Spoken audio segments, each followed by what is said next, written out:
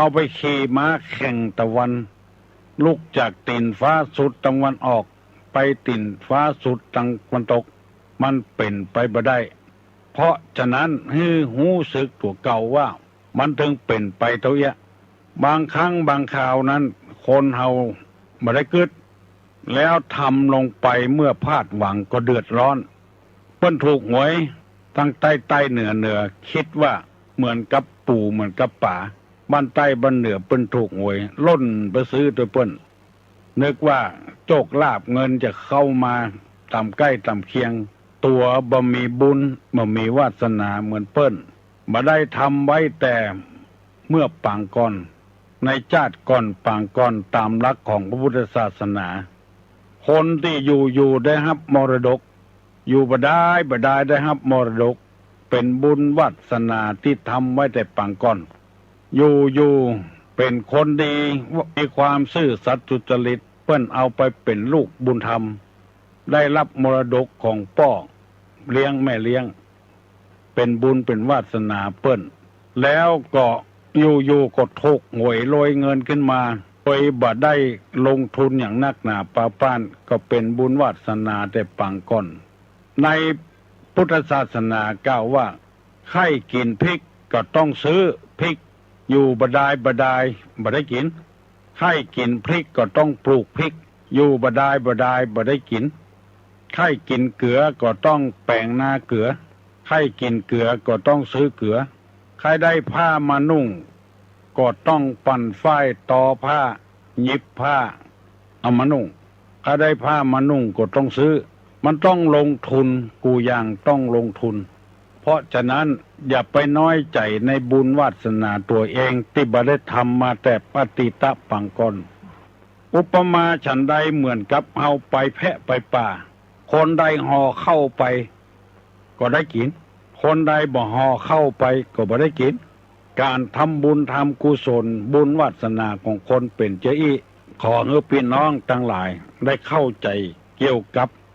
พระธรรมคำสอนละทำอย่างใดก็ได้ผลอย่างนั้นจะไปน้อยใจในวาสนาตัวเองจะไปแข่งขันกับเปิ้นมีรูปร่างดีงามเฮามันเป็นไปอย่างอี้ของเฮาอย่างอี้ก็พอใจในตัวของเฮามีภาษิตบทหนึ่งว่าความสุขอยู่ที่ความพอใจมีเท่าใดยังบ่พอใจเตื้อก็บ่มีความสุขของพอใจในการที่เราทำจะเกิดความสุขขึ้นเพราะความสุขเป็นสิ่งที่ทุกคนปรารถนาต้องการได้นำเอาสุภาษิตโบราณมากล่าวให้ท่านทั้งหลายได้ฟังเพื่อเป็นคติเตือนใจอย่าไปตีกองแข่งฟ้าอย่าไปขี่ม้าแข่งตะวันมาเดี๋ยวนี้จะได้นำเอาธรรมคำสอนในทางพุทธศาสนามาเสนอพี่น้องทั้งหลายฟังว่าโดยการระลึกถึงความตายโดยเปรียบเทียบกับผู้อื่นหมายความว่าคนเฮาอยู่บ่ได้ให้ตายเนี่ยเพราะเหตุว่าไปพ่อคนอื่นบ่พ่อตัวเก่าจึงให้ตายไปพ่อคนอื่นนะบ่พ่อตัวเก่าจึงให้ตายโดยวิธีต่างๆอย่างที่เฮาได้ยินน่ะผัวตายละได้2 ปีเพราะโรคร้ายมาเบียดเบียนเมียอยู่กับลูกคนเดียวอยู่ไปก็คิดว่าถ้าจะติดโรคร้ายกับผัวคิดสั้นเอาเชือกมามัดคอตัวเก่าตายในห้องน้ำละลูกไว้ลูก6 ขวบก็บ่ฮู้ว่าแม่ตายจนพ่อเหม็นถึงจะฮู้กินข้าวกับเจ้าบ้านเจ้าจองไปว่าแม่เข้าห้องน้ำได้หลายวันละอ่อนบ่ฮู้บ่เลี้ยงสาอย่างเตื้อเพราะฉะนั้นนึกถึงความตายโดยเปรียบเทียบกับผู้อื่นมันจะมีอยู่7 ข้อด้วยกัน1เปรียบกับผู้มียศถาบรรดาศักดิ์ใหญ่2เปรียบกับผู้มีบุญมาก3เปรียบกับผู้มีกำลังมาก4เปรียบกับผู้มีฤทธิ์มาก5เปรียบกับผู้มีปัญญามาก6เปรียบกับพระปัจเจกพุทธเจ้า7เปรียบกับพระสัมมาสัมพุทธเจ้าคือเอาชีวิตของเฮานั้นไปเปรียบเทียบกับผู้ที่มียศใหญ่ไฟสูงอย่างที่ว่านะ ฟ้าห้องมันดังและตีกลองจะให้มันดังอย่างฟ้าเนี่ยเพราะฉะนั้นคนเฮาจึงให้ตายด้วยบ่เสี่ยงเขตเสี่ยงกำใจอ่อนต้อนตายบัดตันเปิ้นเลยคิดจะฆ่าตัวเก่านึกถึงความตายโดยไปเปรียบเทียบคนอื่นและใจอ่อนต้อนตายถึงหมดเนี่ยถึง7 ข้อเนี่ยเอาไปเปรียบเทียบกับเปิ้นจึงทำมือคนเฮานี่บ่มีความเพียรบ่มีความพยายามบัดเดี๋ยวนี้จะขอเมตตาเวลาอธิบายหัวข้อที่เล่ามา7 อย่างนั้นเปรียบกับผู้มียศถาบรรดาศักดิ์ใหญ่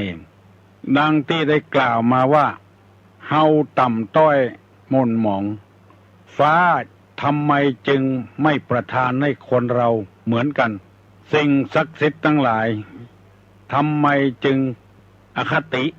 บัดทีคนอื่นนี่มียศถาบรรดาศักดิ์บัดทีตัวเฮานี่ยังต่ำต้อย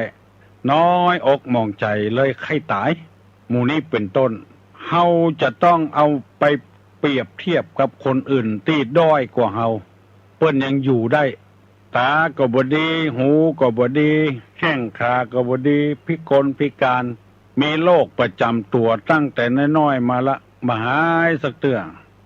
ตามืดตามัวเปิ้นยังอยู่ได้เฮาไปไฟสูงน้ำไปเฮาจึงบ่ให้อยู่โลกนี้ตายบ่เสี่ยงเขตเสี่ยงกรรมตายด้วนตายกระทันหันลำไปเพราะฉะนั้นพี่น้องปู่ป้านาอาศรัทธาทั้งหลายเมื่อใดเฮาจะมีความสุขถ้าเฮาบ่เอาธรรมะมาใส่จิตใส่ใจเพื่อมันเป็นไปตามธรรมชาติพริกแต่มันถึงหน่วยมันน่ะจะให้มันหน่วยใหญ่เหมือนพริกหยวกพริกธรรมดานี่ก็เป็นไปบ่ได้มะเขือแจ้เป็นหนามมันปืนจะให้เหมือนมะเขือกลางมะเขือพลอยมะเขือเปราะก็บ่ได้เพราะเชื้อชาติมันบ่มีมาเหมือนกันบ่ได้สะสมไว้เชื้อใดเชื้อนั้นมาได้ปั้มเป่งคุณงามความดีไว้ก่อนบางคนโรยแสนโดยอยู่อันแล้วลูกจบ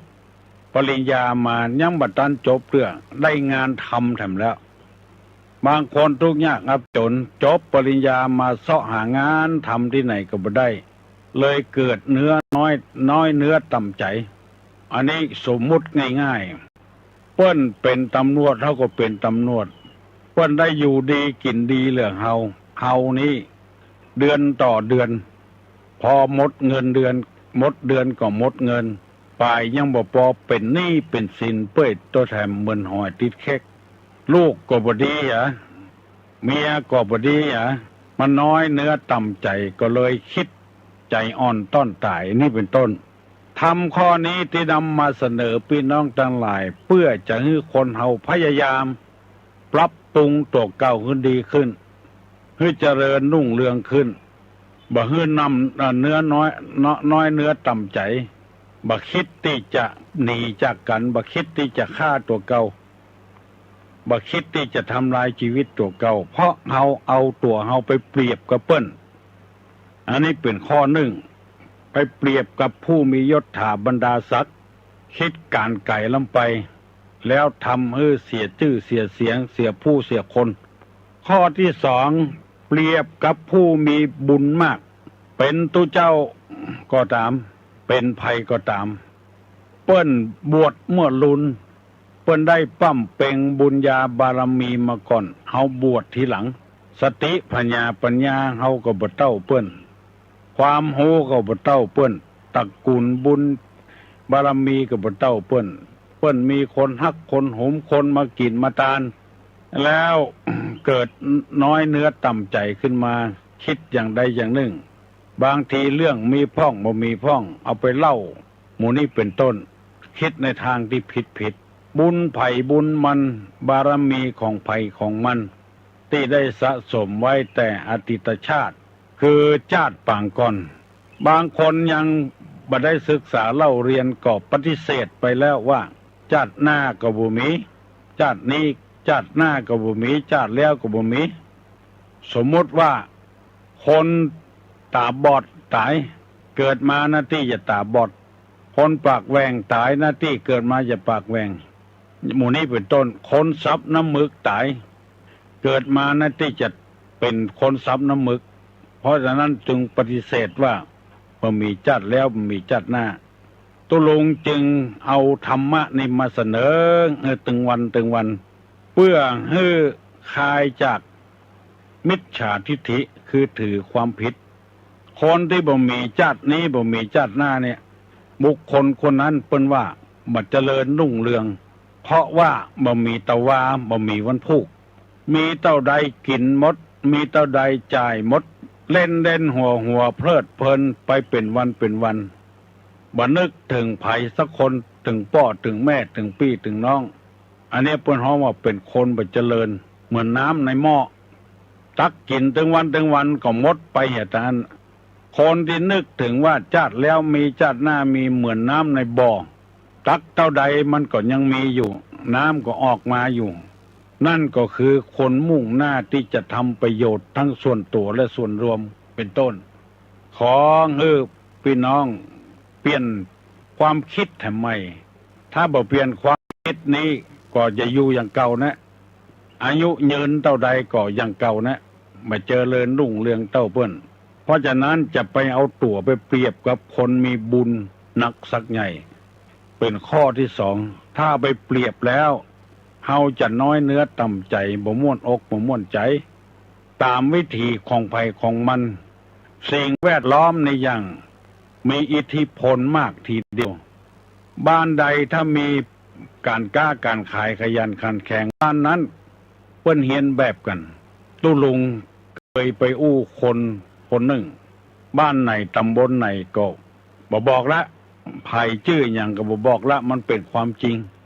มันบอกว่าไปเอี่ยวหาสาวไปหลายบ้านหลายจองก็บ่เปิงใจไผไปเปิงใจเจ้าบ้านนี้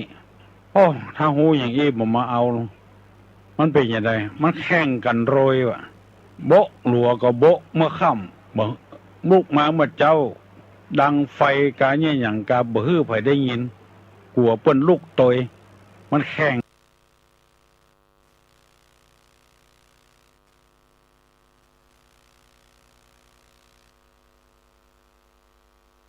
เตียวไปตยฉี่ไปตยกลัวบ่ตันถึงกาดคือความขยันทำให้เกิดขยันด้วยเปิ้นบ่ได้อยู่ดีกินดีตั้งแต่เอาเมียนี่ตุกเหลือเก่าอยู่เหลือกับพ่อกับแม่แล้วมาโลนปุ่นป่ายมาก่องดีแต่นะบ่ใช่บ่ดีนะพออยู่พอกินนี่ตะไม่ใช่ว่าร่ำรวยเนี่ยอันนี้สิ่งแวดล้อมเปิ้นมันเปิ้นขยันกันก็ขยันด้วยเปิ้น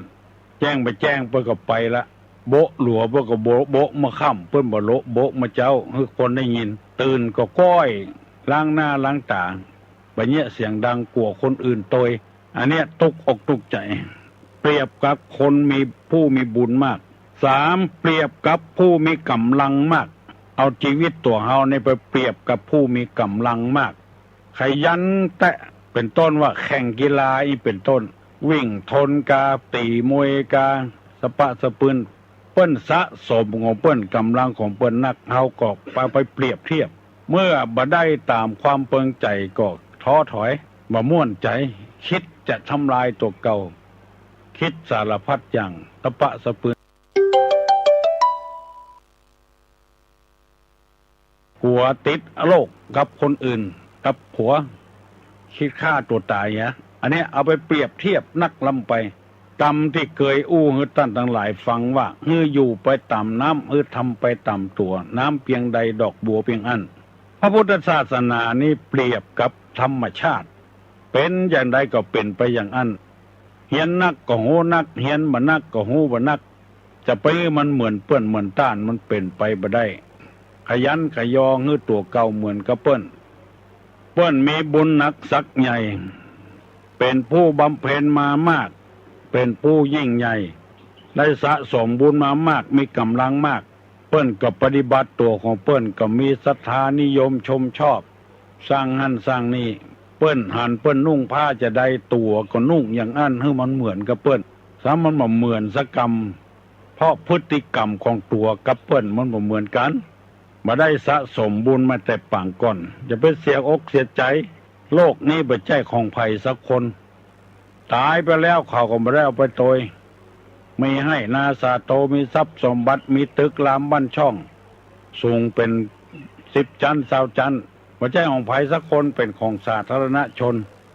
ที่ดินที่เอาอยู่นี่ไผอยู่มาละกี่เจ้าบ่ฮู้กี่ล้านเจ้าบ่ฮู้เป็นพระราชวังเก่ามาบ่ฮู้เป็นประเหี้ยวเก่ามาก็บ่ฮู้เป็นอะไรอย่างบ่ฮู้เอามาอยู่มามุลุนแล้วถ้าเอาจากไปแถมคนอื่นก็มาอยู่แถมจะไปยึดมั่นถือมั่นอย่างนักหนาปาปั้นเนี่ยพระพุทธเจ้าว่าเป็นอนัตตาเป็นของไม่ใช่ตัวไม่ใช่ตนถ้ายึดนักลำไปมันก็เดือดร้อนนักลำไปข้อที่3เปรียบกับผู้มีกำลังมากข้อที่4เปรียบกับผู้ที่มีฤทธิ์มากฤทธีนะเหาะเหินเดินอากาศได้อย่างพวกเนี้ยเอาไปเปรียบกับเปิ้นว่าเปิ้นยังเป็นไปได้มีฤทธิ์มีเดชมีคาถาอาคมอย่างพวกเนี้ยกะมันบุญไผ่บุญมันบารมีของไผ่ของมันสะสมมาบ่เหมือนกันจะเอาดินธรรมดาไปเป็นเหล็กก็บ่ได้เพราะว่าแร่มันบ่ใช่แร่เหล็กแร่เหล็กก็มีแร่ตะกั่วก็มีแร่กรรมฐานก็มีเป็นของไผ่ของมันที่สะสมมักหมมไว้ตุลงได้นำมาเสนอให้พี่น้องทั้งหลายว่าอย่าไปเอาชีวิตของเราไปเปรียบเทียบกับคนมักใหญ่ไฟคนมั่งมีสีสุขเปรียบกับคนมียศศักดิ์มีบุญมากมีกำลังมากและมีฤทธิ์มากจะไปเปรียบถ้าไปเปรียบกับอย่างนั้นแล้วเราจะเกิดความทุกข์บ่มีความสุขอยู่ตลอดเวลาละเวงเหหนสารพัดอย่างมันจะเกิดขึ้นกับจิตกับใจเราเพื่อพยายามทำตามหน้าที่มีเท่าใดก็ใจไปเท่าอันมีเท่าใดก็ปฏิบัติไปเท่าอันมีเท่าใดก็อยู่ไปอย่างอันแล้วความสุขจะเกิดขึ้นที่ในหลวงเปิ้นว่าเศรษฐกิจเพียงพอเพียงหมออันละเขาก็มีความสุขละบางทีเอาหั่นเปิ้นตุ้ยใครตุ้ยโดยเปิ้นเนี่ยบ่ใจว่ามันม่วนหนูตุ้ยนี่หั่นเปิ้นผอมใครผอมโดยเปิ้นบ่ใจมันม่วนน่ะมันตัวไปตัวมันปอไผ่ปอมันน่ะมันเกิดความสุขขึ้นมาทุกบานหวั่นใจการที่เอาชีวิตตัวเองไปเปรียบเปิ้นกับเปิ้นน่ะมันเกิดความทุกข์ขึ้นมาและคิดจะฆ่าตัวเก่าทำลายตัวเก่าจะวิทย์ลงตึกพ่องจะกินยาตายแขวนคอตายสะปะสะปืนมันทำให้เกิดความทุกข์อยู่ไปเตอะในโลกนี้บ่ใช่ของไผฮิอาค้าขายมาเท่าใดก็กินไปละอันอยู่ไปอย่างอันพอเด้อสิ่งสารสัตว์มันยังอยู่ได้ในโลกนี้งูเนี่ยมันก็มีหนังหุ้มนั้นบ่มีข้าวเปลือกข้าวสารอย่างติดมันก็อยู่ได้การบรรยายธรรมยุติก่อนต่อไปนี้มีข่าวที่จะได้นำเสนอพี่น้องทั้งหลายถึงวันเนอะไผ่มีผ้ามีครัวที่ใจได้อยู่แต่บ่ใจละมันนักลำไปซักแล้วก็รีดเถี่ยเอาใส่กล่องมาไว้ที่วัดนี่เนอะไผ่ไปไผ่มาฝากมาแล้วตุลุงจะได้นำไปมอบที่เปิ้นบ่มีใจนะเฮาอยู่อย่างอี้นี่เฮาว่าเป็นอย่างอี้นะเปิ้นเหลือเฮาอ่ะลองไปพอเด้ออื่นไปใกล้บ้านใกล้เงินเคียงเขาเนี่ยพระพุทธศาสนานี่บ่ใช่ว่าจ้อยคนใดคนหนึ่งคนเดียวบ่ได้พระพุทธเจ้าว่าจ้อยถึงหมู่เนี่ยถึงโลกเนี่ยจะเป็นชาติใดศาสนาใดก็ตามจ้อยไปหมดจ้อยเหลือมนุษย์ชาติด้วยกันเพื่อได้อยู่ในโลกนี้ด้วยกันเพราะว่าการจ้อยนักนี่มันดีมันนึกถึงว่าจะได้บุญได้กุญอย่างของให้จ้อยเถอะกำจัดกิเลสความหันแก่ตัวของเฮาคือมันได้เบาบางลงไปบ่ให้กิเลสได้มาปกติดตกใจเหมือนกับสนิมกินเล็กนักเข้าก็เหลือก็สนิมเล็กบ่มีละกิเลสนักล้ำไปทำไม่อย่างเพื่อความสุขเป็นวันมานึกถึงความทุกข์ของคนอื่นดังที่เฮาหันถนนกูสายเมื่อวันมาหากินเมื่อคืนค่ำมาก็เปิดเครื่องตึ้งเพื่อนบ้านไกลเฮือนเคียงจะเดือดร้อนบ่หัวแล้วก็คนที่มาอุดหนุนก็จะเป็นคนดีบ่เข้าใจของได้เงินอย่างเดียวสนิมเกาะเข้าจนว่าเล็กบ่มีละเหลือก็สนิมดีใจเนอะปอกออกก็ดีไม่ออกก็ดีที่โทรศัพท์มาหาขอให้พี่น้องทั้งหลายมีอายุมั่นขวัญยืนที่มาค้าขึ้นมีโชคมีลาภเนอะ ตั้งอกตั้งใจรับปอนเนอร์สปีติโยวัชันตุสัพพะโลโกวินัสสตุมาเตภวะตุนตระโยสุขีติคายุโกภวะอภิวาทานาสีติสานิจังวุธาปจายโนจตตารโลธรรมาวัฏันติอายุวันโนสุขังพลา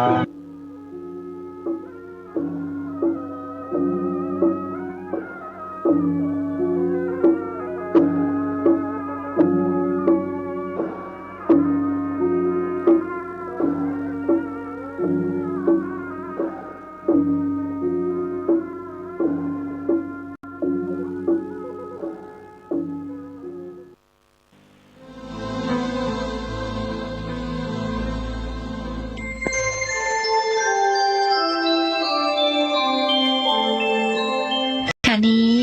ท่านกำลังฟังสถานีวิทยุกระจายเสียง FM 104.5 เมกะเฮิรตซ์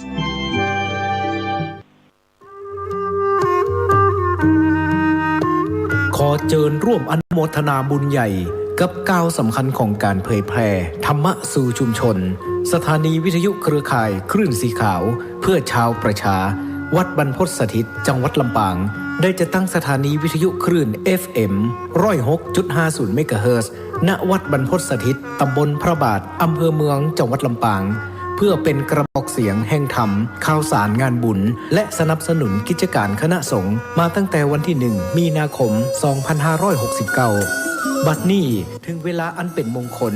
ขอเชิญร่วมงานทำบุญเปิดสถานีวิทยุวัดบรรพตสถิตธงชาติและเพลงชาติไทยเป็นสัญลักษณ์ของความเป็นไทย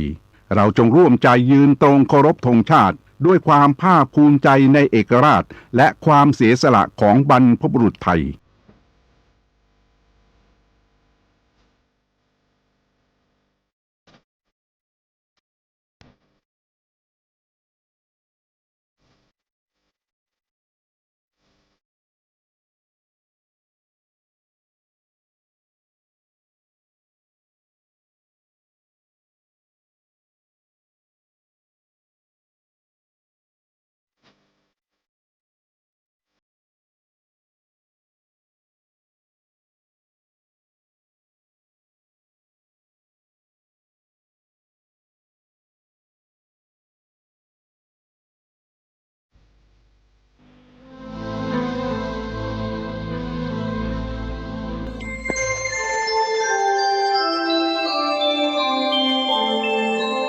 ขณะนี้ท่านกำลังฟังสถานีวิทยุกระจายเสียง FM 104.5 เมกะเฮิรตซ์ผู้หญิงหอมแก้มผู้หญิงน่ารักจริงๆสบายใจถ้าผู้ชายหอมแก้มกันไม่น่ารักแถมยังอยากจะอ้วกใส่ผู้หญิงนุ่งฟิตดูแล้วเซ็กซี่ยิ่งดูยิ่งดียิ่งอยากได้ผู้ชายนุ่งฟิตแบบผู้หญิงมันน่าถีบจริงๆให้หงายท้องหงายไส้ผู้หญิงลื่นล้มผู้หญิงลื่นล้มหงายท้องอยากเข้าไปประคองแล้วถามว่าเป็นไงพอผู้ชายลื่นล้มหัวขมำบอกว่าเดินซุ่มซ่ามแถมยังด่าใส่ผู้หญิงเขียนคิ้วและทาปากมันช่างน่ารักเสียนี่กระไรผู้ชายแต่งหน้าทาปากเขียนคิ้วบอกจะไปเล่นงิ้วกันหรือยังไงผู้หญิงร้องไห้ก็น่าสงสารก็จะปลอบขวัญเช็ดน้ำตาให้ผู้ชายร้องไห้จะมีปัญหาแถมยังถามว่าพ่อมึงตายไงผู้หญิงกินปากเลอะก็ยิ่งน่ารักนึกก็อยากจะไปเช็ดให้ผู้ชายกินปากเลอะบอกว่ามันมุมมามจะเข้าไปถามว่าพ่อมึงตายไงผู้ชายก็ว่าหญิงกล้าพอผู้ชายตบหน้าผู้หญิงบ้างก็บอกว่าใจร้ายผู้หญิงใส่ชุดผู้ชายก็ดูดีจะใส่กี่ทีก็ดูได้ถ้าหากว่าฉันใส่ชุดผู้หญิงถ้าหากแกใส่จริงก็คงเหมือนกับเทยควายอีก ตอนแต่งงานผู้ชายก็เสียเปรียบจะเอามาเปรียบเทียบกับผู้หญิงไม่ได้ผู้หญิงแต่งงานก็ได้เป็นเจ้าสาวผู้ชายได้เป็นเจ้าบ่าวอย่านึกว่าสบายอย่านึกว่าสบายคำว่าเจ้าบ่าวคือขี้ข้าเขาส่วนคำว่าเจ้าคือผู้ยิ่งใหญ่รวมกันเจ้ากับบ่าวก็แปลว่าขี้ข้าผู้ยิ่งใหญ่ขอถวายความนอบน้อมแด่พระรัตนตรัยมีพระพุทธเจ้าเป็นต้นขอถวายความเคารพพระมหาเถระพระเถรานุเถระเจ้าคณะพระสังฆาธิการทั่วโลกมีพระเดชพระคุณหลวงพ่อพระธรรมเสนาบดีเจ้าคณะภาค7วัดพระธาตุดอยสุเทพและพระเดชพระคุณหลวงพ่อสุทธิสงุมรำจากจังหวัดบุรีรัมย์เป็นต้นและขออำนวยพรแด่ท่านผู้ฟังท่านผู้ชมสาธุชนพุทธบริษัททั้งหลายวันนี้รายการพระไตรปิฎกลอยฟ้าก็ลอยมาจากวัดฝายหินตำบลสุเทพอำเภอเมืองจังหวัดเชียงใหม่มีท่านพระครูสมุวิสุวัตรวรกิจโจเป็นเจ้าอาวาสและเป็นผู้อำนวยการสถานีวิทยุสสวของวัดฝายหินระบบ FM 104.50 ด้วยซึ่งเป็นสถานีที่รายการพระไตรปิฎกลอยฟ้าถูกนำออกอากาศในวันจันทร์ถึงวันศุกร์เวลา 8-9 นาฬิกาเหมือนกับอีก3สถานีคือสถานีวิทยุคลื่นสีขาวเพื่อชาวประชาวัดปากทางเจริญอำเภอดอยหล่อจังหวัดเชียงใหม่มีท่านพระครูอภิวัฒนวิกรมเป็นผู้อำนวยการสถานีวิทยุชุมชนคณะสงฆ์อำเภอฝางวัดพระพุทธบาทอุดมมีพระเดชพระคุณหลวงพ่อพระครูสุจิตตานุรักษ์เป็นผู้อำนวยการหลวงพ่อเป็นเจ้าคณะอำเภอฝางอีกสถานีหนึ่งคือสถานีมจร.วิทยาลัยสงฆ์นครลำปางมีอาจารย์จีรศักดิ์ปันรำเป็นผู้อำนวยการนำออกอากาศ 8-9 นาฬิกาเหมือนกัน3-4 สถานีนี้วันจันทร์ถึงวันศุกร์เหมือนกันส่วนสถานีที่5คือสถานีวิทยุพระพุทธศาสนาแห่งชาติและจริยธรรมวัดพระธาตุดอยสุเทพมีพ่อครูวรรลบนามวงพรหมเป็นผู้อำนวยการอาจารย์พระมหาประสิทธิ์ประสานธิโกเป็นหัวหน้าสถานีและอาตมาภาพพระครูปริยัติยานุศักดิ์เป็นผู้บรรยายเป็นประจำนำออกอากาศเวลา 23 นาฬิกาถึงเที่ยงคืน5 ทุ่มถึงเที่ยงคืนทุกวัน4 สถานีที่ว่ามานั้นเฉพาะวันจันทร์ถึงวันศุกร์แต่วัดพระธาตุดอยสุเทพนี้ทุกวันแต่มันดึกไปหน่อย5 ทุ่มถึงเที่ยงคืนตอนนี้ขอต้อนรับคุณโยมจันสมFC ตัวจริงเข้ามาแล้วจากจังหวัดเชียงใหม่เรานี่แหละมาเป็นประจำโมทนาเป็นอย่างยิ่งแต่ไม่ทันไม่เท่าพระเดชพระคุณหลวงพ่อสุทธิสงุมรำเข้ามาตั้งแต่หัวรุ่งเรียกว่าไข่ยังไม่ทันสุริโยยังไม่จับขอบฟ้าหลวงพ่อเข้ามาแล้วกำลังเริ่มปะหน้าธรรมะจั่วหัวท่านนายพลนเรศจิตลักษ์บอกว่าจั่วหัวยังไม่เสร็จเยอะแล้วก็ยิ่งจั่วหัววันนี้ยาวด้วย เป็นลำตัด เป็นบทกลอนลำตัดของนาโยงนานงนาพวง นาโยงนานงนาพวงให้ข้อคิดว่าดีมากเรื่องผู้ชายเสียเปรียบผู้หญิงนี่นะหรือผู้หญิงดีกว่าผู้ชายโอ้เรื่องนี้มันเป็นเรื่องที่ใหญ่โตเขาโต้วาทีกันนี่ก็เรื่องนี้แหละผู้ชายเสียเปรียบผู้หญิงนี่นะ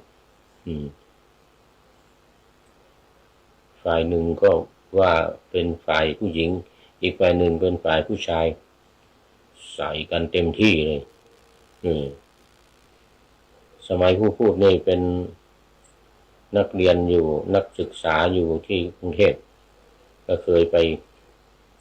โต้วาทีครั้งหนึ่งเหมือนกันอันนั้นเรื่อง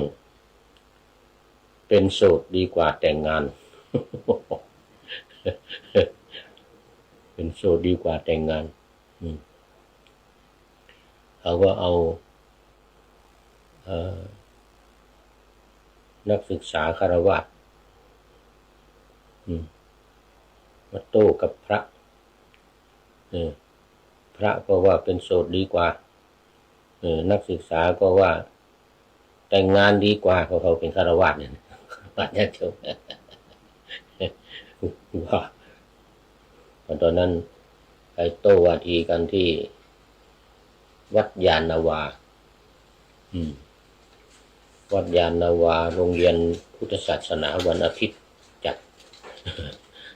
โรงเรียนพุทธศาสนาวันอาทิตย์จัดงาน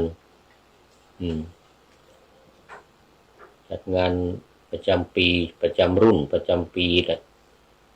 มีการมอบวุฒิบัตรมีอะไรกันด้วยแล้วก็มีโต้วาทีแล้วเอาเนนเอาพระเอาเนนไปโต้กับนักเรียนคฤหัสถ์นักเรียนโรงเรียนพุทธศาสนาวันอาทิตย์นะเขาก็ว่าในแง่ของธรรมะเหมือนกันนะโอ้เด็กๆนักเรียนนี่ไม่ใช่ย่อยๆนะพระเรานี่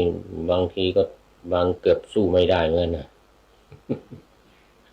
เพราะว่าในเรื่องของธรรมชาติว่าในเรื่องของธรรมชาติว่าในเรื่องของอะไร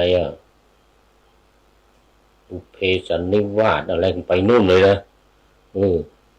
ผู้หญิงกับผู้ชายเนี่ยต้องแต่งงานกันเพราะว่าเป็นบุพเพสันนิวาสเคยอยู่ร่วมกันมาในชาติก่อนปางก่อนมีความจำเป็นอย่างนั้นอย่างนี้เราก็ว่าไปรักกันอย่างนั้นอย่างนี้ก็ว่าไปนะโอ้โหไม่ใช่ธรรมดาเหมือนกันนะ จะว่าไปในทางพระก็ว่าไปในแง่ธรรมะใช่ไหมในแง่เรื่องความทุกข์ความยากลำบากอะไรต่างๆก็ว่าไปแต่งงานแล้วต้องอยู่บ้านสร้างเรือนโน่นไปอ้างธรรมจักรกับปวัตตนสูตรนะ อีโนกัมโมโปตุชนิโกนริโยนะแต่ท่านเดี๋ยวว่ากันไปโอ้โหมันมากโต้วาทีกันมันมากนี่เป็นโสดดีกว่าแต่งงานเนี่ยนะมันเขาเรียกมวยถูกคู่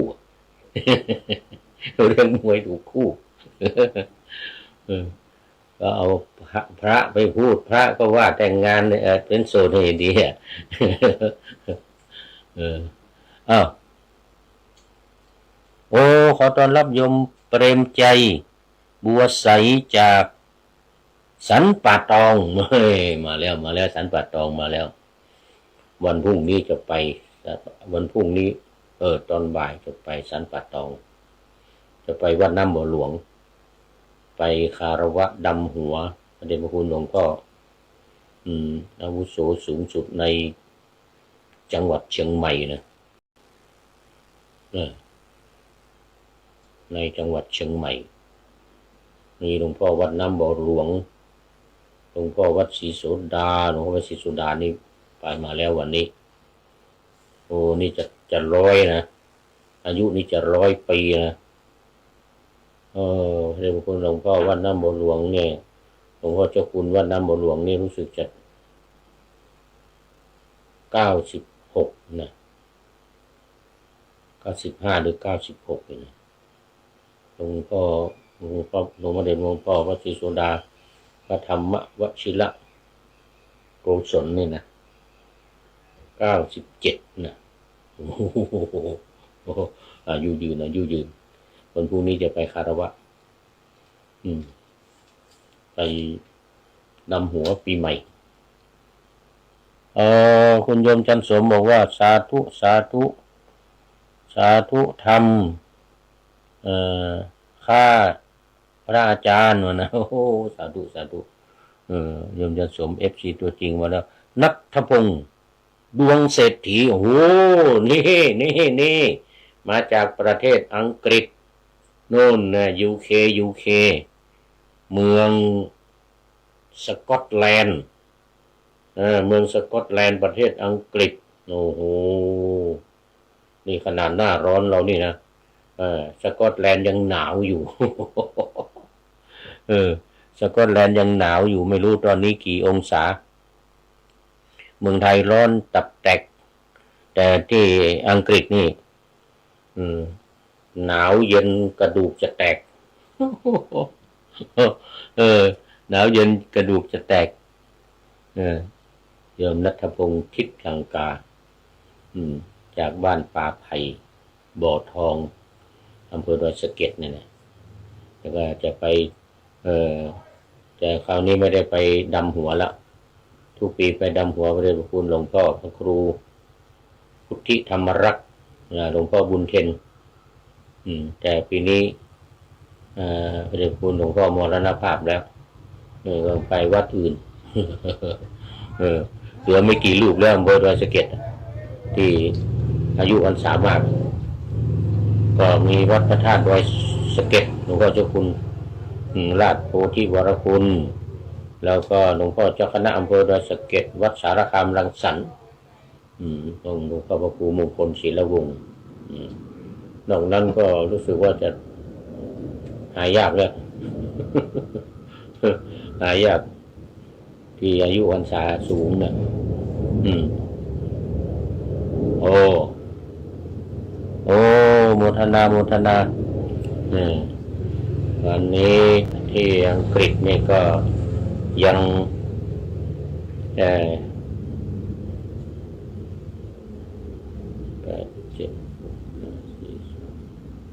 ประมาณบ่าย 2 โมงบ่าย 2 โมงนะคุณโยมณัฐพงศ์ดวงเศรษฐีเป็นมหาเศรษฐีอยู่สกอตแลนด์ประเทศอังกฤษนั่นแหละเป็นเจ้าของภัตตาคารใหญ่โตที่สกอตแลนด์โมทนาคราวนี้ก็นี่ต้องโมทนาสาธุการประชาสัมพันธ์เกี่ยวกับงานการอบรมฝึกหัดพระธรรมพระภิกษุปาฏิโมกข์ที่วัดพระธาตุดอยสุเทพนี่เกือบลืมไปแล้ววันที่20นี่ก็มีท่านอาจารย์พระมหาสมศักดิ์สุภเมธีรองเจ้าคณะจังหวัดแม่ฮ่องสอนเป็นเจ้าภาพอยู่วัดทรายขาวอำเภอปายจังหวัดแม่ฮ่องสอนเป็นเจ้าภาพภัตตาหารเพลแล้วก็น้ำปานะโมทนาเป็นอย่างยิ่ง 4,000 บาทเหมาหมดเลยลูกเดียวโมทนาเป็นอย่างยิ่งในวันที่20นี้ตอนนี้รายการก็บันทึกเสียงล่วงหน้ามา1 วันนะถูกละ1 วันวันพรุ่งนี้วันที่20วันนี้วันที่19วันนี้19พรุ่งนี้วันที่20แล้วก็ประชาสัมพันธ์ต่ออีกนิดก็คือยังเหลือเวลาอีก4 วันอะไรเนี่ย20 21 22 23อีก4 วันท่านที่จะเป็นเจ้าภาพร่วมหรือจะเป็นเจ้าภาพวันใดวันหนึ่งในจำนวน4 วันที่เหลือนี้ก็ขอเชิญติดต่อเข้ามาที่ ท่านอาจารย์พระมหาสกลวิโรจนกิตติปรริยนธรรม9 ประโยคสวดปาติโมกข์เก่งมากวัดพระธาตุดอยสุเทพเป็นเจ้าของเป็นผู้อำนวยการโครงการอบรมพระภิกษุปาติโมกข์นี้ด้วยหมายเลขโทรศัพท์091 859 9053 091 859 9053อีกหมายเลขหนึ่งของท่านอาจารย์พระมหากิตติพงษ์ฐานกโรวัดพระธาตุศรีจอมทองปรริยนธรรม9 ประโยคสวดปาติโมกข์เก่งอีกรูปหนึ่งเหมือนกันมาเป็นวิทยากรอยู่ที่นี่หมายเลขโทรศัพท์094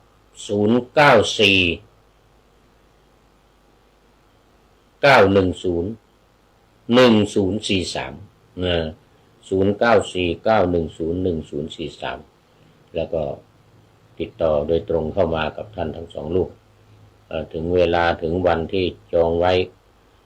ก็มาฟังสวดพุทธมนต์ธรรมนิยามบ้างเจริญพระพุทธมนต์บ้างรับพรประเคน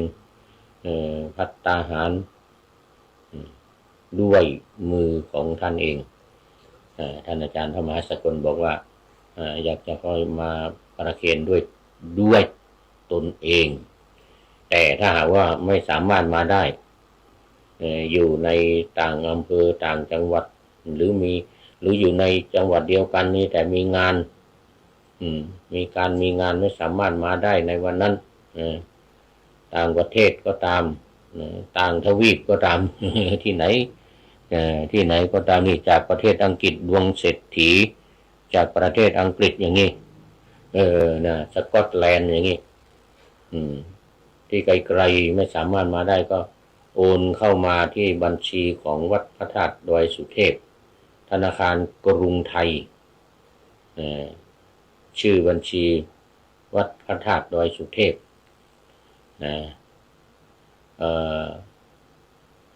หมายเลขบัญชีเดี๋ยวขอไป211 280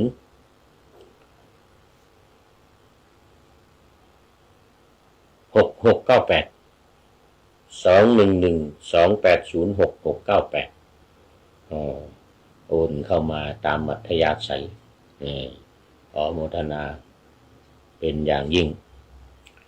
แล้วก็อีกอย่างหนึ่งอีกงานหนึ่งงานที่สองก็คือการบรรพชาอุปสมบทภาคฤดูร้อนของวัดเจดีย์แม่ครัวอำเภอสันทรายจังหวัดเชียงใหม่ท่านพระครูวชิรคุณาทานได้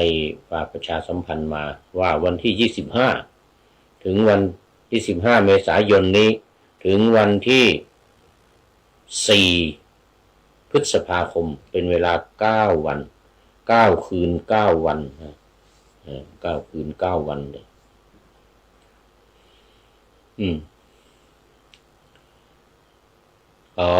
เชิญติดต่อเข้ามาที่หมายเลขโทรศัพท์วัดเจดีย์แม่ครัวนะ084 177 5221 084 177 5221นี่จำง่ายดีเหมือนกันนะ084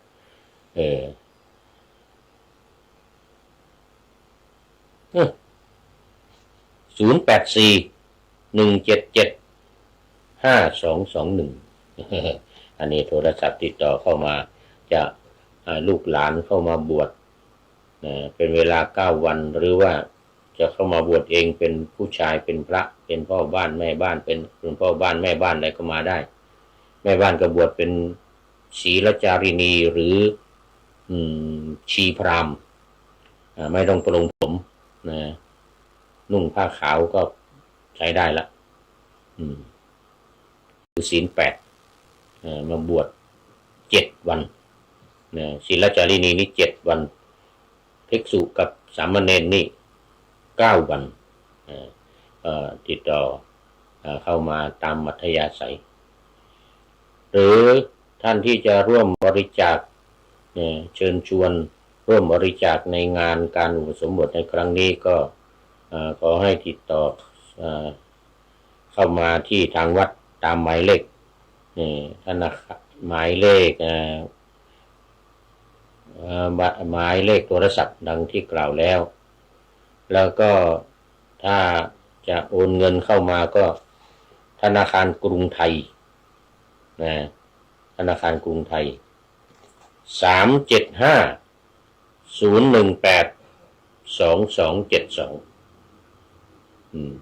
315-018-2272 อันนี้ก็สำหรับ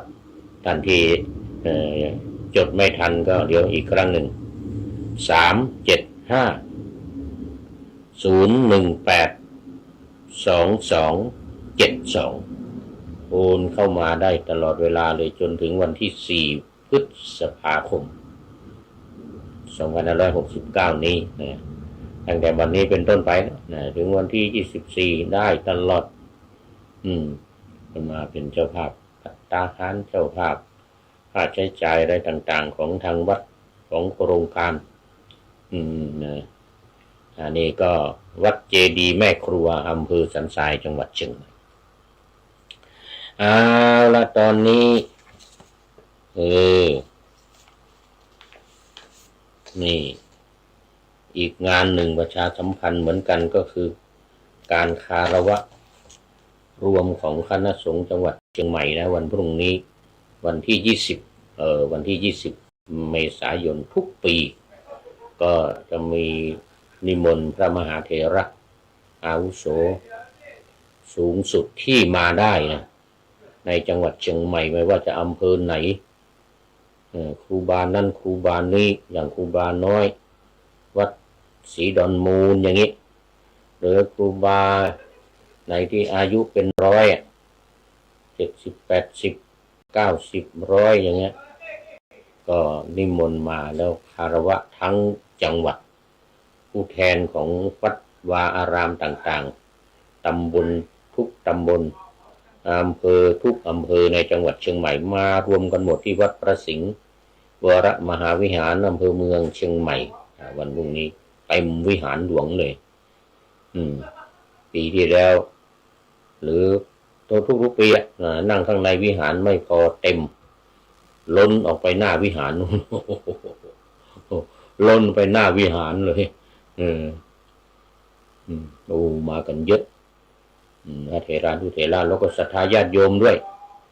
ศรัทธาญาติโยมก็มาตามวัดวาอารามต่างๆเต็มไปหมดเลยเป็นประเพณีประจำของจังหวัดเชียงใหม่และมีที่เดียวด้วยทั่วโลกทั่วประเทศไทยนะไม่มีที่ไหนมีจังหวัดเชียงใหม่ที่เดียวดังนั้นท่านสาธุชนที่จะมาร่วมคารวะดำหัวพระมหาเถระผู้อาวุโสสูงสุดอย่างวัดน้ำบ่อหลวงวัดศรีโสดาอย่างนี้นะจะ100 ปีแล้วเนี่ย90 กว่า90 กว่า95 96 97จะ100 ปีแล้วมาคารวะโอ้เป็นประเพณีที่ดีงามสวยงามมากแล้วก็จะมีพระเถระมาจากกรุงเทพเจ้าคณะโหนเจ้าคณะภาคนี่นะเจ้าคณะโหนเจ้าคณะภาครู้สึกว่าจะมาด้วยท่านเจ้าพระคุณสมเด็จวัดโพวัดพระเชตุพนวิมลมังคลารามพระอารามหลวงชั้นเอกอุท่านเจ้าพระคุณสมเด็จเจ้าคณะหนเจ้าคณะใหญ่หนเหนือท่านเจ้าพระคุณสมเด็จพระมหาธีราจารย์เป็นประเพณีทุกปีขอเชิญชวนและประชาสัมพันธ์ตอนนี้ขอต้อนรับใต้ฟ้าเพียงดินเมืองรถม้าเป็นจังหวัดไหนเนาะลำปาง ใต้ฟ้าเพียงดินนี่นะแต่ว่าอยู่เชียงใหม่ตอนนี้ที่อำเภอสันทรายเป็นมคณายกเป็นผู้จารย์ก็อาจารย์วัด เกตการามอำเภอเมืองเชียงใหม่เรานี่เอง โอ้โมทนาโมทนาใต้ฟ้าเพียงดินเมืองรถม้าเอาละตอนนี้ก็ประชาสัมพันธ์อะไรเรียบร้อยเข้ามาสู่เนื้อหาสาระของธรรมะในวันนี้กันเลยเดี๋ยวจะหมดเวลาอีกแล้วนี่เดี๋ยวจะหมดเวลาวันนี้ยังอยู่เดิมโพตาปัสสาธิกถาว่าด้วยความเริ่มใสปัสสาทะความเริ่มใสปัสสาธิกถามา2 วันแล้ว 2 วันแล้วจากพระไตรปิฎกเล่มที่25ขุตกนิกายอัตถกถาพระวินัยตติยสมันตปาสาธิกาสามมนเล่มที่3หนังสือสามมนเล่มที่3ในขุตกนิกายพระไตรปิฎกเล่มที่25วันนี้อยู่ในหน้าที่27หน้าที่27ส่วนข้อนั้นก็เป็นข้อที่17อุโพตาปัสสาธิกถาว่าไปนิดหน่อยเมื่อวันนี้มาเริ่มต่ออีกก็คืออัตถกถาพระวินัยนี่ก็คือพจนานุกรมนั่นเองพจนานุกรมหรือ dictionary แปลคำแปลภาษาบาลีอธิบายศัพท์อธิบายความเพิ่มเติมอธิบายศัพท์เพิ่มเติมโอ้นี่ส่งตุ๊กตามาแล้วนี่ใต้ฟ้าเมืองดินโอ้ตุ๊กตามาแล้วตุ๊กตา AI โมทนาเอานามาถึงวันนี้บทว่ามหาชานิโยมีอรรถวิเคราะห์ว่าความเสื่อมใหญ่ชื่อว่ามีแก่เธอเพราะเป็นผู้เสื่อมเสียจากมรรคผลที่จะพึงบรรลุในภายใน7 วันเพราะฉะนั้นเธอจึงมีชื่อว่าผู้มีความเสื่อมใหญ่ชื่อผู้มีความเสื่อมใหญ่เพราะเกิดในคือเวลาไม่สมควรเกิดในเวลาอันไม่สมควรใต้ฟ้าเพียงดินตุ๊กตามาแล้วตุ๊กตามาอีกตัวหนึ่ง เกิดในสมัยที่ไม่ใช่คราวที่มีพระพุทธเจ้าในขนาดมีพระพุทธเจ้าแต่ถ้าพระพุทธเจ้าไม่แสดงธรรมนี่ก็ถือว่าจะเป็นความเสื่อมใหญ่เป็นความเสื่อมใหญ่เหมือนกันทุลีในตาน้อยคือมีกิเลสน้อยกิเลสเบาบางได้บำเพ็ญบารมีมามากแล้วก็ไล่จะบรรลุแล้วแต่พอไม่ได้ฟังธรรมก็จะเสื่อมใหญ่เสียประโยชน์ใหญ่เหมือนกับอาราลดาบทและอุทกดาบทซึ่งเป็นในที่นี้เขาจะหมายถึงมหาชานิโยที่ว่าเสื่อมใหญ่เนี่ยนะหมายถึงวันเดียวคือพระพุทธเจ้าตรัสรู้แล้วก็มาบำเพ็ญอยู่บำเพ็ญบารมีหรือมาเสวยวิมุตติสุขอยู่49 วันเนี่ยก่อนจะครบ49 วันเนี่ย7 วันก่อนจะครบ49 วันเนี่ยคือ42 วันเนี่ยตายเสียแล้ว อาราลดาบทกับอุทกดาบทนี่ตายก่อนแล้วไปเกิดในสวรรค์ชั้นพรหมแล้วไปเกิดในชั้นพรหมเป็นพรหมอาราลดาบทนี่กำลังตายใหม่ๆมาในวันที่42ของการเสวยวิมุตติสุขซึ่งพระองค์ตรัสว่าเนี่ย7 วัน1 วันในการที่จะครบที่49 วัน7 วันเองว่างั้นนะเสื่อมใหญ่เลยเพราะอะไรเพราะไม่ได้ฟังธรรมไม่ฟังธรรมก็ไม่ได้ตรัสรู้นี่ใกล้แล้วเนี่ยได้ฌานสอนฌานให้กับพระพุทธเจ้าอุทกดาบทเนี่ยสอนฌานให้กับพระพุทธเจ้านี่7นะฌานที่1 ถึง 7แล้วก็อาราลดาบทนี่ต่ออีกฌานที่8ฌานที่9สัญญาเวทยิตอนิโรธถึงแม้ว่าไม่เขียนไว้ว่าเป็นฌานที่9แต่ว่าฌานที่9แต่ว่ามันก็เหมือนกับเป็นฌานที่9เพราะว่าต่อจากฌานที่8ถ้าไม่ผ่านฌานที่8ก็เข้าสัญญาเวทยิตอนิโรธไม่ได้ รือเราเรียกกันว่าอีกอย่างหนึ่งว่าเข้าสมาบัติดับเวทนาไม่มีสัญญาไม่มีเลยดับหมดเลยเวทนาไม่มีสัญญาไม่มีสัญญาเวทยิตนิโรธระดับนี้เนี่ยระดับนี้พอตายก็ไปเป็นพรหมถึงไม่ถึงระดับนี้ก็เป็นพรหมได้ก็คือระดับที่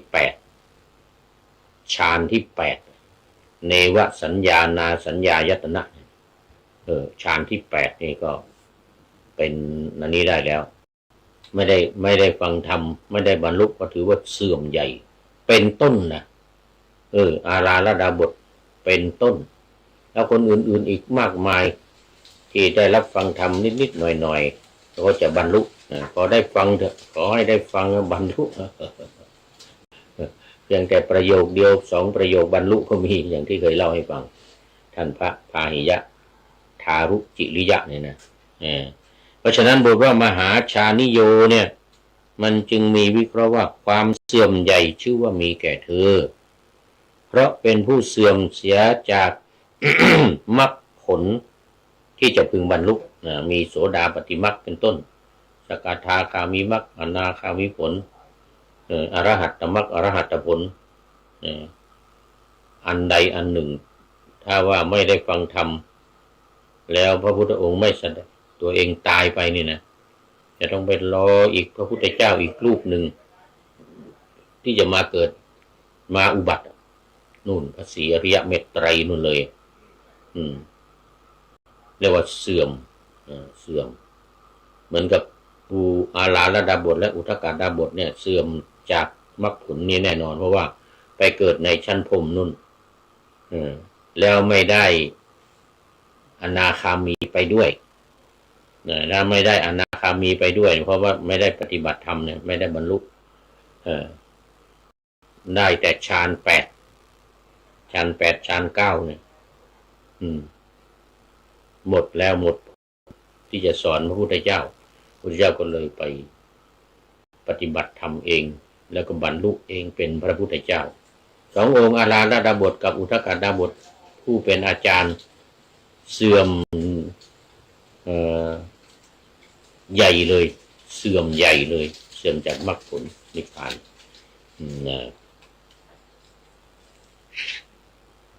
ทางที่ขอ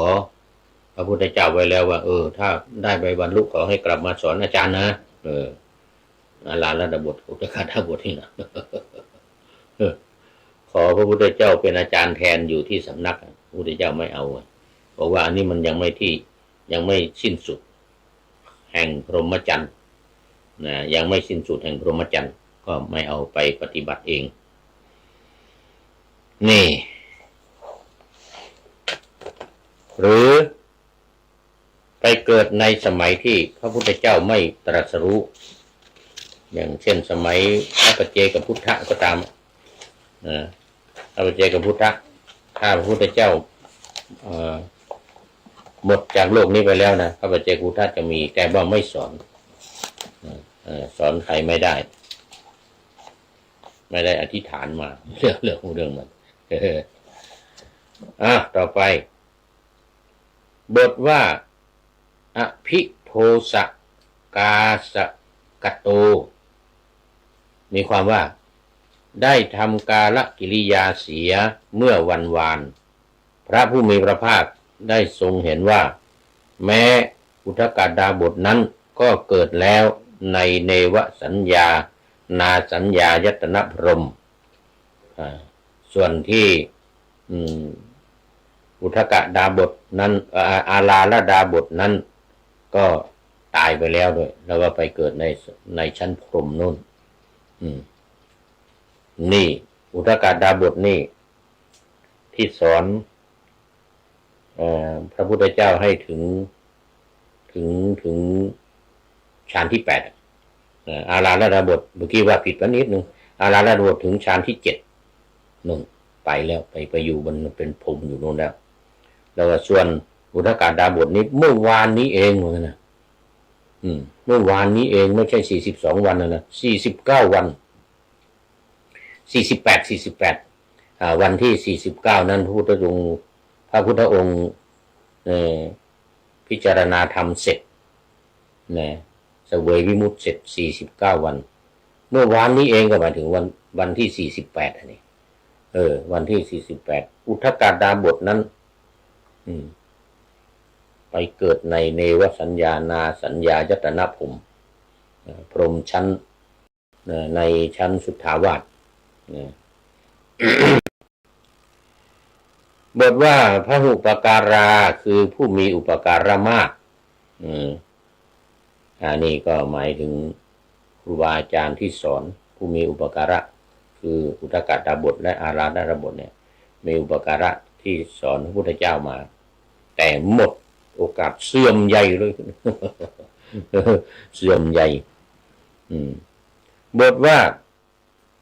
ปัฏฐานะปะหิตตังมีความว่าผู้ยอมตัวเป็นประโยชน์แก่ความเพียรนะผู้ยอมตัวให้เป็นประโยชน์เพื่อประโยชน์นะหิตะเนี่ยนะหิตะเพื่อประโยชน์นี่แก่ความเพียรปัฏฐานะคือความเพียรความเพียร4 อย่างนะความเพียรนี่คือความเพียร1เพียรไม่ให้อกุศลเกิดขึ้นอกุศลกรรมบทเนี่ยนะกายกรรม3วจีกรรม4มโนกรรม3ที่เป็นฝ่ายอกุศลทุจริตไม่ให้เกิดขึ้น2เพียรละอกุศลกรรมบทที่เกิดขึ้นแล้วที่ปฏิบัติอยู่เนี่ยทำผิดอยู่เนี่ยทุจริตอยู่เนี่ยให้ละเสียเพียรเพื่อที่จะให้ละสิ่งที่ผิดนั้นที่เป็นอกุศลไม่ใช่กุศลนะ3เพียรเพื่อจะให้กุศลเกิดขึ้นก็คือกุศลกรรมบททั้ง10กายกรรม3วจีกรรม4มโนกรรม3ที่เป็นกุศลเกิดขึ้นก็คือไม่ฆ่าสัตว์ไม่ลักทรัพย์ไม่ประพฤติผิดในกามอย่างเงี้ยนะอันนี้คือเป็นกุศลไม่พูดเท็จไม่พูดคำหยาบไม่พูดส่อเสียดไม่พูดเพ้อเจ้อในวจีกรรม4แล้วก็มโนกรรมอีก3นะไม่โลภไม่อาฆาตพยาบาทแล้วก็ไม่เห็นผิดไม่เห็นผิดเป็นมิจฉาทิฏฐิอันนี้เรียกว่ากุศลทำมันเป็นกุศลให้เกิดขึ้นในข้อที่3เนี่ยนะหรือคุณงามความดีอะไรอย่างอื่นความกตัญญูความอดทนอะไรต่างๆนี่นะให้เกิดขึ้นก็เรียกว่าเป็นข้อที่3คือความเพียรในการที่จะให้กุศลเกิดขึ้น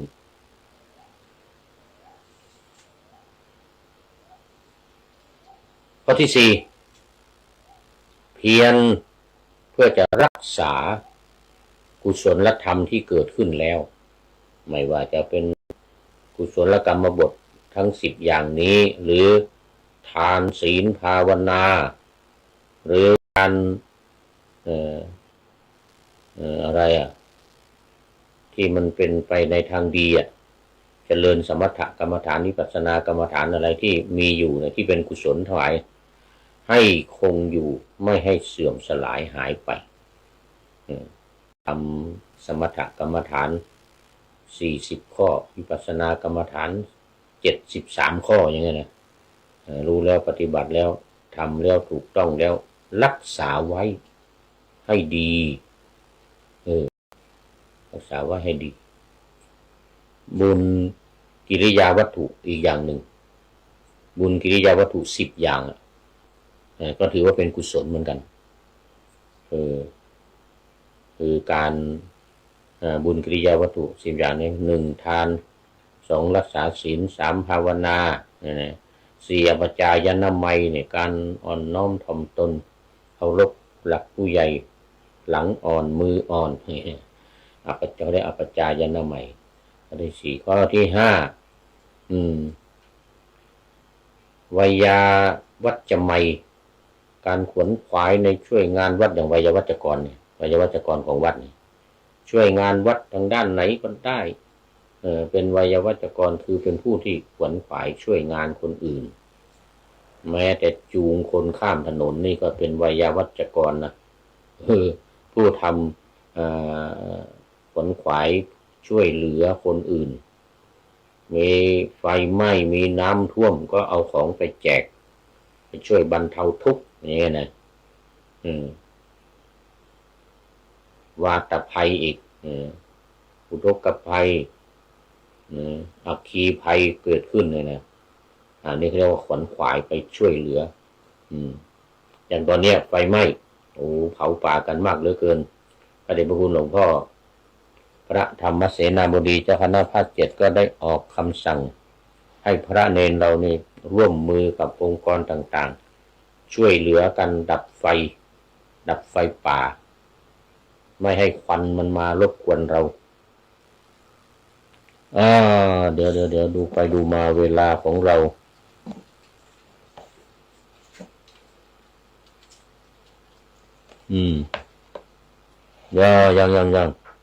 ยังเหลืออยู่อีก10 นาทีรักษาไว้รักษาคุณงามความดี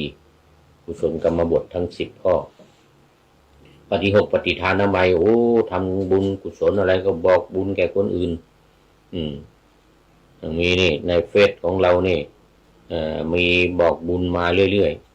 ๆบอกบุญมาเรื่อยๆเราก็อนุโมทนาสาธุเราก็ได้บุญแล้วเขาเรียกว่าอนุโมทนาใหม่บุญสำเร็จด้วยการอนุโมทนาธรรมัสสวนาใหม่นี่การฟังธรรมอย่างท่านผู้ชมท่านผู้ฟังกำลังฟังผู้พูดบรรยายอยู่นี่ตอนนี้ขอต้อนรับแม่หลวงจันตาสลีศรีจันตากราบสาธุเจ้านะอยู่บ้านฝายหินเรานี่แหละหมู่ 1เนี่ยเป็นอดีตผู้ใหญ่บ้านหมู่ 1แม่หลวงอินทุกรวงเฉลิมไทยตอนนี้ลาออกจากแต่ยังคงทำหน้าที่อยู่เพราะว่ายังไม่มีการเลือกตั้งผู้ใหญ่บ้านคนใหม่ตอนนี้ก็ยังทำหน้าที่อยู่แต่ว่าลาออกแล้วว่างั้นนะวันนี้มาวัดฝายหินมาตั้งแต่เจ้าแล้ว คืนนี้2 วันนี้วันพรุ่งนี้จะพอพักอยู่เนี่ยไม่เกิน3 วันถึงวันที่21วันที่21ก็จะมีงานด้วยทำบุญทักษิณานุปทานถวายแก่ครูบาโสภาครูบาโสภาครูบาพระอภัยสารทสังฆปาโมกข์วันที่21ถือโอกาสนี้ประชาสัมพันธ์ด้วยนะประชาสัมพันธ์ให้ญาติโยมมาร่วมกันทำบุญทักษิณานุปทานจัดเป็นภายในว่างั้นนะปีนี้ ไม่ได้ไปนิมนต์พระจากต่างวัดจากที่อื่นมาในตำบลหรือในตำบลหรือนอกตำบลหรือต่างอำเภอต่างจังหวัดมาไม่เหมือนทุกๆปีเพราะว่าปีนี้ข้าวยากหมากแพงน้ำมันแพงที่ตะวันออกกลางเขารบกันสหรัฐอเมริกามาปิดช่องแคบฮอร์มุซหมดแล้ว2 ชั้นเลยปิด2 ชั้นเลยอิหร่านปิดข้างในยังพอเปิดให้เรือออกได้บ้างแต่ตอนนี้สหรัฐมาปิดทั้งหมดเลยปิดข้างนอก ปิดชั้นนอกไม่ให้เรือน้ำมันเข้าไปที่เกี่ยวข้องกับอิหร่านเข้าไปอีกแล้วปิดมา2-3 วันแล้วมันนะนี่วันที่3แล้วเนี่ยแล้วก็เจรจาที่อิสลามาบัดมาประเทศปากีสถานให้อิหร่านขึ้นโต๊ะเจรจาโดยการบีบบังคับไม่ให้เรือเข้าออกไม่ให้เรือเข้าออกน้ำมันก็เลยแพงขึ้นไปหลายบาทอีกแล้วตอนนี้ น้ำมันแพงเพราะนั้นปีนี้ทำบุญทักษิณานุปทานเห็นว่าทำภายในไม่ได้นิมนต์ พระนอกวัดมาเหมือนกันนะมาเกรงใจศรัทธาญาติโยมตอนนี้เงินทองก็หายากจะจัดกิจกรรมทำบุญอะไรนี่ก็ต้องประหยัดกันหน่อยต้องทำให้พอเหมาะพอควรเล็กๆน้อยๆไม่ต้องมากเนาะไม่หลวงจันตาไม่หลวงจันตาอินทุกรวงเฉลิมไทยเนี่ยละโมทนาโมทนาเอาต่อไปบทว่าอุปัฏฐหิงสุเนี่ยมีความว่าได้บำรุงด้วยวัดมีให้น้ำบ้วนปากเป็นต้นโดยการบำรุงการถวายแก่พระพุทธเจ้าอันนี้จะหมายถึงพระอินทร์หรือท้าวสักกะเทวราชนะวันที่พระพุทธองค์จบ49 วันตอนเช้าจบการเสวยวิมุตติสุข49 วันรอบต้นศรีมหาโพธิ์เนี่ยนะเสร็จแล้วก็ท้าวสักกะก็จำแรงแปลงตนมาเอาผลสมอทิพย์จากสวรรค์มาถวายพระพุทธองค์แล้วก็เตรียมน้ำล้างหน้าบ้วนปากไม้ถูฟันพิเศษถวายพระพุทธเจ้า49 วันมานี่ไม่ฉันอะไรไม่กินอะไรฉัน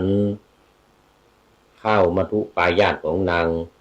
สุชาดาตั้งแต่วันแรกก่อนจะตรัสรู้เลยนะวันแรม14 ค่ำเลยนะวันแรม14 ค่ำฉันตอนเช้าเรียบร้อยแล้วก็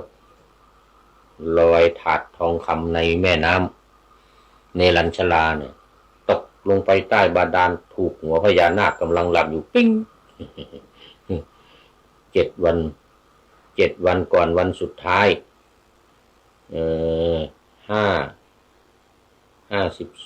60เดี๋ยว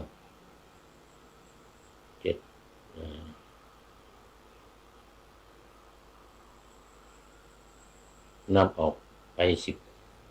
ป14 วันนับออกไป14 วันถ้าอะไรเดียวท้าวสักกะนี่ก็เอาน้ำบ้วนปากแปรงฟันไม่ใช่แปรงฟันไอ้ไม้ถูฟันสมัยก่อนมันไม่มีแปรงฟันเอาไม้สีฟันเนี่ยนะถวายพระพุทธเจ้าดอกน้ำถวายพระพุทธเจ้าแล้วก็ผลสมอถวายพระพุทธเจ้าแต่เช้าตรู่เลยทีเดียวพระพุทธองค์ก็ฉันสมอเศษสมอทิพย์ของพราหมณ์ที่ปลอมตัวมาจากท้าวสักกะพระองค์ก็ทรงทราบได้ว่านี่ท้าวสักกะแต่สายมาตอนบ่ายตอนเพลเลยอะตอนเพลถึงเวลาเพลมาก็ตัดปุษะกับพันลิกะก็เข้ามาถวายสัตุผงสัตุก้อนถวายพระพุทธองค์ฉันเป็นมื้อแรกถวายภัตตาหารนี่นะส่วนน้ำปานะกับผลสมอในตอนเช้าเนี่ยท้าวสักกะลองท้อง49 วันมาแล้วไม่ได้ฉันอะไรเอาผลสมอรองท้องก่อนพอประมาณ10 นาฬิกามาเนี่ยนะใกล้จะ11 โมงเนี่ยใกล้จะก่อนเที่ยงอ่ะตปุษสะกับพันลิกะพ่อค้า500 เล่มเกวียนเนี่ยนะก็เข้ามานำสัตุผงสัตุก้อนเข้ามาถวายพระพุทธเจ้าแล้วก็ขอรางวัลจากพระพุทธเจ้าเป็นอนุสรณ์ว่างั้นพระองค์ก็ลูบที่พระเศียรได้ผมมา2 เส้นผมมา2 เส้นให้ตปุษะ1 เส้นพันลิกะ1 เส้นได้ถวายภัตตาหาร มื้อแรกแก่พระพุทธเจ้าเนี่ยส่วนออเดอร์เป็นน้ำดื่มกับสมอนั่นก็เป็นตอนเช้าท้าวสักกะเทวราชเขาเรียกออเดอร์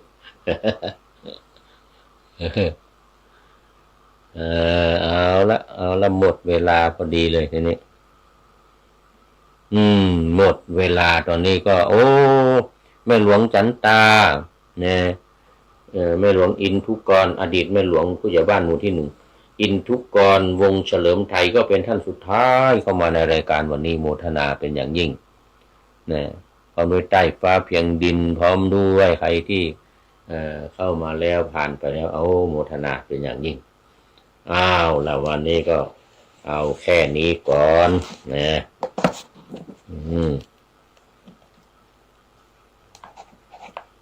ละมาดูข้อคิดท้ายรายการวันนี้จัวหัวไว้แล้วอย่างท่านนายพลนเรศว่าวันนี้เป็นกลอนข้อคิดจากน้าโย่งน้าโนงน้าพวงเป็นนัก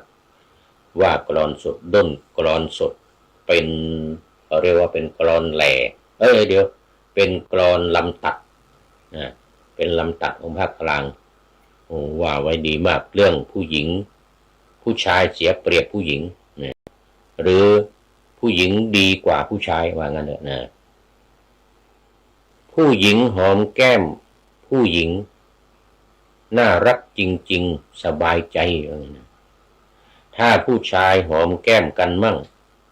ไม่น่ารักแถมยังอยากจะอ้วกใส่นายโยงนะโหนงนะบวงว่ากันผู้หญิงนุ่งฟิตดูแล้วเซ็กซี่ยิ่งดูยิ่งดียิ่งอยากจะได้ว่างั้นนะผู้ชายนุ่งฟิตแบบผู้หญิงมันน่าถีบจริงๆไม่ไงท้องไงไส้ผู้หญิงลื่นล้มหงายท้องผู้หญิงลื่นล้มหงายท้องอยากเข้าไปประคองแล้วถามว่าเจ็บไหมเนี่ยนะอันนี้นะพวงพอผู้ชายลื่นล้มหัวขมำบอกว่าเดินซุ่มซ่ามแถมยังด่าใส่เสียเปรียบหมดทุกอย่างเลยผู้ชายเสียเปรียบผู้หญิงเขียนคิ้วและทาปากมันช่างน่ารักเสียนี่กระไร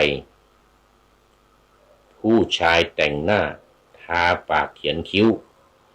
บอกจะไปเล่นนิ้วกันหรือยังไง ผู้หญิงร้องไห้ก็น่าสงสารอยากจะปลอบขวัญเช็ดน้ำตาให้ผู้ชายร้องไห้จะมีปัญหาแถมยังถามว่าพ่อมึงตายหรือไง ผู้หญิงกินปากเลอะก็น่ารักนึกก็อยากจะไปเช็ดให้นะ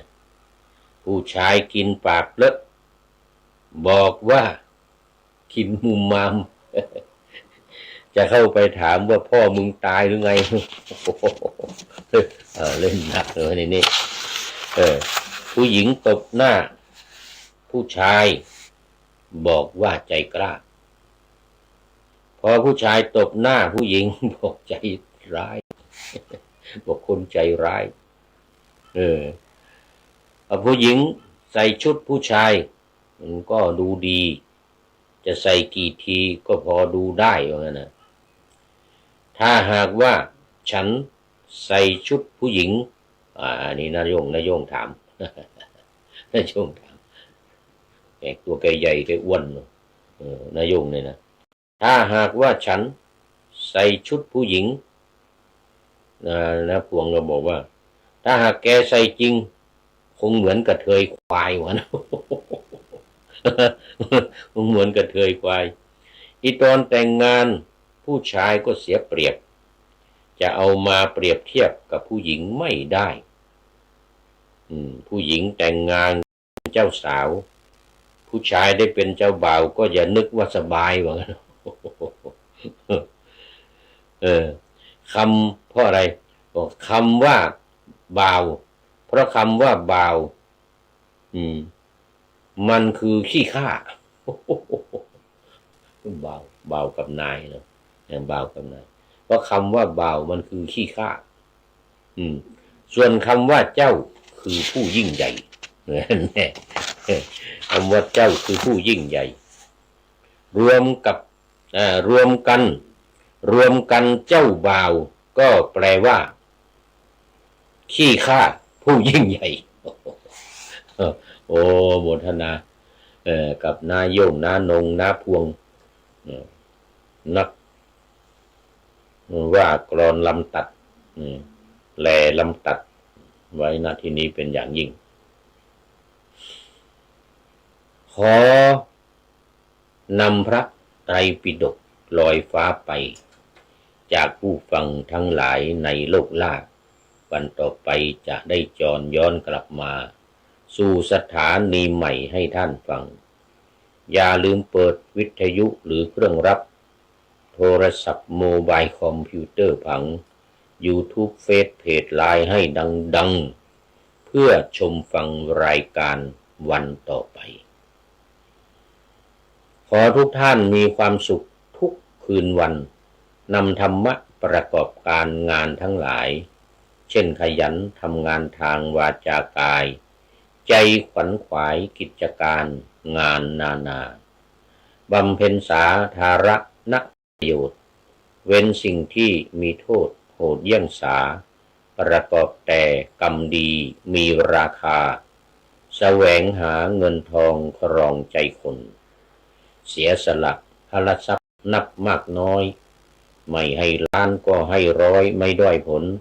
เอื้อคนรวยช่วยคนยากฝากคนจนให้ทุกคนเท่ากันมาตรฐานเดียวขอเจริญพร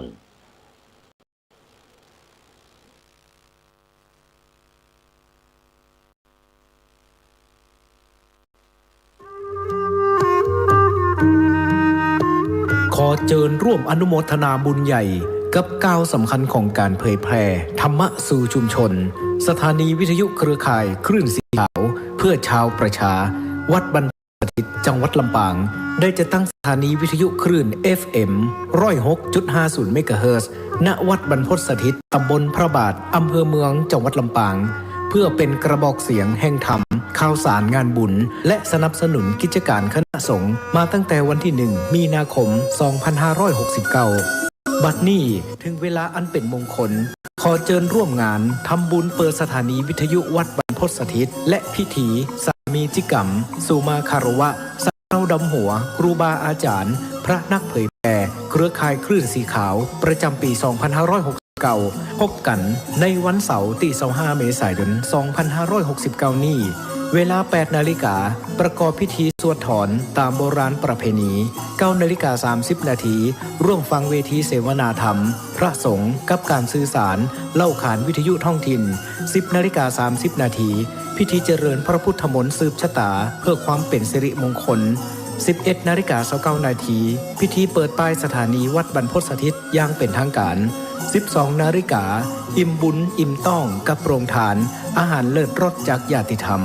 13 นาฬิการ่วมพิธีสามีจิกรรมสะเกล้าดำหัวพระสงฆ์ครูบาอาจารย์พระนักเผยแผ่จำนวน 50 รูป 14 นาฬิกาพิเศษกิจกรรมจับสลากของขวัญรางวัลแทนใจให้แก่ญาติโยมขอเชิญคณะศรัทธาท่านผู้ฟังร่วมเป็นเจ้าภาพปัจจัยถวายพระสงฆ์ 50 รูป1,500 บาทหรือตามเจตนาศรัทธาบริจาคได้ที่ธนาคารกรุงไทยสาขาลำปางชื่อบัญชีกองทุนสนับสนุนการเผยแผ่พระพุทธศาสนาวัดบรรพตสถิตเลขที่บัญชี 503-3-15564-4 สอบถามรายละเอียดเพิ่มเติมโทร 086-586-7540 หรือ 08005-2515 เมษายนนี้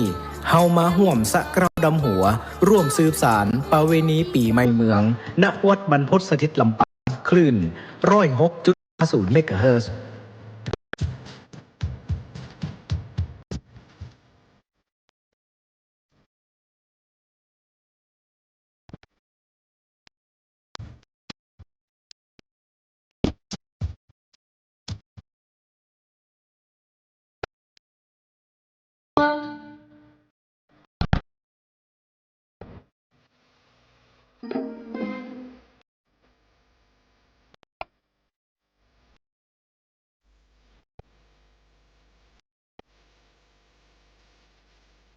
ซีดีธรรมบรรยายชุดธรรมมีลำดับพุทธศักราช 2551 โดยพระพรหมคุณาภรณ์ ปอ.ประยุตโต วัดยานเวศกวัน ตำบลบางกระทึก อำเภอสามพราน จังหวัดนครปฐม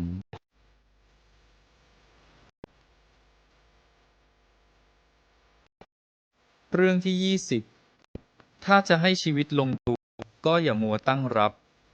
พูดคุยกับพระนวกะเมื่อที่ 3 กุมภาพันธ์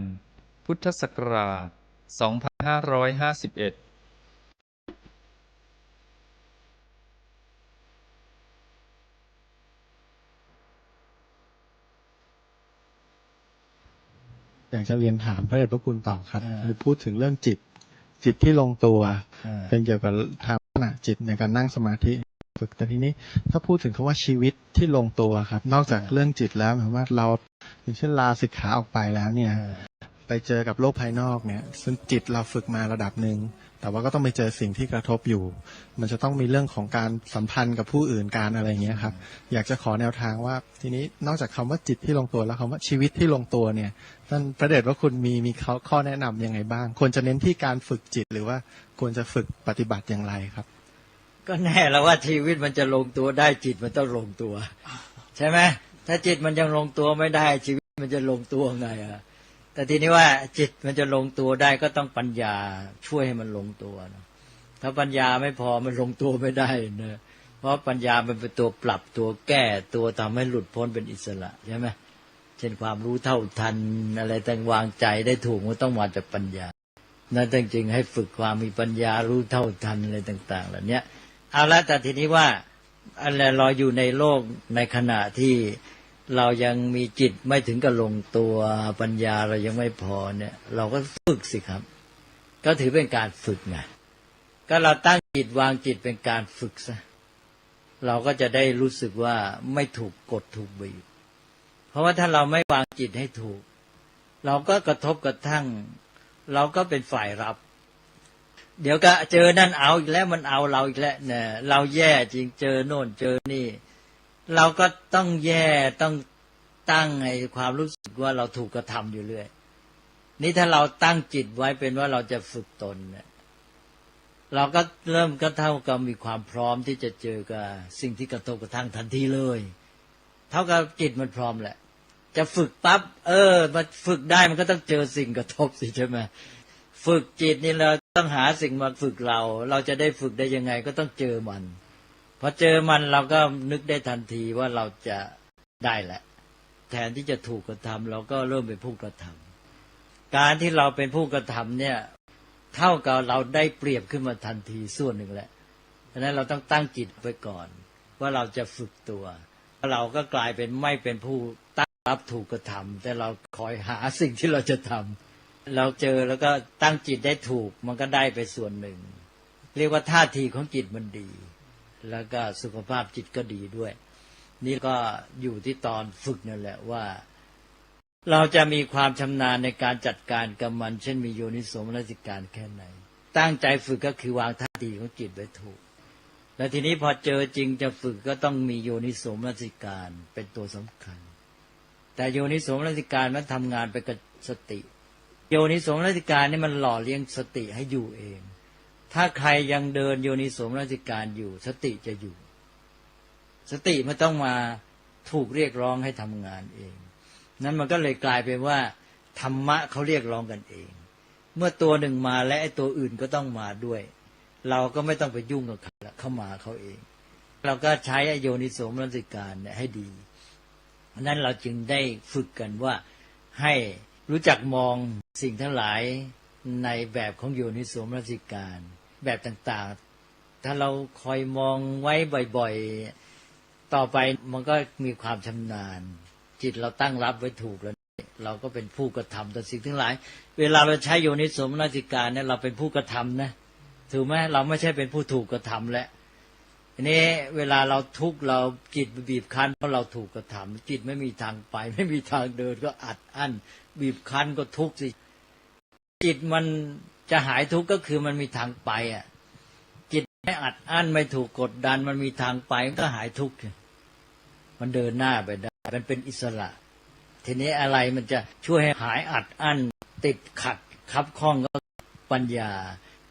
เครื่องปัญญาก็ตัวปัจจัยสำคัญก็โยนิโสมนสิการพอโยนิโสมนสิการมันทำงานกระบวนการสติปัญญาสัมปชัญญะมันมากันใหญ่เลยก็ไปได้เดินหน้าไปจิตมันก็ไม่อั้นจิตไม่อั้นมันก็ไม่ต้องมาทุกข์อยู่ก็ไปนี่ก็เป็นทางหนึ่งพอจะเห็นไหมฮะแล้วเนี่ยถึงแม้จะยังไม่ได้ลงตัวโดยแท้นะคล้ายๆว่ามันมีทางเดินไปมันก็ปรับได้สิแต่อย่างนี้ไม่ใช่ลงตัวแท้ก็คือปรับได้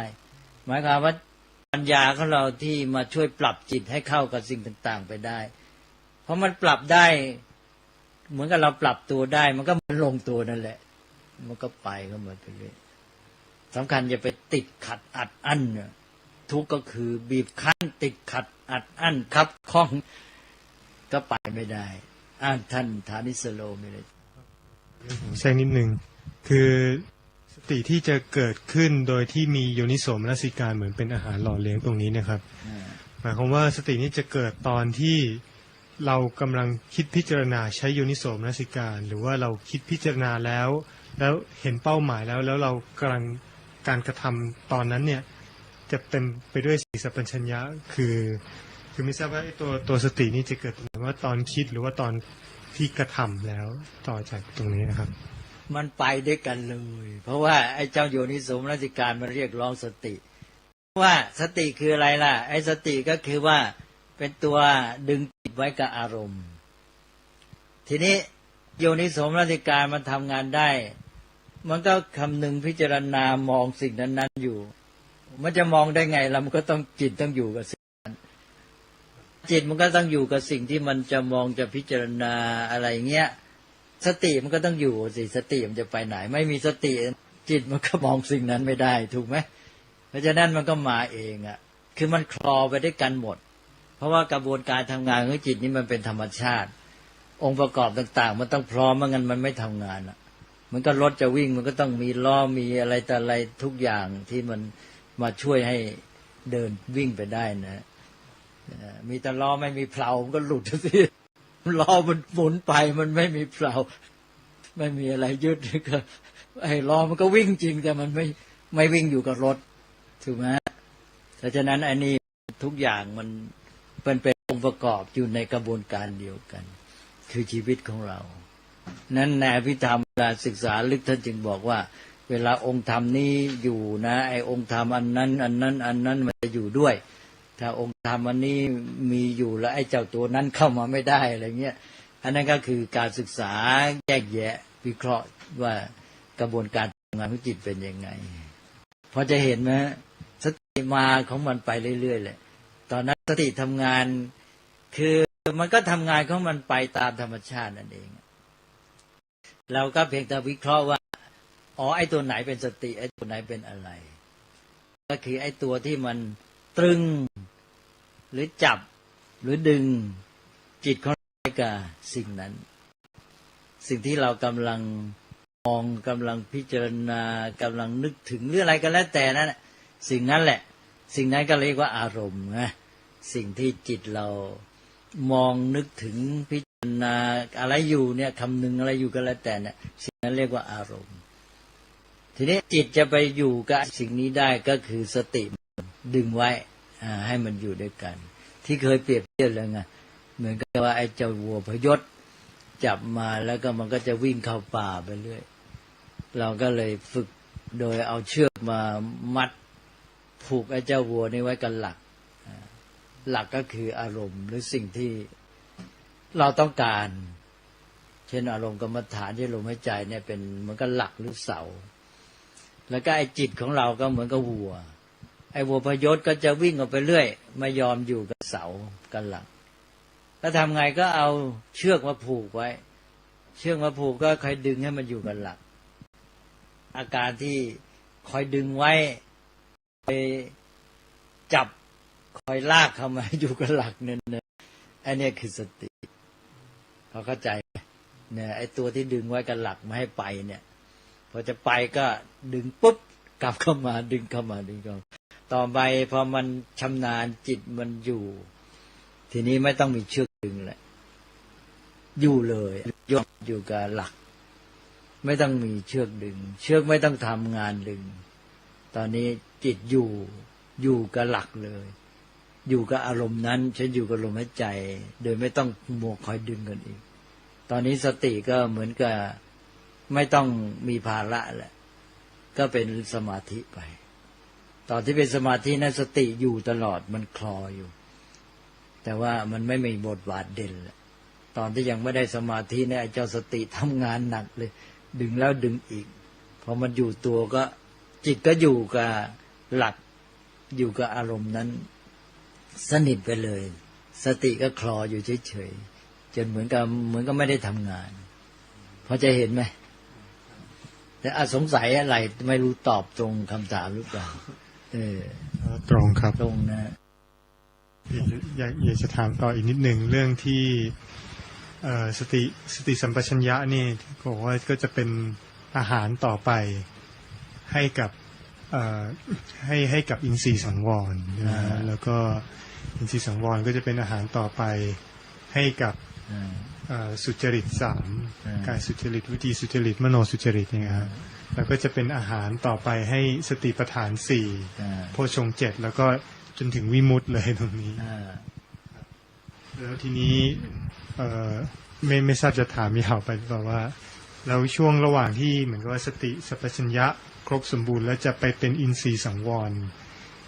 ตรงเนี้ยครับคือยังไม่ได้ยังไม่เห็นภาพในตรงจุดนี้ก็อินทรีย์สังวรคืออะไรแล้วก็คือความสำรวมอินทรีย์ก็คำว่าสำรวมก็คือว่าทำให้อินทรีย์มันอยู่กับภาวะที่เป็นกุศลได้โดยที่ว่าไม่เที่ยววุ่นวายไปกับอารมณ์ที่มาล่อเร้าให้เกิดความลุ่มหลงเป็นต้นทีนี้ว่าไอ้ตัวที่จะมาทำให้อินทรีย์ก็คือตาหูจมูกลิ้นกายใจของเราเนี่ยไม่วุ่นวายถูกล่อหลอกไปได้ก็คืออะไรก็คือสติมันมากับสัมปชัญญะที่มีความรู้ปัญญาก็เราเรียนมาแล้วเนี่ยไอ้สติเนี่ยมันเป็นตัวจับไว้กับหลักนั้นเรารู้แล้วเรารู้ว่าไอ้นี่เป็นกุศลไอ้นั่นเป็นอกุศลนั่นไม่ดีแล้วการปฏิบัติของเรามุ่งหมายอะไรเรารู้จุดหมายรู้หมดแล้วเราเนี่ยรู้อยู่แล้วปัญญาเรารู้อยู่แล้วไอ้สติมันก็เอาไอ้พวกนั้นแหละมาเป็นหลักเวลาเราไปทำงานอะไรไปดำเนินชีวิตเนี่ยเราก็ใช้ตาหูจมูกลิ้นกายของเราเห็นโน่นดูนี่สิสติมันก็ต้องมาช่วยการใช้อินทรีย์ของเราคือตาหูไม่ให้ถูกล่อถูกหลอกออกไปจากหลักใช่ไหมสติมันก็เธอนะหลักของเรามีอย่างนี้รู้อยู่แล้วเนี่ยมันจับไว้เนี่ยไอ้นี่มันจะออกไปถูกโลภะโทสะโมหะกามฉันทะหรืออะไรก็แล้วแต่อารมณ์นี้มันล่อเรานี่ใช่ไหมมันเป็นตัวกระตุ้นจะล่อออกไปสติมันเขาก็คอยดึงไว้สิชั่วโมงแหละสติมันก็ดึงไว้เรียกอีกอย่างก็คือเตือนไว้นะเหมือนนายประตูมันก็เตือนไว้อย่าให้เขวนะไม่ให้เขวไปก็คือว่าให้การใช้อินทรีย์ของเราเนี่ยไม่ถูกล่อเร้าให้ออกไปเกิดโลภะโทสะโมหะแต่ให้อยู่กับสิ่งที่เป็นกุศลจะว่าให้เกิดปัญญาให้รู้เข้าใจอะไรต่ออะไรซึ่งมันจะไปพร้อมกับความรู้ที่เรียกว่าสัมปชัญญะมันก็เป็นตัวที่เหมือนกันในแง่หนึ่งก็เหมือนกับกำกับเราไว้ไม่ให้ออกนอกลู่นอกทาง ท่านจึงเรียกว่าเหมือนหางเสือไงเหมือนกับเรือแล่นไปเนี่ยนะหางเสือมันก็กำกับไว้ไม่ให้เรือออกนอกทิศนอกทางสติจึงมีกรรมปุปมาหลายอย่างเป็นเหมือนเชือกดึงเป็นเหมือนหางเสือบ้างเป็นเหมือนนายประตูบ้างนะถ้าเป็นนายประตูก็ตรวจคนเข้าออกมันก็อินทรีย์ของเราเหมือนกันอารมณ์ที่มันจะล่อเล่าให้เขวออกไปทางโลภะโทสะโมหะไอ้เจ้าสติมันรู้นี่มันไอ้เจ้านี่มันจะผิดหลักไม่ถูกหลักแล้วมันก็กันไม่ให้เอารับอารมณ์นี้เข้ามาเหมือนนายประตูเรารู้หลักอยู่แล้วว่าคนอย่างไหนจะให้เข้าหรือไม่ให้เข้าสติมันก็เหมือนนายประตูกันแล้วก็ตรวจไว้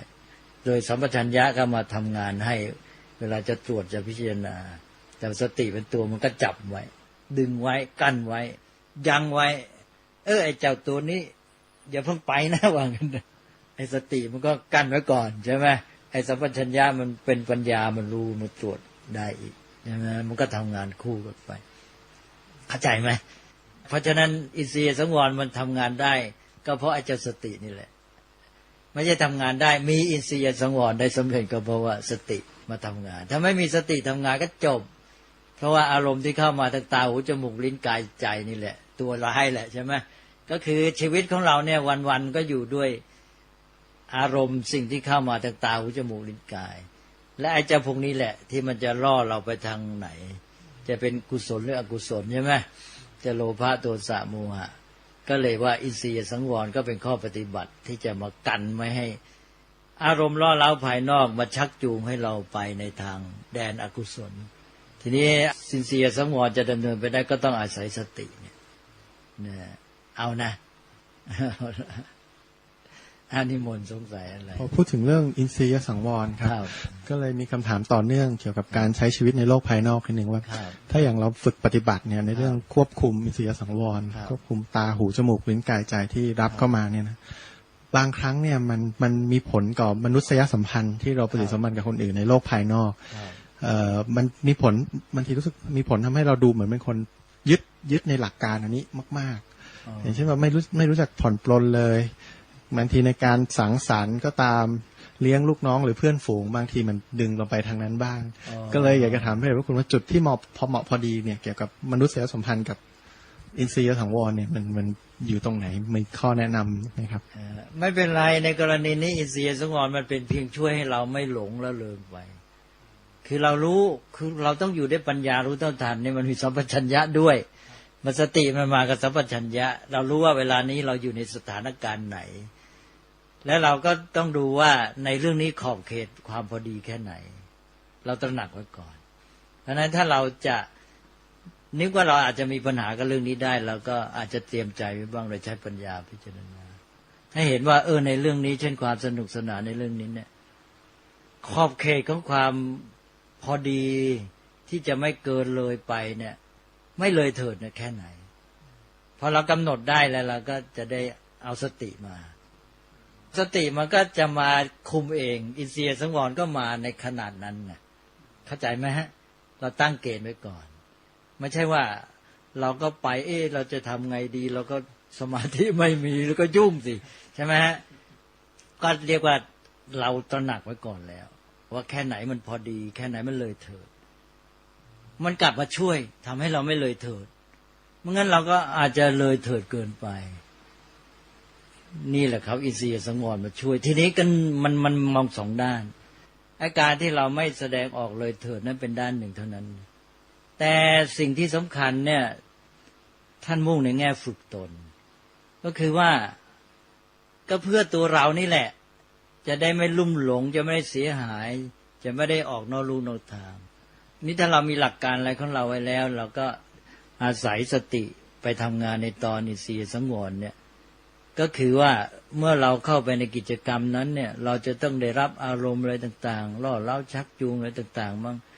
เราก็จะไม่หลงเตลิดเพลิดไปตามนั้นไม่ใช่เพียงการแสดงออกเท่านั้นนะแต่ว่าที่รับเข้ามาเนี่ยจะไม่มาเป็นตัวอิทธิพลทำให้เราเนี่ยลุ่มหลงอะไรต่างๆไปด้วยอันนี้ส่วนนี้ที่สำคัญคือไม่ให้มันมาเป็นตัวชักจูงเราให้เสียแต่ให้เราได้ประโยชน์เมื่อเราเข้าไปอยู่ในนั้น เราก็ตระหนักนอกจากจุดมุ่งหมายไม่เกินไม่เลยแล้วนะเรายังมีว่ากิจกรรมนี้มีเป็นการสังสรรค์มนุษยสัมพันธ์ในการอยู่ร่วมกันแล้วก็อาจจะทำให้เป็นส่วนประกอบเป็นปัจจัยในการอยู่ร่วมกันที่ดีแต่ถ้าคนไม่รู้จักมีความสัมพันธ์ที่ดีในการสนุกสนานดีไม่ดีก็ไปทะเลาะวิวาทหรืออะไรกันด้วยซ้ำเสียหายดังนั้นจุดหมายที่แท้มันอยู่ที่สร้างความสัมพันธ์ที่ดีเราสนุกสนานกันเนี่ยหนึ่งเราก็ไม่ใช่มัวไปหลงละเลงสองเราต้องให้กิจกรรมเนี่ยเป็นเครื่องส่งเสริมความสัมพันธ์ที่ดีต้องตั้งจิตเมตตาเป็นต้นในแง่เราผู้อื่นเราก็ตั้งจิตเมตตาไปเลยเราปรารถนาดีต่อทุกคนอยากให้ทุกคนได้ประโยชน์จากกิจกรรมนี้นะแล้วเราก็จะคุมสติมันจะบอกหมดเลยเมื่อเราตั้งหลักไปงี้แล้วนี่คือเราเตรียมหลักให้สติสติไม่ใช่อยู่เฉยๆมัน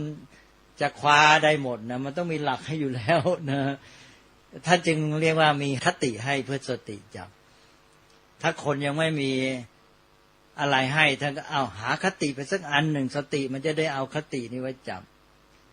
ทำไมเขาจึงบอกว่าถ้าจะโกรธแล้วให้นับ10ก่อนนะเนี่ยไอ้นับ10นี่เป็นตัวอย่างของคติมันเป็นการตั้งหลักให้เพื่อให้สติมันมีที่จับพอมันเกิดเรื่องจริงๆขึ้นมาใช่ไหมไอ้นั่นมันด่าเราแล้วเราจะโกรธแล้วสติมันก็ต้องหาที่จับนี่ถ้ามันเคว้งคว้างมันมาหาที่จับยากก็เลยไม่ค่อยได้ผลทีนี้ไอ้สตินี่มันได้คติไว้ก่อนแหละมันจำไปเลยนะสตินี้แปล2อย่าง1จำสิ่งที่ควรจำได้ไม่หลงลืม2ก็ดึงจิตไว้ได้กับสิ่งที่ควรจะเป็นหลักของจิตที่ได้ประโยชน์ที่จะเกี่ยวข้องทีนี้ว่าหลักนี้เราได้ไปแล้วก่อนจะโกรธนับ10ก่อนนะกันนะพอไปเกิดเรื่องขึ้นมาสติมันก็ได้หลักปั๊บจับได้เลยใช่ไหมไม่ต้องมัวหาที่จับเยอะจับปุ๊บมันก็เอามาใช้เลยฉะนั้นก็เลยว่าเรามีการสอนภาษิตและอะไรกันเป็นคติเนี่ยเพื่อจะช่วยสติพอมีคติปั๊บไอ้สติก็มีที่จับเข้าใจนะฮะทีนี้ว่าเวลาเราจะเข้าสู่กิจกรรมเราก็พิจารณาไว้ก่อนแบบสบายๆกิจกรรมนี้นะเพื่อความสนุกสนานร่าเริงต้องทำให้พอดีให้เกิดคุณประโยชน์อย่าให้เกิดโทษทั้งตัวเราและผู้อื่นตัวเราก็จะไปหมัวหลงละเลงแล้วก็เลยเถิด1ก็ไม่หลงละเลงทำให้เสียหายในจิตใจของเราออกนอกรูนอกทาง2ก็ไม่เตลิดแสดงออกเกินไปแล้วก็ในแง่ผู้อื่นกิจกรรมนี้เพื่อสร้างความสัมพันธ์ที่ดีทำให้คนมีความมิตรไมตรีกันยิ่งขึ้นต้องให้ได้นะจุดมุ่งหมายเหล่านี้เพราะนั้นเวลาเราเข้าสู่การปฏิบัติในนั้นเนี่ยไอ้สติมันก็จะจับเอาหลักเหล่านี้ไว้ซึ่งเป็นความมุ่งหมายในตัวใช่ไหมว่า1เราไม่เตลิดไปไม่ถูกล่อเร้าชักจูงเสียหาย2เราไม่แสดงอาการเลยเถิดเกินขอบเขตที่พอดี3เราช่วยหมู่คณะด้วยว่าไม่ให้เสียหายให้อยู่ในความเป็นมิตรไมตรีเป็นเครื่องส่งเสริมความสัมพันธ์ที่ดีมีอย่างเราไปสนุกสนานเพื่อสัมพันธ์ที่ดีกลับไปทะเลาะกันซะนี่เลยกลายเป็นศัตรูกันไปหรือทะเลาะวิวาทเกิดเรื่องเข้าคุกไปก็มีใช่ไหมแทนที่จะเป็นอย่างนั้นมันผิดแล้วไอ้สติของเราเนี่ยมาช่วยคนอื่นได้ด้วยช่วยทั้งตัวเองช่วยผู้อื่นแล้วก็คอยคุมไว้ให้มันอยู่ในขอบเขตเลยนอกจากเตือนตัวเองเนี่ยเตือนผู้อื่นได้ด้วยอีกนะแล้วแต่เหตุการณ์ก็ดีหมดเลยพอเห็นไหมเอานะใช่ได้นี่แหละอินทรียสังวรก็มีประโยชน์มีอะไรนะไม่มีแล้วนะก็เอานะข่าวสารประการประชาสัมพันธ์ขอเชิญร่วมงานบุญมุทิตาจิตอายุวัฒนมงคลพระครูวินัยธรนันทวัฒน์อิสระยาโนผู้ช่วยเจ้าวาดวัดดอนตันอำเภอแม่ริมจังหวัดเชียงใหม่ฉลองสมโภชครบรอบวัดดอนตัน288ปีรับเป็นเจ้าภาพโรงทานเจ้าภาพจตุปัจจัยทายธรรมถวายสังฆทานรวมไปถึงถวายโรงศพติดต่อสอบถาม ได้ณวัดดอนตันตำบลเมืองแก้วอำเภอแม่ริมจังหวัดเชียงใหม่วันเสาร์ที่ 9 พฤษภาคม 2569 ได้บุญได้กุศลได้ความดีโดยทั่วหน้ากัน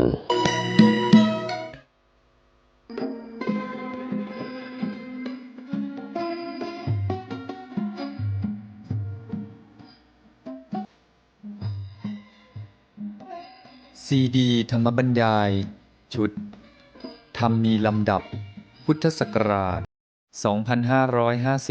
2551 โดย พระพรหมคุณาภรณ์ ปอประยุตโต วัดยานเวศกวัน ตำบลบางกระทึก อำเภอสามพราน จังหวัดนครปฐม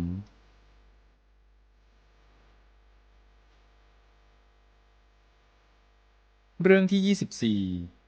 รู้จักนิพพานที่นักวิชาการพอเข้าใจ พูดคุยกับพระนวกะเมื่อวันที่ 31 กรกฎาคม พุทธศักราช 2552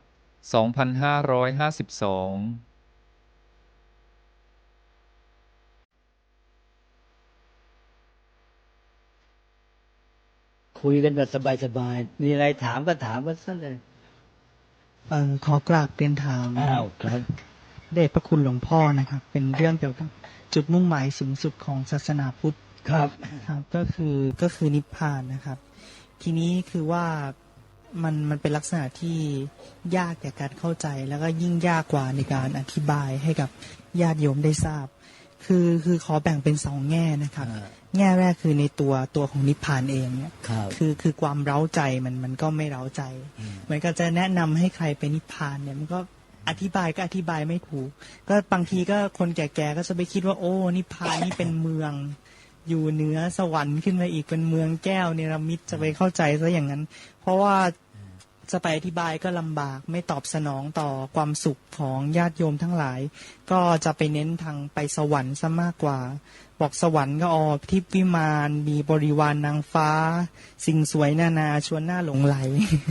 พอพูดถึงนิพพานกว่าจะถึงมันก็ไม่เร้าใจมันยากเย็นเข็นใจบอกเดี๋ยวไว้ชาติหน้าแล้วกันนะครับ ก็ทีนี้สมมุติว่าฝรั่งถามนิพพานเป็นยังไง นิพพานของยูเนี่ยมันแฮปปี้ไหมมันมีความสุขไหมเราก็คิดนิพพานมันก็เลยภาวะสุขทุกข์ไปแล้วเราก็บอกสิเอานิพพานมันก็ไม่แฮปปี้หรอกแล้วบอกว่านิพพานแล้วนิพพานเนี่ยมันดีไหมภาวะนิพพานนี่มันก็จะไปตีว่าดีหรือไม่ดีก็ไม่ได้ เพราะมันเลยภาวะไปแล้วแล้วเกิดเขาถามอีกว่าแล้วนิพพานเนี่ยได้ไปพบพระเจ้าไหมเราก็บอกว่าไม่ได้ไปพบสิท่านก็ถามว่าเอาดีก็ไม่ดีสุขก็ไม่สุขพระเจ้าก็ไม่ได้พบแล้วเนี่ยนิพพานเนี่ยจะมีไปทำไมก็กลายเป็นอย่างนั้นนะครับ และทีนี้ก็ไปอีกประเด็นหนึ่งคือการไปถึงพระนิพพานเนี่ยมันมีความยากเย็นคือไตรสิกขาคือทานศีลภาวนานะครับก่อนจะไตรสิกขาก็ปุพพนิมิตทั้ง7ก็ต้องพยายามมีให้ครบไปถึงได้ก็น้อยแม้จะเป็นพระก็เถิดทีนี้พอเราตั้งใจสอนญาติโยมว่าไปนิพพานเจริญในไตรสิกขาคือของพระคือศีลสมาธิปัญญาหรือของคุณโยมคือทานศีลภาวนาก็แทนที่จะว่ามีกำลังมีแรงว่าอยากจะไปนิพพานก็กลายเป็นว่าโอ้ยากฉันไม่เอาละนิพพานพอละขอไปแค่สวรรค์พอละกันนะครับแล้วก็ติดทานศีลภาวนาก็จะติดอยู่แค่ทานคือก็พัฒนาลำบากที่จะโยงไปยังศีลนะครับก็อาจจะอิทธิพลจากไม่แน่ใจว่าอิทธิพลจากเวสสันดรชาดกด้วยหรือเปล่าเน้นการให้ทานมากก็ทีนี้ก็ไปเข้าใจว่าชาติสุดท้ายของพระสัมมาสัมพุทธเจ้าไปเน้นให้ทานก็เลยคิดว่าให้ทานดีไม่ดีจะไปสู่นิพพานก็เลยก้าวไปสู่ขั้นตอนอื่นยากนะครับทีนี้พอเป็นอย่างนี้หลายวัดก็คือไม่เน้นนิพพานแล้ว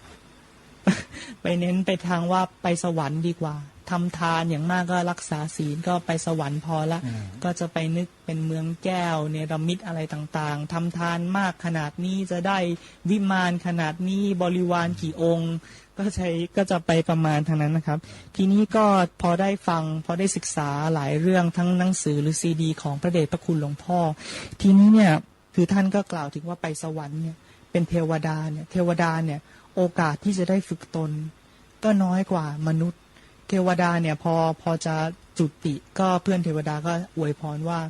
ข อให้ได้ไปเกิดเป็นมนุษย์เพราะว่ามีโอกาสที่จะได้ฝึกตนที่จะได้บรรลุธรรมมากกว่า แต่ทีนี้มนุษย์เราเองในสังคมมนุษย์เราเองกลับส่งเสริมให้ไปเป็นเทวดาไม่ชอบที่จะเป็นมนุษย์นะครับก็ไปเป็นเทวดาที่นี้ไปสอนเขาให้ไปสวรรค์ไปเทวดาก็เหมือนกับผลักไสให้เวียนว่ายตายเกิดไปเรื่อยๆไม่มีที่สิ้นสุดเพราะว่าเทวดาส่วนใหญ่ก็จะลงอบายครับทีนี้พอแนะนำให้ไปนิพพานตัวพระเองบางทีก็ยังไม่เข้าใจด้วยซ้ำว่านิพพานเนี่ยมันมีภาวะยังไงก็อธิบายลำบากยิ่งจะชักจูงให้คุณโยมไปถึงแล้วก็ยิ่งลำบากนะครับอยากจะกราบเรียนถามพระเดชพระคุณหลวงพ่อว่าเราควรจะมีท่าทีต่อจุดหมายสูงสุดของชาวพุทธอย่างไรเพราะอย่างศาสนาอื่นเนี่ยจุดหมายสูงสุดเข้าใจง่ายไปได้ง่ายนึกภาพออกนะครับเขาเรียนถามครับอ้าวละโมทนาคือคำถามเนี่ยมีหลายแง่เหลือเกินเอาแง่ง่ายๆแต่ต้นก็คือแง่ที่หนึ่งก็คือว่าศัพท์เนี่ยคำว่านิพพานเนี่ยในสังคมไทยเรา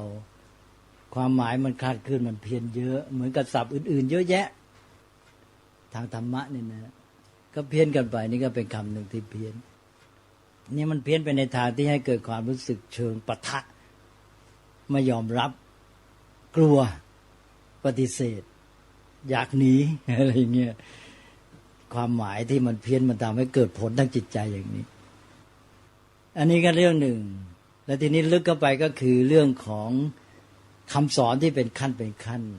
เราจะเห็นว่าเอาถ้าตอบอย่างกว้างๆเนี่ยพระพุทธเจ้าตรัสทั่วๆไปเนี่ยพระองค์ตรัสอะไรวิธีตรัสสอนท่านจะสรุปให้ง่ายๆเวลาพระพุทธเจ้าตรัสสอนใครที่เป็นคนใหม่ๆไปเจอเขาในสถานการณ์บางอย่างที่เขาไม่รู้จักพุทธศาสนาแล้วคัมภีร์หลายแห่งท่านก็ไม่ได้เล่ารายละเอียดว่าพระองค์สอนอะไรเขาก็สรุปพระองค์ตรัสอนุปุพพิกถาพอจบแล้วเมื่อจิตเขาพร้อมเนี่ยท่านจะย้ำตรงนี้จิตเขาพร้อมเหมือนกันผ้าที่พร้อมจะรับน้ำยอมแล้วพระองค์จึงตรัสอริยสัจสี่เห็นไหมนี่พระพุทธเจ้าไม่ได้อยู่ๆก็พรวดพลาดอะไรขอไปเนี่ยตรัสพลุบพลับตรัสเป็นขั้นเป็นตอนลักษณะคำสอนพระพุทธเจ้าโดยทั่วไปเลยส่วนจะยักยืนกับบุคคลนั้นยังอีกขั้นหนึ่งนะอันนี้ทั่วไปอนุปุพพิกถาห้ามีอะไรหนึ่งทานว่าทำไงให้สังคมมนุษย์อยู่กันเนี่ยนะตั้งแต่ในครอบครัวเนี่ยเกื้อกูลกันเอื้อเฟื้อเผื่อแผ่กันให้อยู่เป็นสุขปฏิบัติต่อวัตถุให้ถูกก่อนแล้วก็เพื่อจะให้อยู่กันได้ดีทานเนี่ยมันได้ทั้งวัตถุและสังคมใช่ไหมมันเอาวัตถุมาจัดสรรให้แก่คนด้วยกันเพื่อให้สังคมอยู่กันได้ดีฉะนั้นทานนี้จะเป็นจุดเริ่มพุทธศาสนาที่พูดมาแล้วพูดละอีกหลักธรรมพุทธศาสนาก็จะเริ่มเนี่ยเห็นไหมตอนนั้นบอกว่าบุญญกิริยาวัตถุ10ก็เริ่มทานแล้วมาทศพิธราชธรรมของพระราชาก็เริ่มทานแล้วก็บารมี10ของพระโพธิสัตว์ก็เริ่มทานมาอนุปุพพิกถา5เริ่มทานอีกแล้วเนี่ยการปฏิบัติต่อวัตถุเพื่อความอยู่ดีด้วยกันของมนุษย์เนี่ยเป็นจุดเริ่มปฏิบัติต่อวัตถุให้ดีอย่าคิดจะเอาเห็นกับตัวเอาแต่ได้แย่งชิงกัน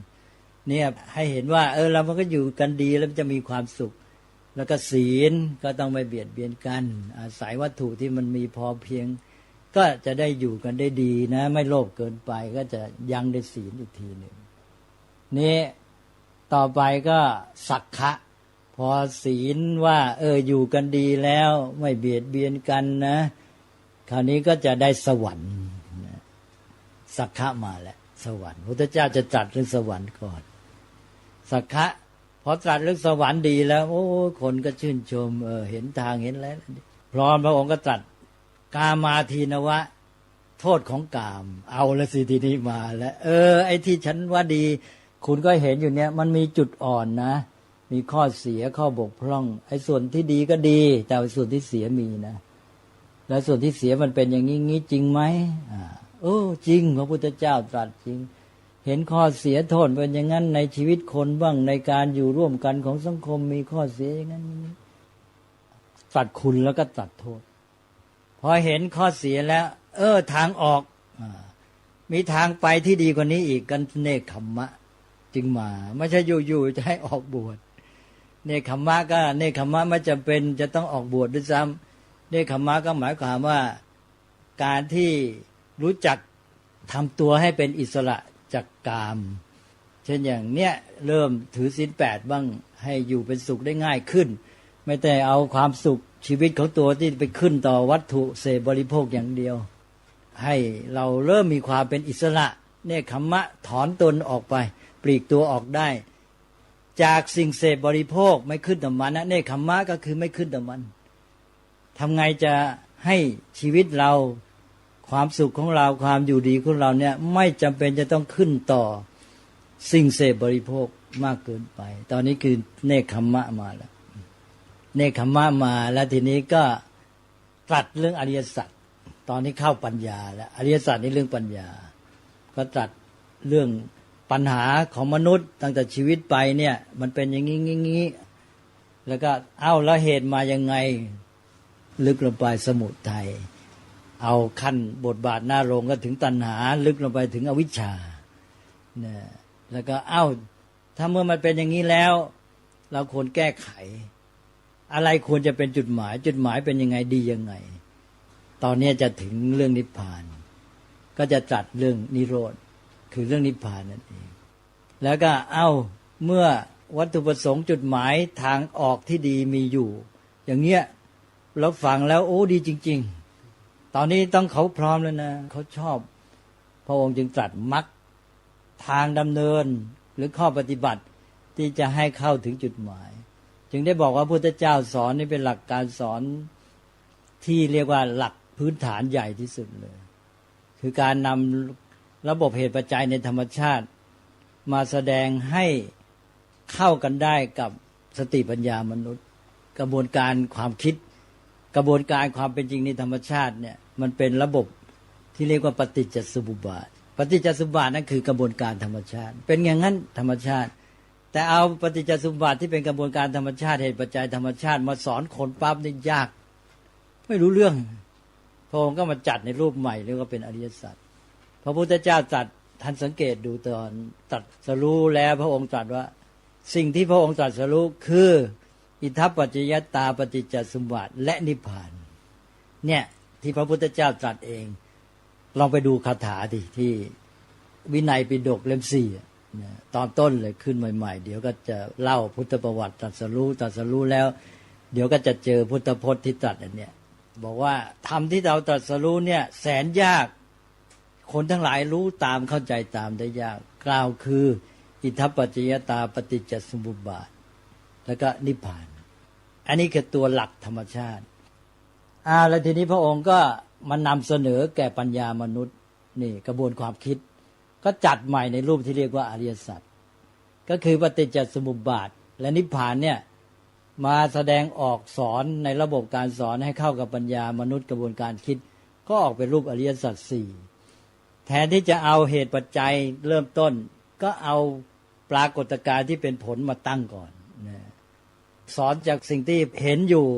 ไปสู่สิ่งที่มองไม่เห็นจากสิ่งที่ปรากฏไปสู่สิ่งที่ไม่ปรากฏจากสิ่งที่ง่ายไปสู่สิ่งที่ยากก็กลายเป็นจากปัญหาแล้วก็โยงไปหาเหตุปัจจัยจากสิ่งที่มนุษย์พบเห็นปรากฏการณ์เนี่ยเอาปรากฏการณ์เป็นจุดเริ่มต้นเป็นตัวตั้งจากนั้นก็สืบสาวไปหาที่มาของปรากฏการณ์นั้นอันแรกก็จึงคือทุกข์ก่อนเพราะเป็นปรากฏการณ์ที่มนุษย์ไม่ปรารถนาไม่จำเป็นต้องมาในคำว่าทุกข์แต่หมายความว่าสับรวมว่าทุกข์เรื่องที่คุณไม่ชอบใจอะไรต่ออะไรนั่นคือนี่แหละปัญหาทั้งหลายก็เอามาพูดแล้วก็ทีนี้ก็ชวนกันมาวิเคราะห์หาเหตุปัจจัยแล้วก็เห็นมีทางออกไหมก็เรื่องนิพพานก็มาจุดหมายมาแล้วก็ทางปฏิบัติเป็นยังไงนี่ก็เข้ากับแนวกระบวนการคิดของมนุษย์ก็เลยเป็นกระบวนการสอนก็เลยบอกว่าเป็นวิธีในการปลุกระดมมวลชนด้วยพวกปลุกระดมมวลชนก็ใช้ระบบอริยสัจแต่ว่าไปใช้ในรูปที่อาจจะสนองวัตถุประสงค์ที่ไม่ดีก็ได้คือเริ่มต้นจะต้องเอาสภาพที่ไม่ดีเนี่ยมาพูดเร้าใจคนบอกบ้านเมืองเดี๋ยวนี้ดูสิ มันเลวทรามเหลือเกินคอร์รัปชันกันมันยากจนมันมีแต่เรื่องโอ้แย่พูดไปเถอะเนี่ยเรื่องทุกข์ใช่ไหมสารพัดแล้วพูดให้มันน่าเกลียดน่ากลัวที่สุดเลยเริ่มต้นเนี่ยนักปลุกระดมจะต้องเก่งอันนี้ใช่ไหมต้องพูดอันไม่ดีขึ้นมาก่อนพอเขาเห็นชัดไม่อยากได้ไม่เอาแน่มาอยากจะไปพ้นสักทีโอ้ตอนนี้ใจมันแรงก็บอกเขตตัวการนี่ตัวการตัวการตัวการอยู่ที่ไหนตัวการก็สมุทัยไงโอ้ทีนี้ถ้าเป็นลัทธิชนชั้นก็ไอตัวการก็พวกนั้นเนี่ยกระดุมพี่พวกนั้นเดี๋ยวนี้เขามีคำว่าอะไรอมาตยาธิปไตย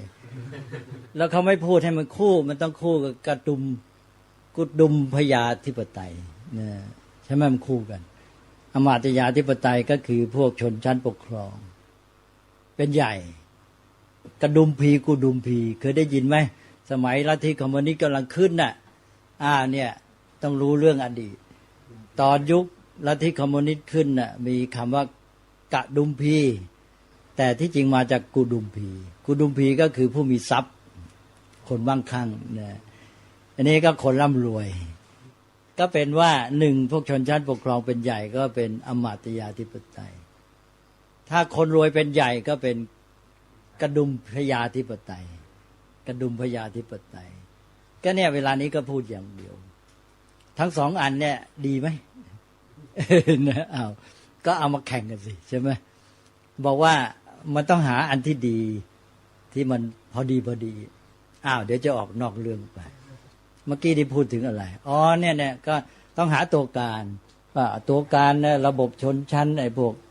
ที่มันเป็นชนชั้นอย่างงี้อะไรแล้วก็ว่าไปนะละนี่ปลุกระดมมาถึงขั้นที่สองแล้วขั้นตัวการก็สมุทัยต่อไปก็วาดภาพสังคมอุดมคติสังคมที่มันดีนะมันเป็นอย่างนั้นเหมือนฟ้าทองพองอำไพนะเคยได้ยินไหมฟ้าทองพองอำไพประชาชนจะเป็นใหญ่ในแผ่นดินตอนนั้นจะพูดนี่นะตอนนั้นพูดกันเยอะเลยเนี่ยอะไรถึงยุคที่ฟ้าทองผ่องอำไพประชาชนจะเป็นใหญ่ในแผ่นดินอันนี้คือวาดภาพอุดมคติจุดหมายนี่คือจุดที่เรียกว่านิโรธเนี่ยหมดแล้วปัญหาหมดหายทุกข์หายร้อนมีความสุขทีนี้ก็แม้ดีเหลือเกินเลยใช่ไหมมีความสุขกันเหลือเกินต้องไปให้ได้ตอนนี้มันแรงเต็มที่เลยเนี่ยขั้นที่หนึ่งมันอยากจะไปให้พ้นขั้นที่สองมันอยากจะกำจัดให้ได้ขั้นที่สามมันต้องไปให้ถึงพอมันได้อย่างนี้แล้วกำลังมันเต็มที่เลยยากเท่าไหร่สู้หมดตอนนี้ก็บอกวิธีปฏิบัติทีนี้วิธีปฏิบัติยังไงจะยากยังไงเอาทั้งนั้นเลยแต่ถ้าท่านขืนไปสอนวิธีปฏิบัติก่อนยากเย็นไม่มีใครเอาด้วยใช่ไหม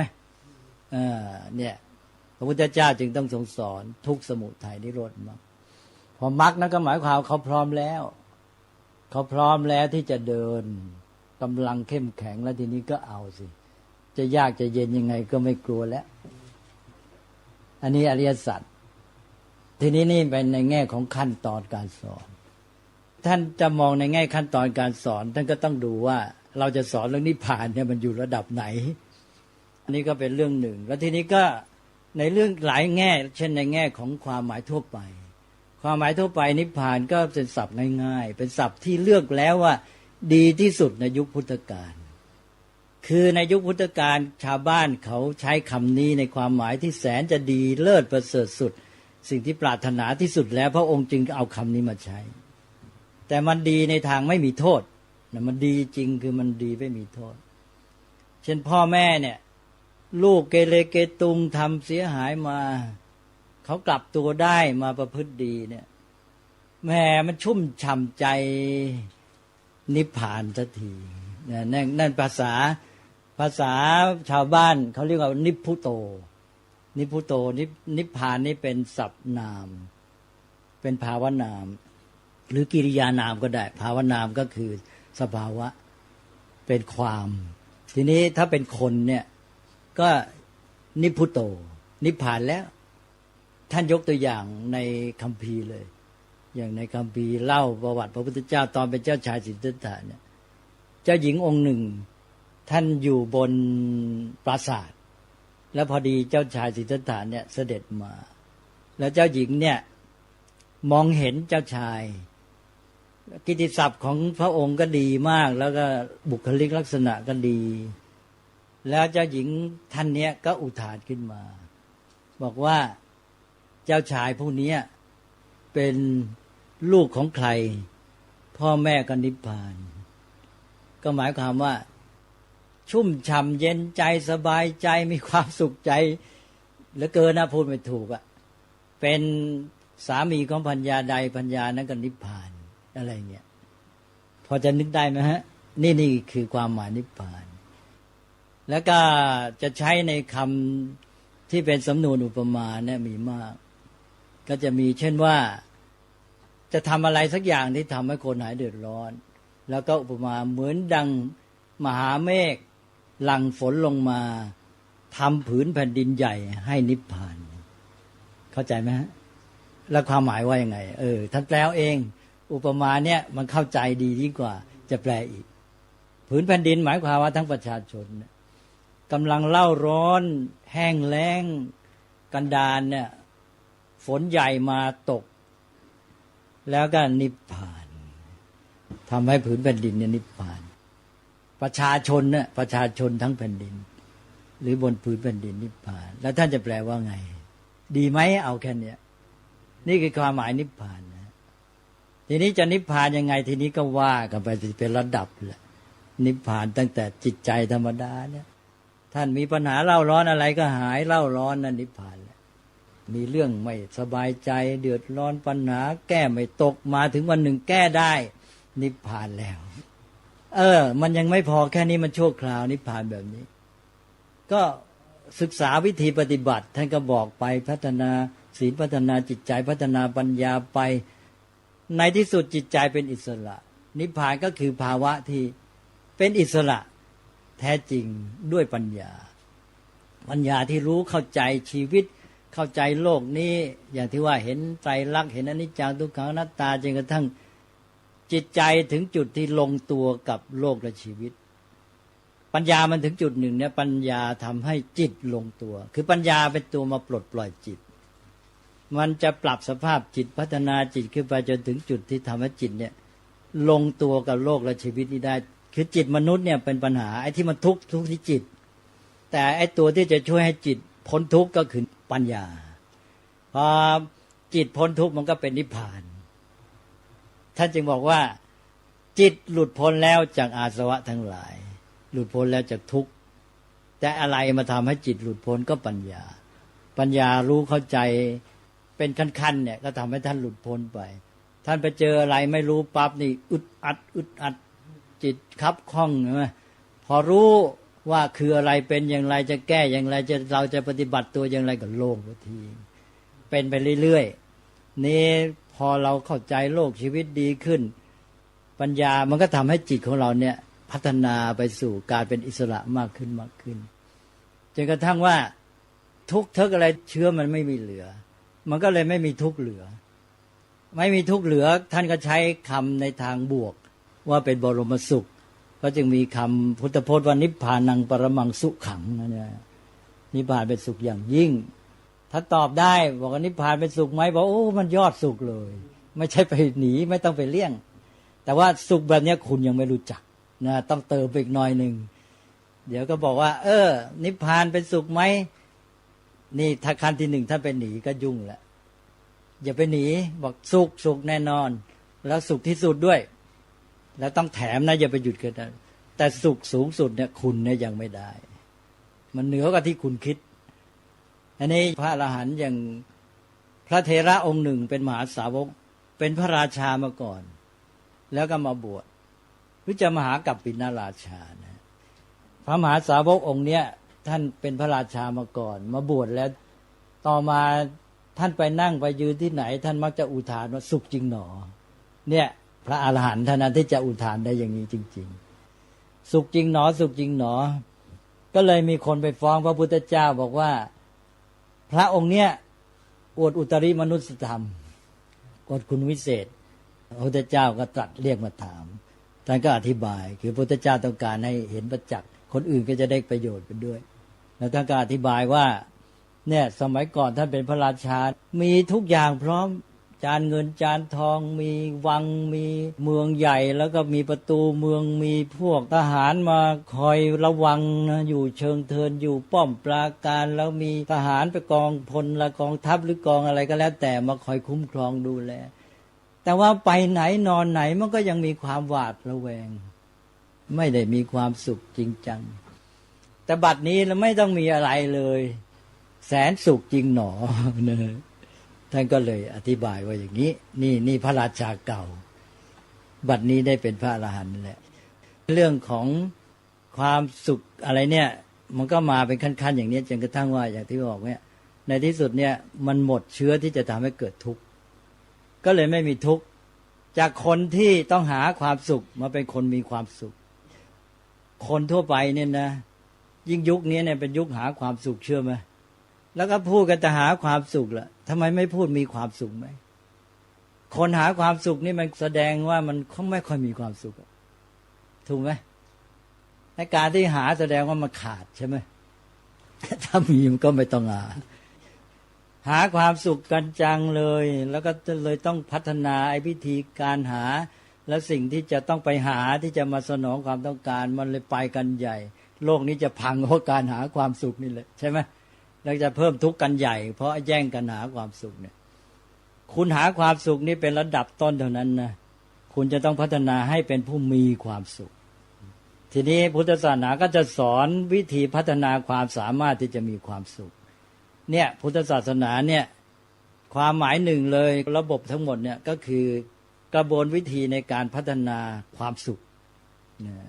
เราจะบอกความสุขขั้นนี้ขั้นนี้ขั้นนี้ขั้นนี้ขั้นนี้ยังอิงอาศัยยังขึ้นต่ออามิตรขั้นนี้ยังขึ้นต่อสิ่งภายนอกขั้นนี้เป็นอิสระขึ้นมาขั้นนี้เป็นอิสระอย่างยอดยิ่งเลยเนี่ยพุทธศาสนาจะแบ่งความสุขหลายขั้นเลยจ้ะพุทธศาสนานี่เป็นศาสนาแห่งความสุขนะท่านอย่าตอบให้ผิดไม่ใช่ศาสนาแห่งความทุกข์ก็เคยย้ำบอกแล้วใครๆพออริยสัจอะไรโอ้หนึ่งทุกข์อ้าวตายแล้วพุทธศาสนาสอนทุกข์ไม่ใช่ท่านสอนถึงสิ่งที่มนุษย์ประสบอยู่แล้วทุกขังปริญญายังทุกนี้พึงรู้ทันท่านสอนกิจในอริยสัจกำกับคืออริยสัจสี่เนี่ยถ้าไม่รู้กิจในอริยสัจนี่แสดงว่ารู้ผิดไม่เข้าใจไม่มีทางสำเร็จถ้าไม่รู้กิจในอริยสัจอริยสัจสี่เนี่ยมี3ขั้นหนึ่งต้องมีสัจจญาณรู้ตัวอริยสัจแต่ละข้อ2กิจญาณรู้กิจหน้าที่ต้องทำต่ออริยสัจแต่ละข้อนั้นนี่ถ้าไม่มีข้อ2นี่จบไปไม่ได้แล้วก็รู้ว่าทุกข์เป็นสิ่งที่เราต้องรู้ทันมันทุกข์สำหรับปัญญารู้พูดง่ายๆทุกข์ไม่ใช่สำหรับเราเป็นคำสอนนี้ไม่มีในพุทธศาสนาต้องตอบให้ได้ทุกข์นี้เรามีหน้าที่ต่อมันอย่างไรทุกข์สำหรับปัญญารู้หรือสำหรับเรารู้ด้วยปัญญารู้เท่าทัน2สมุทัยสำหรับแก้ไขกำจัดละหน้าที่3นิโรธจุดหมายต้องทำให้ประจักษ์แจ้งบรรลุถึงนี่ไปอยู่ข้อ3นี่แหละฟ้าทองผ่องอภัยแล้ว4ก็นี่แหละวิธีปฏิบัติต้องภาวนาต้องเจริญต้องทำให้เป็นให้มีข้อที่4มรรคต้องปฏิบัติต้องดำเนินต้องทำให้เป็นให้มีเนี่ยกิจในอริยสัจ4ข้อนี้ต้องแม่น1ทุกขังปริญญายังทุกสำหรับรู้ทันกำหนดรู้เท่าทันมันด้วยปัญญา2สมุทัยโยอริยสัจจังปหาตัพพังสมุทัยต้องละต้องกำจัดแก้ไข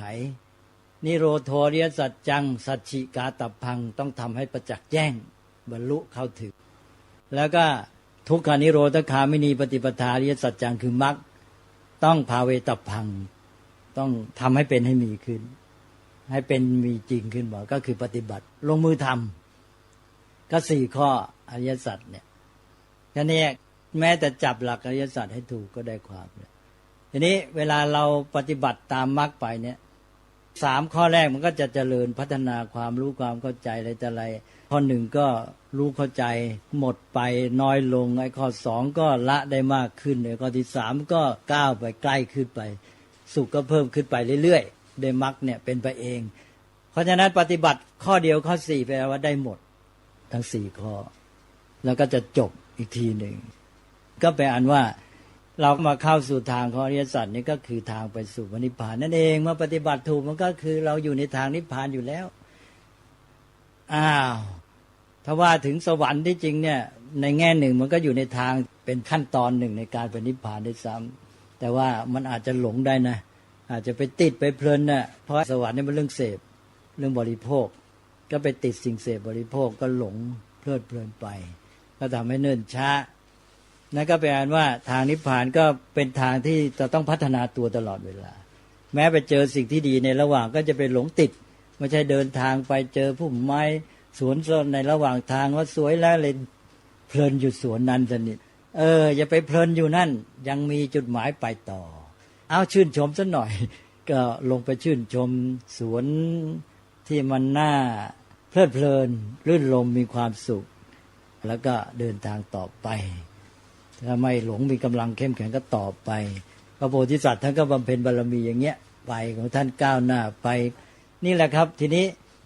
ความสุขก็พัฒนาขึ้นไปเป็นขั้นโอ้ท่านแบ่งบางแห่งแบ่ง10 ขั้นนะความสุขพุทธศาสนานี่พอเข้าสู่เรื่องปฏิบัติแล้วพูดแต่เรื่องความสุขไม่พูดอะไรเรื่องทุกข์มีพุทธดำรัสในพระไตรปิฎกใครมองเห็นนิพพานเป็นทุกข์ไม่มีทางตรัสรู้ให้เข้าใจไปด้วย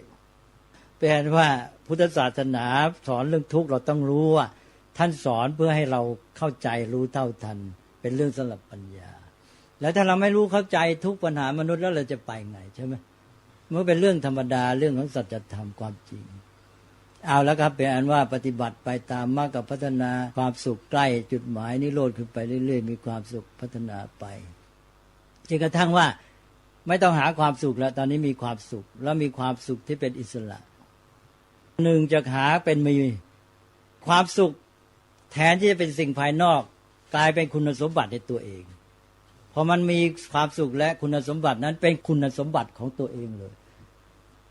ทำไงให้ความสุขเนี่ยเป็นคุณสมบัติของชีวิตของเราให้ได้มันควรจะต้องเป็นอย่างนั้นถูกไหมมันต้องให้ความสุขเป็นคุณสมบัติของเราสิจะนั่งนอนที่ไหนมันก็มีสุขอยู่ไม่ต้องเคยพึ่งเคยขึ้นทีนี้มันก็มาสู่ข้อที่สองมันไม่ต้องขึ้นต่อสิ่งอื่นความสุขที่แท้มันไม่ต้องขึ้นต่อสิ่งอื่นไม่ต้องพึ่งพาเป็นความสุขที่มีในตัวเองก็เป็นอิสระความสุขของเราก็เป็นอิสระไม่ต้องขึ้นต่ออันโน้นอันนี้ทีนี้มนุษย์ที่เป็นนักหาเนี่ยมันมาสู่ข้อที่สองด้วยความสุขนั้นต้องขึ้นต่อสิ่งภายนอกขึ้นต่อสิ่งเสพบริโภคไม่มีตายเลยไม่มีก็ทุกข์แสนทุกข์ต้องมีมันจึงจะมีความสุขจึงจะอยู่ได้ไม่ไหวแล้วอย่างนี้แย่นะพอต่อไปแก่เข้าเจ็บป่วยเข้าเท่านี้ไอ้วัตถุนั้นก็พึ่งไม่ได้ใช้ประโยชน์ไม่ได้อินทรีย์ไม่รับสุขในตัวก็ไม่ได้พัฒนาไว้ไม่มีไอ้สุขของตัวต้องขึ้นแต่สิ่งเหล่านั้นตัวเองร่างกายสภาพชีวิตมันก็ไม่รับแล้วไม่เอาแล้วเบื่อด้วยอาหารที่เคยอร่อยตอนนี้ไม่ยอมกินแล้วเบื่อใช่ไหม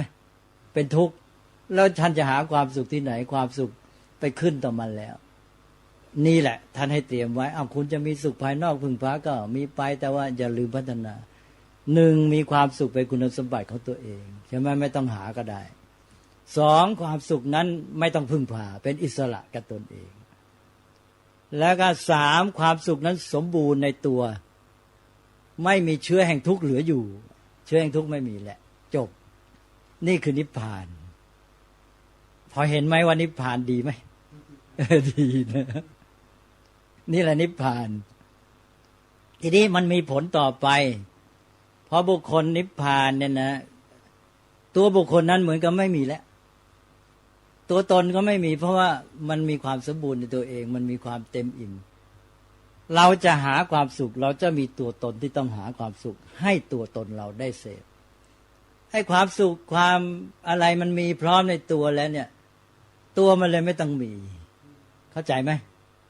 มันก็ไม่มีตัวตนมันก็เลยดับตัวตนไปมันไม่มีตัวตนอย่างนี้ในความหมายหนึ่งก็ท่านตราบใดท่านต้องหาความสุขท่านต้องมีตัวตนหนึ่งตัวตนที่ไปหาความสุขสองตัวตนที่จะเสพความสุขเอาความสุขมาสนองถูกไหมอันนี้มันก็ไม่มีแล้วตัวตนสุขก็สมบูรณ์ในตัวมีตลอดเวลาเป็นอิสระ ทีนี้พลังงานชีวิตเหลืออยู่ แล้วพัฒนาตัวมาขนาดนี้ปัญญาปัญญาก็ดี มีประสบการณ์รู้เข้าใจหมดทำไงก็มองเห็นเพื่อนมนุษย์ โอ้เขายังทุกข์ยังเดือดร้อน ตัวเองผ่านมาหมดเข้าใจจิตใจเขาหมดเลยโอ้จะต้องช่วยเขาเหมือนกับคนที่หลุดพ้นแก้มัดตัวเองได้แล้ว เห็นคนอื่นถูกมัดอยู่ ก็อยากจะไปช่วยแก้มัดนี่ตัวเองก็ไม่ต้องหามันสุขอยู่ตลอดเวลาแล้วไม่ต้องคำนึงตัวเอง ไม่ต้องห่วงตัวเองแล้วนี่เพราะนั้นท่านผู้บรรลุนิพพานก็ไม่มีตัวตนไม่มีตัวตนต้องห่วงไม่มีเรื่องต้องทำเพื่อตัวตนถึงคำนี้สำคัญไม่มีอะไรต้องทำเพื่อตนอีกแม้แต่การพัฒนาตัวไม่มีอะไรต้องทำเพื่อตนแม้แต่การฝึกตนหน้าที่ของมนุษย์ขั้นสุดท้ายคือการฝึกตนก็หมดแล้วไม่มีอะไรต้องทำเพื่อตนนี่สำคัญที่สุดทีนี้เรื่องตัวไม่มีแล้วทีนี้ก็ชีวิตพลังงานที่มีการพัฒนาปัญญาจิตใจอะไรเรื่องที่มีอยู่เนี่ยก็ไปทำเพื่อโลกหมดก็มาถึงพหุชนะหิตายะพหุชนะสุขายะโลกานุกรรมปายะเพราะนั้นพอเป็นพระอรหันต์พระพุทธเจ้าก็สอนคำนี้แต่ว่าที่จริงในระหว่างนั้นก็ไม่เบียดเบียนตนไม่เบียดเบียนผู้อื่นทำประโยชน์ตนทำประโยชน์ผู้อื่นอยู่แล้วตลอดทุกช่วงแต่มาถึงจุดสุดท้ายนี้มันไม่เหลือแล้วตัวตนไม่มีอะไรต้องทำเพื่อตนอีกก็ทำเพื่อโลกอย่างเดียวเพราะนั้นก็จึงใช้คำว่าบุคคลนิพพานทำการเพื่อโลกเนี่ยก็มาบรรจบที่นี่นี่เรียกว่าอุดมคติพุทธศาสนาก็จะไปเหลืออะไรก็ตัวตนไม่มีก็เหลือสภาวธรรมสิสภาวธรรมมันก็เป็นรูปธรรมนามธรรมก็มีของมันตามปกติจิตท่านเรียกว่าถึงอสังคตะถึงภาวะไม่ปรุงแต่งอันนี้ก็พูดถึงระดับปลากระเต่าแล้วเข้าใจไหมบอกว่าตอนนี้ปลายังไม่ถึงบกก็เข้าใจเรื่องบกไม่ได้เหมือนกัน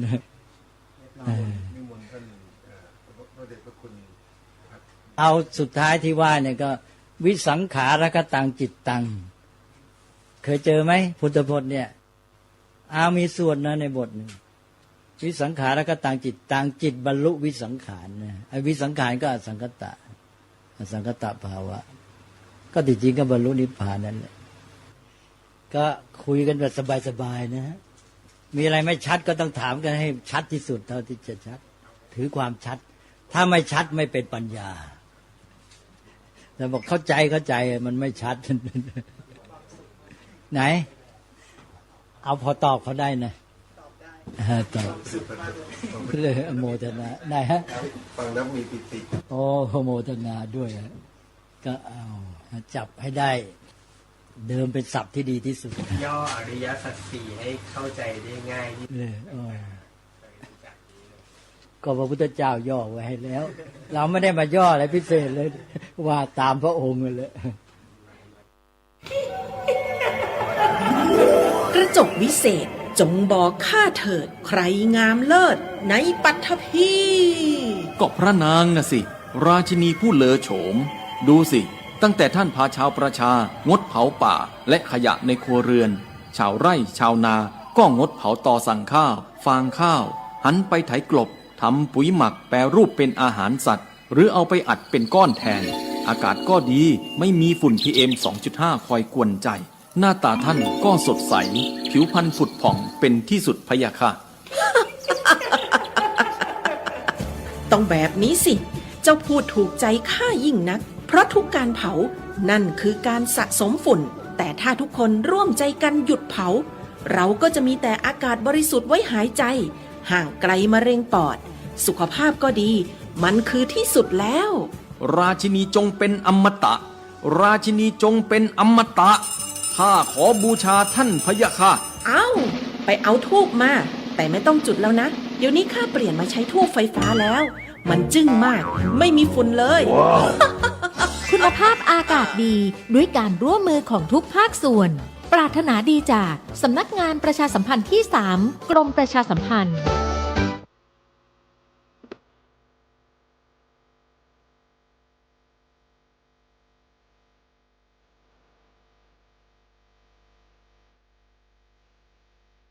ซีดีธรรมบรรยาย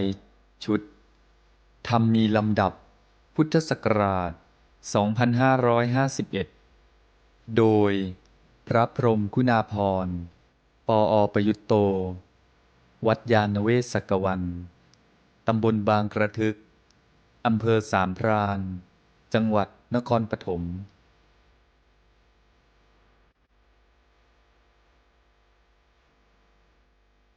เรื่องที่ 21 เมื่ออาชีพเป็นปัญหา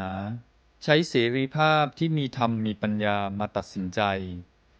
พูดคุยกับพระนวกะเมื่อวันที่ 20 มกราคม พุทธศักราช 2551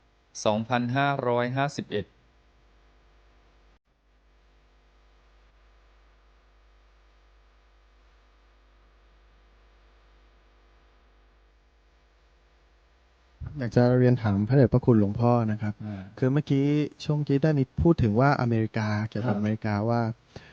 เขาก็ต้องปกป้องผลประโยชน์ของประเทศเขาบางทีในเวทีโลกพูดอีกอย่างหนึ่งแต่ว่าจริง ๆ ก็ต้องปกป้อง ก็มี ผล อีก ประโย ซ้อ ชน์ อีกชั้นหนึ่งมันมีสองสแตนดาร์ด ทีนี้เลยกลับมามองในประเทศไทย ผู้ใหญ่ในประเทศหรือแม้แต่ตัวเองก็ตามเนี่ยอย่างบางครั้งเรารู้ว่าสิ่งเนี้ยทำไปแล้วขัดต่อธรรมะมีเรื่องของบุญบาปที่ค้ำอยู่ อย่างเช่นในประเทศไทยเนี่ยระบบเศรษฐกิจของเราเนี่ยขึ้นกับอย่างการส่งออกเนี่ยส่งออกเนื้อสัตว์เยอะอะไรเงี้ยเกี่ยวกับกุ้งเกี่ยวกับไก่อะไรเงี้ยนะครับก็คือส่วนอย่างว่าคนที่เป็นเจ้าของกิจการเนี่ยก็คือก็ต้องฆ่าไก่ก็ต้องฆ่ากุ้งอะไรเงี้ยเยอะนะครับทีนี้พอเรารู้ในพุทธศาสนามันขัดกับหลักบาปบุญแต่ว่าส่วนหนึ่งก็เป็นผลประโยชน์ของประเทศชาติว่าเราก็มีลูกน้องมีพนักงานจะต้องเลี้ยงมีผลประโยชน์ส่วนนี้อยู่ก็เลยอยากจะเรียนถามพระเดชพระคุณเกี่ยวกับการวางตัวในจุดนี้ว่าถ้าเราเป็นผู้ตัดสินใจในตรงนั้นเนี่ยเราควรจะยึดหลักอะไรในการวางตัวนี้ก็ดีเป็นคำถามที่ดี คือเราต้องมองอย่ามองว่าพุทธศาสนาว่าอย่างนั้นต้องมองอีกชั้นว่าพุทธศาสนาว่าไปตามธรรมชาติทีนี้ถ้าพูดอีกทีหนึ่งก็ไม่ต้องพูดถึงพุทธศาสนาก็ได้ก็คือว่าธรรมชาติเป็นอย่างนั้นก็หมายความว่าไอการฆ่ากันจะเป็นฆ่าสัตว์ฆ่าอะไรก็แล้วแต่นะที่ว่าบาปเนี่ยก็คือมันเป็นเรื่องธรรมชาตินะใช่ไหมไม่ใช่บาปเพราะพระพุทธเจ้าว่าบาป แต่ว่าบาปเพราะว่าความจริงของธรรมชาติเป็นอย่างนั้นก็คือว่าไอธรรมชาติของชีวิตมันไม่เฉพาะมนุษย์หรอกมันก็รักชีวิตของตัวเองทีนี้การฆ่าในฝ่ายของผู้ฆ่าเนี่ยเมื่อจะไปทำการฆ่าเขาก็คืออาการของการประทุษร้ายอย่างหนึ่งทีนี้การที่จะประทุษร้ายมันก็ต้องมีเจตนาและเจตนาที่จะฆ่ามันก็เป็นเจตนาที่ประกอบด้วยโทสะหรือการเบียดเบียนอันนี้แหละที่เราเรียกว่าบาปถูกไหมฮะบาปก็คือสภาวะตามธรรมชาติแล้วมันก็มีผลไปตามธรรมชาติของมันเองไม่ใช่เป็นเพราะว่าพุทธเจ้ามาสั่งว่าบาปเบิกเลยนี่คือพุทธศาสนาเอาละท่านก็บอกว่าความจริงมันก็เป็นอย่างเงี้ยถ้าเป็นไปได้เรารู้ว่าทุกชีวิตรักตนรักสุขเกลียดทุกข์ทั้งนั้นเพราะฉะนั้นก็ไม่ควรเบียดเบียนกันไม่ควรฆ่ากันไม่ควรจะสั่งให้ฆ่าด้วยซ้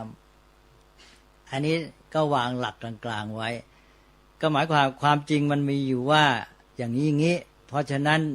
ในทางปฏิบัติจึงควรอย่างนี้นะสองชั้นนะคำสอนพุทธศาสนาจะมีสองชั้นอย่างหนึ่งความจริงว่าอย่างนี้แล้วก็สองก็เพราะฉะนั้นเราจึงควรอย่างนี้เหมือนกับบอกว่าไฟมันร้อนนะ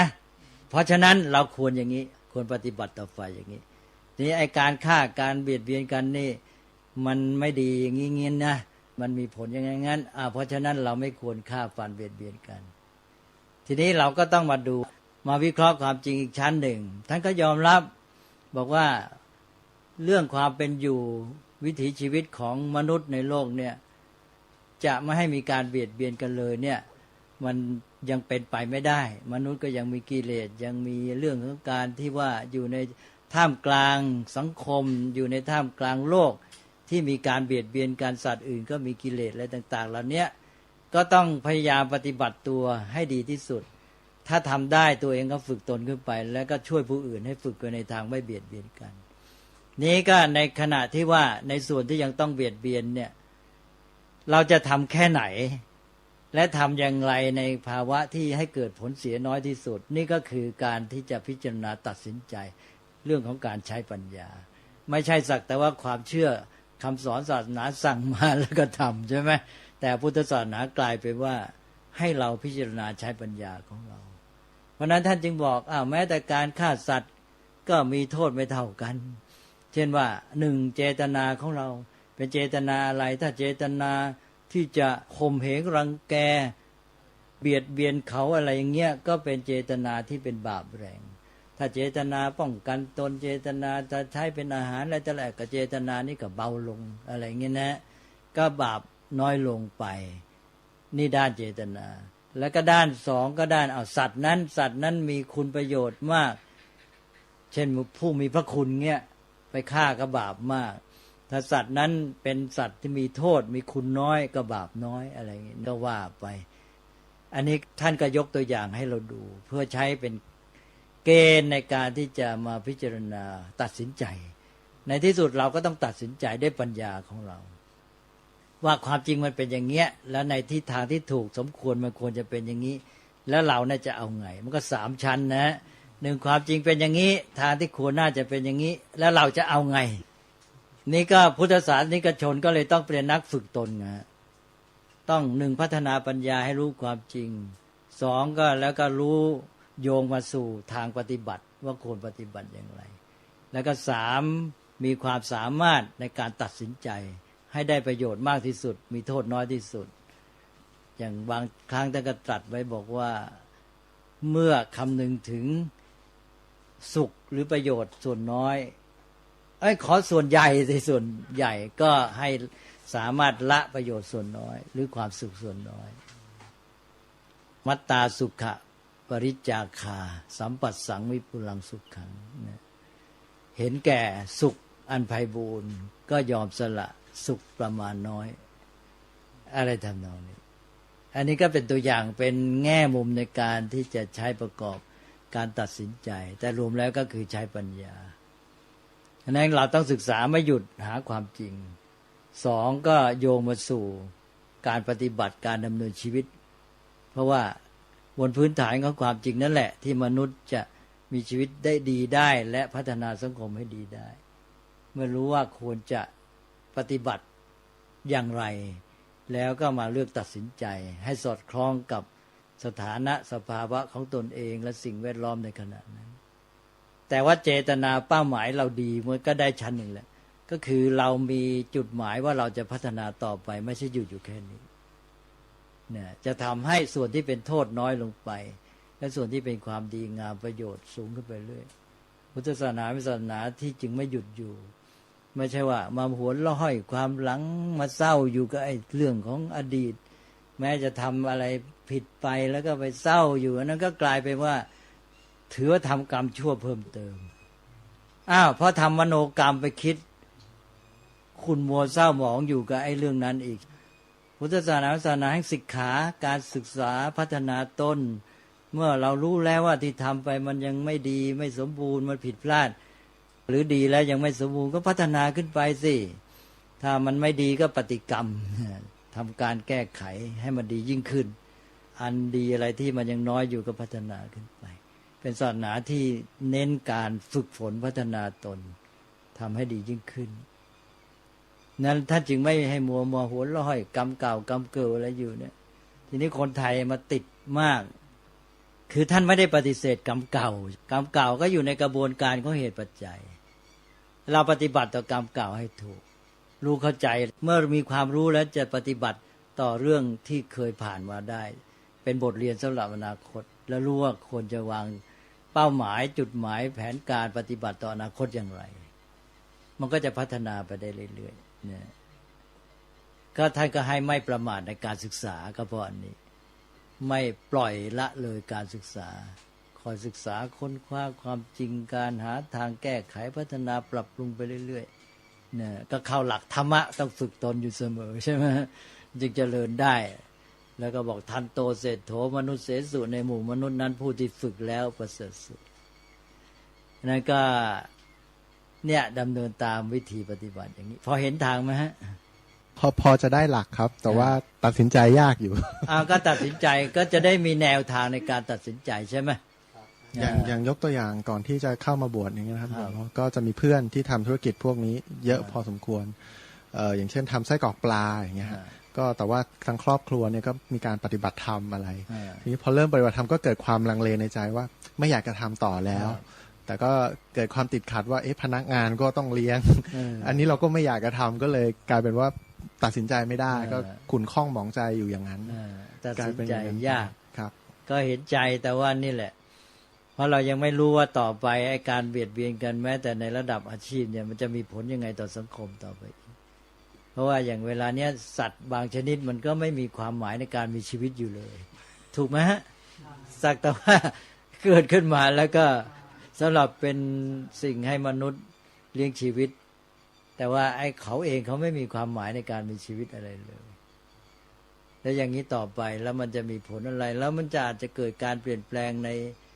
เรื่องของไอ้พวกพันธุ์ของสัตว์อะไรต่างๆด้วยในระยะยาวเพราะสัตว์เนี่ยมันจะมีการพัฒนาอะไรต่ออะไรมันก็เป็นเพราะการดำรงชีวิตของตัวเองเมื่อการดำรงชีวิตมันไม่มีความหมายเนี่ยการเปลี่ยนแปลงในสายพันธุ์จะเกิดขึ้นจะเป็นยังไงต่อไปอีกแล้วมันจะส่งผลมายังไงต่อไอ้สัตว์อื่นอะไรเงี้ยนะมันโยงกันไปหมดระยะยาวบางทีมนุษย์มองไม่ออกดังนั้นเราก็ต้องคำนึงเหล่านี้หมดแหละคำนึงทุกด้านไปเลยอันนี้หมดครับคือโยมก็มีโรงงานเลี้ยงไก่ครบวงจรซึ่งแน่นอนก็คือจะมีเป็นโรงชำแหละโรงเชือดด้วยครับเสร็จปุ๊บโยมพ่อผมก็เคยถามผมตอนที่ผมมาบวชถามว่าคือท่านอยากจะทราบว่าการที่ท่านประกอบอาชีพเนี้ยมีบาปอย่างไรแต่ตอนนั้นคือผมยังไม่ได้ศึกษาในเรื่องตรงนี้แต่พอหลังจากได้ศึกษาปุ๊บมันมีข้อหนึ่งเรื่องมิจฉาอาชีวะเสร็จปุ๊บมันก็จะไปตรงเรื่องข้อแรกก็คือทำอาชีพที่มีการฆ่าสัตว์ปุ๊บผมก็ใจจริงคือผมก็อยากเตือนท่านแต่ถ้าคือการที่เตือนท่านเราไม่ได้สร้างความกระจ่างให้กับท่านมันจะเป็นการสร้างความกังวลเสร็จปุ๊บผมก็ลังเลระหว่างสองอย่างก็คือระหว่างการที่คือตอนนี้มุมมองของท่านคือการที่ท่านทำประกอบอาชีพโดยสุจริตคือท่านก็ มองคำนึงถึงว่ามันเป็นการเบียดเบียนสัตว์ก็จริงแต่มันก็ก่อเกิดประโยชน์ซึ่งท่านก็ไม่ได้ถึงกับกังวลใจอะไรมากนักแต่พอผมมาพิจารณากับหลักธรรมเรื่องมิจฉาอาชีวะปุ๊บผมก็ค่อนข้างจะหนักใจแต่ผมมองในแง่มุมที่ว่าถ้าท่านเกิดมีเจตนาดีแล้วใจของท่านบริสุทธิ์การกระทำถึงแม้ว่าจะเป็นกรรมมันก็เป็นกรรมที่น้อยถูกไหมครับก็ใช่มันก็ตามเจตนาไงแล้วก็เรามีเหตุผลปัญญาเช่นว่าอาจจะพูดเข้าข้างตัวนะบอกเนี่ยที่เราทำอาชีพเนี้ยถ้าเป็นคนอื่นเนี่ยถ้าเราปล่อยแล้วเราไม่ทำคนอื่นทำเนี่ยมันจะแย่มากคือเขาจะไม่คำนึงถึงความเสียหายต่อชีวิตสัตว์เป็นต้นหรืออะไรต่ออะไรเลยแต่เราทำนี่เราทำด้วยความระมัดระวังที่สุดก็ช่วยสัตว์ไปเยอะเลยว่างั้นในแง่หนึ่งนะนี่ใครอาจจะเข้าข้างตนหน่อยแต่มันก็มีส่วนจริงก็หมายความว่าคนที่มีปัญญารู้หลักการแล้วก็ระวังมากใช่ไหมคือหมายความว่ามีเมตตากรุณาอยู่เช่นว่าในการที่จะให้สัตว์ตายเนี่ยหนึ่งก็ต้องคิดว่าจะทำไงให้ไม่ทรมานมากสองก็ทำไงจะไม่ให้สัตว์นี่ต้องตายเปล่ามากมายเพราะคนที่ไม่คิดเลยเนี่ยนะมันก็ทำโดยไม่ได้ใส่ใจอะไรเรื่องเหล่านี้เลยจะเกิดผลเสียหลายอย่างเลยเนี่ยหนึ่งผลเสียต่อชีวิตสัตว์เองความทุกข์ทรมานของสัตว์เป็นต้นแล้วก็ผลเสียต่อสังคมอะไรต่างๆเหล่านี้พวกนี้ทำสักแต่ว่าให้ตัวเองได้รายได้แต่คนที่มีปัญญารู้หลักธรรมแล้วเนี่ยก็มีเจตนาที่ประกอบด้วยเมตตากรุณาต่อสัตว์เพิ่มขึ้นแล้วก็คำนึงถึงประโยชน์ต่อสังคมแล้วก็ทำไงจะไม่ให้เกิดผลเสียเหล่านั้นก็จะระวังป้องกันด้วยก็จะดีกว่าพวกที่ทำโดยไม่มีจิตใจที่ประกอบด้วยคุณธรรมเนี่ยเยอะแยะมองในแง่นี้ก็เป็นความจริงนะก็คล้ายๆในด้านหนึ่งก็ช่วยสังคมนะช่วยในด้านหนึ่งแต่ว่าเราก็ต้องตั้งเจตนานี้ให้ดีแล้วก็มาคิดในแง่นี้ด้วยถ้าตราบใดเราจำเป็นต้องทำเราจะพยายามทำฝ่ายดีให้ได้มากที่สุดโอ้นี่มันจะช่วยได้เยอะเลย ในขณะที่เราทำไอ้ส่วนเนี้ยซึ่งเราก็รู้ตัวอยู่ว่าเราทำเพราะจำเป็นอยู่ แต่เราได้สร้างสรรค์ประโยชน์เยอะเลยทำคุณแก่ชีวิตสัตว์ทำคุณแก่ชีวิตมนุษย์ทำคุณแก่สังคมก็เรียกว่าทำยังมีความรับผิดชอบก็คือด้วยคุณธรรมนั่นเองพอเห็นไหมครับเนี่ยแล้วคือไม่ทราบว่าตัวผมเองผมควรจะเตือนท่านหรือไม่ครับเพราะว่าผมเคยอ่านเจอในเรื่องมิลินทปัญหาครับการที่ไม่รู้ว่าทำบาปถึงแม้ไม่มีเจตนาก็จริงแต่ถ้าเทียบดูแล้วการทำบาปประเภทนี้ถือว่าเป็นการทำบาปที่น่ากลัวที่สุดเพราะเป็นการทำบาปที่ไม่รู้เท่าทันเหมือนที่ท่านยกไว้ก็คือเปรียบเสมือนการจับหินร้อนนะครับคนที่ไม่รู้ว่ามันร้อนด้วยซ้ำก็ย่อมมีโอกาสเต็มที่ครับอย่างเช่นนั้นนะครับก็น่าจะเนี่ยจึงต้องรู้ไงพอเรารู้เข้าไปเนี่ยเราจะเริ่มระวังตัวแล้วจัดให้ดีขึ้นครับแล้วเราก็จะค่อยๆทางไปสู่ความปลอดเป็นอิสระจากเรื่องเหล่านี้ก็เรียกว่ามีการตัดสินใจอย่างเป็นเหตุเป็นผลแล้วเป็นคุณ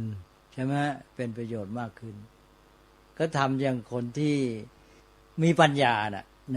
ไม่ทำอย่างคนที่ไม่รู้เรื่องรู้ราวซึ่งจะทำให้เกิดโทษแต่ทีนี้ว่าในแง่ของความสัมพันธ์ในครอบครัวถ้ามีโอกาสก็ค่อยๆให้รู้เข้าใจหลักแล้วก็เมื่อยังทำอยู่ก็จะได้ไประมัดระวังอย่างที่ว่าในการสร้างสรรค์เราได้ทำฝ่ายสร้างสรรค์มาก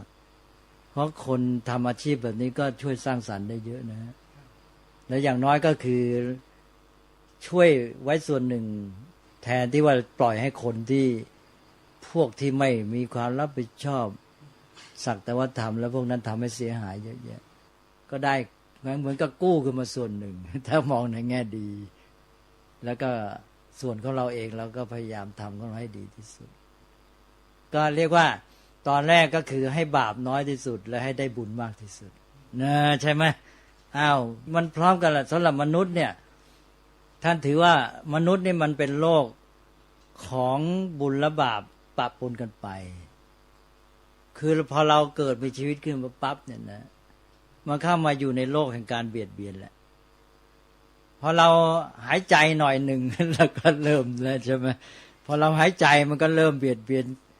สัตว์โลกอื่นแล้วแหละจริงไหมจริงทีนี้ว่าการเป็นอยู่ของเราเนี่ยเราต้องรู้ทันอันนี้ด้วยแต่ทีนี้ว่าเราก็อยู่ในโลกนี้ไม่ได้ความรู้มีปัญญาและเจตนาเราตั้งไว้ดีเนี่ย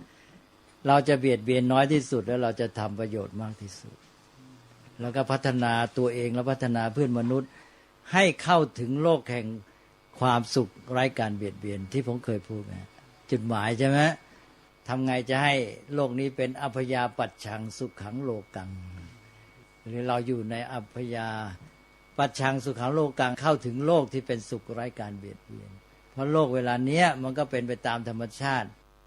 ที่สัมพันธ์กันเป็นเหตุปัจจัยแล้วมนุษย์สัตว์ทั้งหลายก็มีกิเลสก็มีโลภะโทสะโมหะเป็นต้นต่างคนก็ต้องเห็นแก่ตัวก็ทำการกันไปก็เบียดเบียนกันไปเมื่อมนุษย์มีความรู้มีปัญญาตระหนักแล้วก็พยายามแก้ไข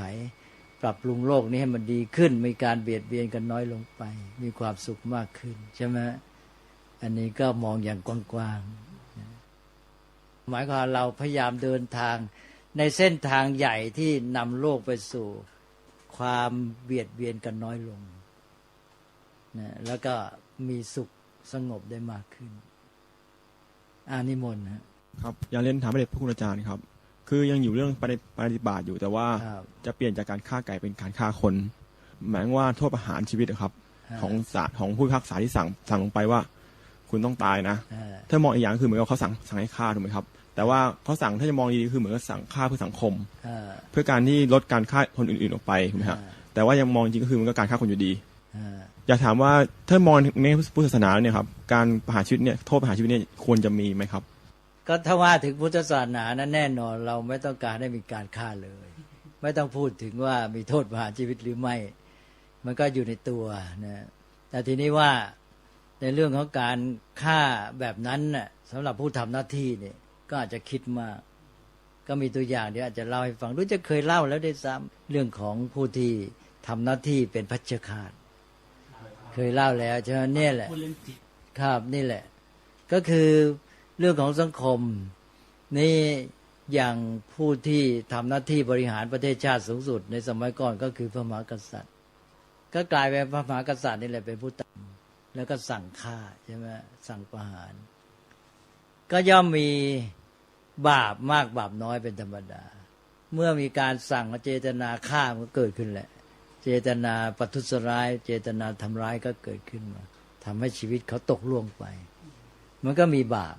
แต่ว่าบาปนั้นน้อยหรือมากเราก็ดูได้เจตนานั้นเพื่ออะไรเจตนานั้นแค้นเป็นส่วนตัวต้องการกำจัดข่มเหงเขาอย่างนี้ก็บาปมากแต่นี่ทำไปโดยหน้าที่ก็เบาลงไปแล้วยิ่งมามองเห็นเหตุผลว่าอ๋อนี่เพื่อสังคมส่วนใหญ่คนส่วนใหญ่ได้อยู่เป็นสุขนะไม่ถูกเบียดเบียนอะไรต่างๆนั่นก็มีเหตุผลในฝ่ายดีขึ้นมาอีกเจตนานั้นก็กลายเป็นเจตนาส่วนหนึ่งก็ฆ่าก็บาปเจตนาอีกส่วนหนึ่งเพื่อจะหวังดีปรารถนาดีรักษาสังคมเป็นต้นเป็นเมตตากรุณาก็เป็นบุญมีทั้งบุญทั้งบาปไปพร้อมกันนี่แหละโลกมนุษย์มีบุญและบาปผสมกันไปแม้แต่ในเรื่องเดียวเนี่ยทีนี้ก็อยู่ที่ว่าบุญหรือบาปมากกว่ากันเราก็ต้องมาพิจารณาทีนี้เราก็พยายามให้เว้นบาปซะเราถึงได้มีการสมาทานศีลเนี่ยสมาทานสิกขาบทสิกขาบทเพื่อจะได้มีศีลก็คือเว้นซะเลยก็ฝึกตนในทางลดการเบียดเบียนนั่นเองทีนี้มาถึงตัวเพชฌฆาตก็อย่างที่ว่าแล้วพอทำไปแล้วเนี่ยถึงยังไงมันก็อดไม่ได้ก็ฝังจิตใจนี่ตอนแรกตัวเองก็ไม่คิดอะไรต่อมาวันคืนผ่านไปมันเห็นนี่ครับเห็นคนที่ถูกฆ่าอาการต่างๆแล้วก็รู้ความเป็นมาเป็นไปของเขานานๆเข้ามันก็เกิดไอ้ความคิดความรู้สึกนะมองพี่น้องก็มาร้องห่มร้องไห้บ้างอะไรนะเห็นความทุกข์คนโน้นคนนี้เขาเองเขาก็เวลาเขาจะถูกฆ่าเขาก็เศร้าโศกร้องไห้อะไรต่างๆเนี่ยเขาก็โศกเศร้าตัวเองก็เห็นอยู่ก็มานึกขึ้นมาจิตใจก็ไม่สบายนี่แหละครับจิตใจก็ขุ่นมัวเศร้าหมองจนกระทั่งว่าอย่างที่ผมเล่าไปแล้วก็คือตัมปทาธิกะโจรวัตถุเรื่องของโจรขาวแดงเนี่ยได้มาเป็นเพชฌฆาตฆ่าโจรเสร็จแล้วก็ตัวก็ทำเป็นเพชฌฆาตตามหน้าที่เนี่ยก็ฆ่าโจรไปเป็นไม่รู้กี่ต้อง55 ปีไม่รู้เท่าไหร่ทีนี้พอแก่ตัวเขาก็มานึกถึงว่าเราได้ฆ่าคนไปเยอะเขาก็เป็นอย่างนั้นอย่างนี้ใจก็ไม่ดีอย่างพระสารีบุตรก็มองเห็นอุปนิสัยเนี่ยทั้งที่คนเนี้ยฆ่าทำบาปตั้งเยอะท่านก็ยังเห็นอุปนิสัยคือหมายความว่าในความดีส่วนหนึ่งความชั่วส่วนหนึ่งเขาคนชั่วก็มีความดีอะไรของเขาอยู่ใช่ไหมท่านก็เห็นอุปนิสัยท่านก็มาโปรดก็มาแสดงธรรมให้ฟังแต่คนนี้ใจแกวไปมัวครุ่นคิดเลื่อห้อยไอ้เรื่องการที่ทำบาปอะไรใจก็ไม่อยู่กับการฟังธรรมเลยใช่ไหมใจไม่ไปท่านเรียกว่าไม่ไปตามกระแสพระธรรมเทศนาขุ่นข้องอยู่เลยความติดข้องนี้ก็ทำให้ไม่ได้รู้เข้าใจธรรมะพระสารีบุตรท่านถึงต้องใช้วิธีการที่จะเอาให้ใจของเขาเนี่ยพ้นออกไปจากความติดข้องอันนี้ซะก็บอกอ้าวคุณนี่ตั้งใจฟังหรือเปล่าเนี่ยฟังรู้เรื่องไหมบอกว่าไม่ค่อยรู้เรื่องเอาไปไงล่ะเพราะว่าคิดถึงคนที่ตัวฆ่าไปตั้งเยอะแยะยังไงจะบาปยังไงมันบอกอันที่คุณฆ่าเนี่ยฆ่าเองมีเรื่องเขาไปฆ่าหรือว่าใครให้ฆ่าบอกว่าพระเจ้าแผ่นดินทางการท่านสั่งให้ฆ่าว่างั้นบอกเอ้าแล้วคุณเป็นบาปยังไงเนี่ยแกก็นึกโอ้ไม่ใช่เราคิดฆ่าเองนี่นะเราทำตามคำสั่งเท่านั้นเพราะฉะนั้นเราไม่บาปแล้วตัดไอ้ความติดข้องอันนี้ใจก็แล่นไปตามกระแสพระธรรมเทศนาตั้งใจฟังธรรมมันก็เลยรู้เรื่องพอรู้เรื่องก็เลยเข้าใจธรรมะกลับไปได้บุญในส่วนโน้นใช่ไหมใจก็ผ่องแผ้วสดใสได้รู้จักความดีความงามประโยชน์อะไรต่ออะไรอีกกลายเป็นใจดีไปเลยไปสวรรค์เลยก็เหมือนองคุลิมานก็เหมือนกันองคุลิมานก็ฆ่าคนมาตั้งไม่รู้เท่าไหร่แหละใช่ไหมอันเนี้ยมันอยู่ที่อย่างเงี้ยคือก็เป็นไปตามธรรมชาติของจิตของมนุษย์รู้อยู่ที่เรารู้จักปฏิบัติต่อมันนะให้ได้ผลดีก็ต้องมีวิธีการที่เกิดจากปัญญานั่นเองก็ฉะนั้นก็เข้ากับที่ท่านบอกที่บอกว่าท่านพูดใช่ไหมว่า คนที่ไม่รู้ไปจับไฟก็จับเอาเต็มที่เลยก็โดนเต็มที่นี่คนที่รู้แล้วก็ระมัดระวังว่าจะจับไฟยังไงให้มันมีโทษน้อยพอเห็นนะครับเพราะฉะนั้นอย่างนี้เราสรุปอย่างนี้ได้ไหมครับคือทางที่ดีที่สุดคือพยายามอย่างยิ่งยวดที่จะไม่ทำบาปแต่ถ้าเกิดว่าหลีกเลี่ยงไม่ได้จริงๆก็ต้องหาทางที่ทำบาปให้น้อยที่สุดเท่าที่จะเป็นไปได้ทำให้อย่างกรณีฆ่าสัตว์ก็นึกถึงสวัสดิภาพของสัตว์พยายามทำให้เขาดีที่สุดแล้วก็พยายามทำใจให้ติดยึดอยู่กับว่าเราทำบาปเพื่อให้เกิดประโยชน์ใหญ่ต่อไปข้างหน้าแล้วติดอยู่กับประโยชน์อันนั้นน่าจะทำอย่างนี้น่าจะเป็นสรุปได้ก็นี่แหละก็อยู่ที่ปัญญาจะพิจารณาเห็นเข้าใจแล้วก็เมื่อปัญญารู้ว่าความจริงไอ้นี้มันเป็นประโยชน์ถูกต้องจริงๆแล้วใจก็จะได้มีไอ้ส่วนที่ว่ามาไว้เป็นตัวกำกับเจตนาของตัวเองให้ดีขึ้นมันก็จะเป็นเจตนาฝ่ายกุศลหรือบาปน้อยลงอย่างน้อยความเป็นบาปก็ลดความรุนแรงแล้วในเวลาเดียวกันก็มีฝ่ายบุญมาด้วยก็คนปกติมันก็จะมีถ่วงกันระหว่างบุญกับบาปเนี่ยที่เคยพูดไปแล้วใช่ไหมท่านจารุจิตโตมีอะไรไหมเมื่อกี้เห็นนึกว่ามีไม่ใช่จะทำท่าจะถามพอเห็นใช่ไหมวันนี้ก็ได้ประโยชน์มากๆได้แนวทางการดำเนินชีวิตด้วยคือผมอยากจะเรียนถามอีกนิดนึงนะครับเพื่อเพิ่มเติมความเข้าใจคือระหว่างคนที่ไม่รู้ถ้าคนที่ไม่รู้เจตนาก็จะน้อยกับการคนที่รู้แล้วทำบาปการที่เขาทำบาปในแต่ละครั้งนั้นการที่เขารู้แปลว่าเขามีเจตนาซึ่งมันก็จะเป็นผลกรรมที่แรงกว่าผมไม่แน่ใจว่าผมเข้าใจถูกหรือเปล่าว่าการที่เราไม่รู้ทำไปครั้งเนี้ยมันน้อยกว่าก็จริงแต่การที่ไม่รู้อาจจะทำให้เขาทำไปตลอดชีวิตทั้งนั้นที่เขาไม่รู้ตัวซึ่งภาพรวมแล้วถ้าเมื่อนำมาช่างเปรียบเทียบกันแล้วมันก็จะมากกว่าอย่างนั้นหรือเปล่าครับผมยังไม่แน่ใจว่าจับคำถามของท่านถูกหรือเปล่าแต่ว่าไม่รู้เนี่ยต้องแยกเป็นสองอย่างนะคือไม่รู้สิ่งที่จะทำคือว่าเราอาจจะทำไปโดยที่ว่าเราได้เป็นเหตุปัจจัยให้เกิดการฆ่าโดยที่ตัวเองไม่รู้ตัวอย่างนั้นแบบหนึ่งแต่ว่าท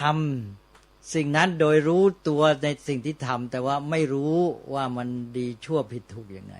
อันนี้อย่างหนึ่งถ้าหากว่าเราทำโดยไม่รู้เข้าใจว่าเป็นบาปเป็นบุญยังไงมีประโยชน์คุณโทษยังไงแต่เรารู้สิ่งที่เรากำลังจะทำใช่ไหมเราก็ตั้งเจตนาต่อสิ่งที่ทำนั้นเต็มที่แต่ว่าเราไม่คำนึงไม่รับผิดชอบอะไรเลยก็ยิ่งบาปมากใช่ไหมแต่ทีนี้ว่าไอ้ไม่รู้อย่างก็คือว่าเราไม่รู้เรื่องเป็นแต่เพียงว่าไอ้การเป็นอยู่หรือการกระทำของเราเนี่ยมันไปเป็นเหตุปัจจัยให้เกิดการตายหรืออะไรต่างนั้นขึ้นมาอันนั้น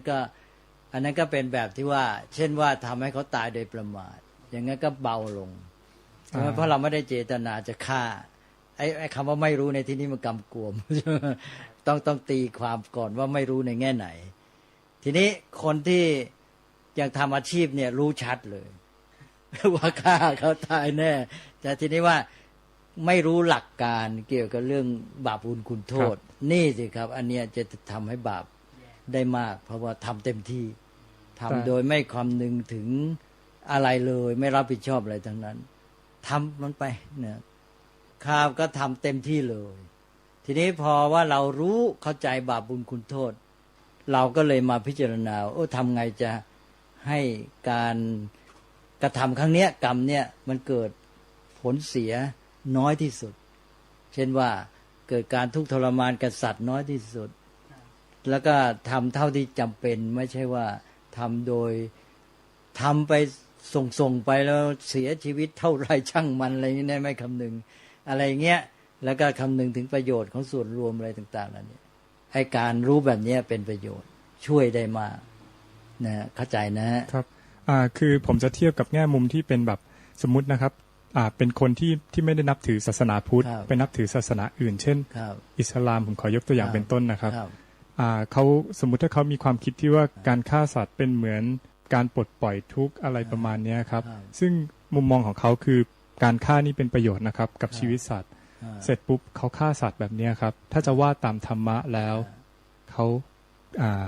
ถือว่าบาปของเขาเป็นยังไงครับ อ๋อนี่เป็นบาปไปอีกขั้นหนึ่งเลย เป็นขั้นทิฏฐิ เป็นมิจฉาทิฏฐิใช่ไหมครับ เป็นขั้นทิฏฐินี่จะเป็นปัญหาระยะยาวกว่า เพราะเป็นมิจฉาทิฏฐิจะมีผลเสียอีกระดับหนึ่ง เหมือนอย่างเราทำอะไรเลยที่เราหลงผิดไป เราก็กลายเป็นว่าทำความชั่วนั้นได้เต็มที่ โดยที่บางทีดีใจด้วย ไม่ได้ทำนั้น ในเฉพาะหน้าเนี่ยจะยิน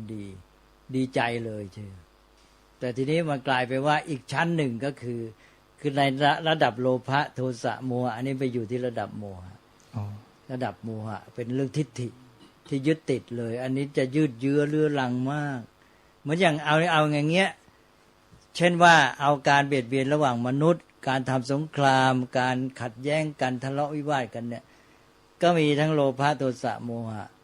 แล้วก็เอาเราเรียกอีกแบบใช้คำว่าตัณหามานะทิฏฐิตัณหาก็แย่งชิงผลประโยชน์มานะก็แย่งชิงความยิ่งใหญ่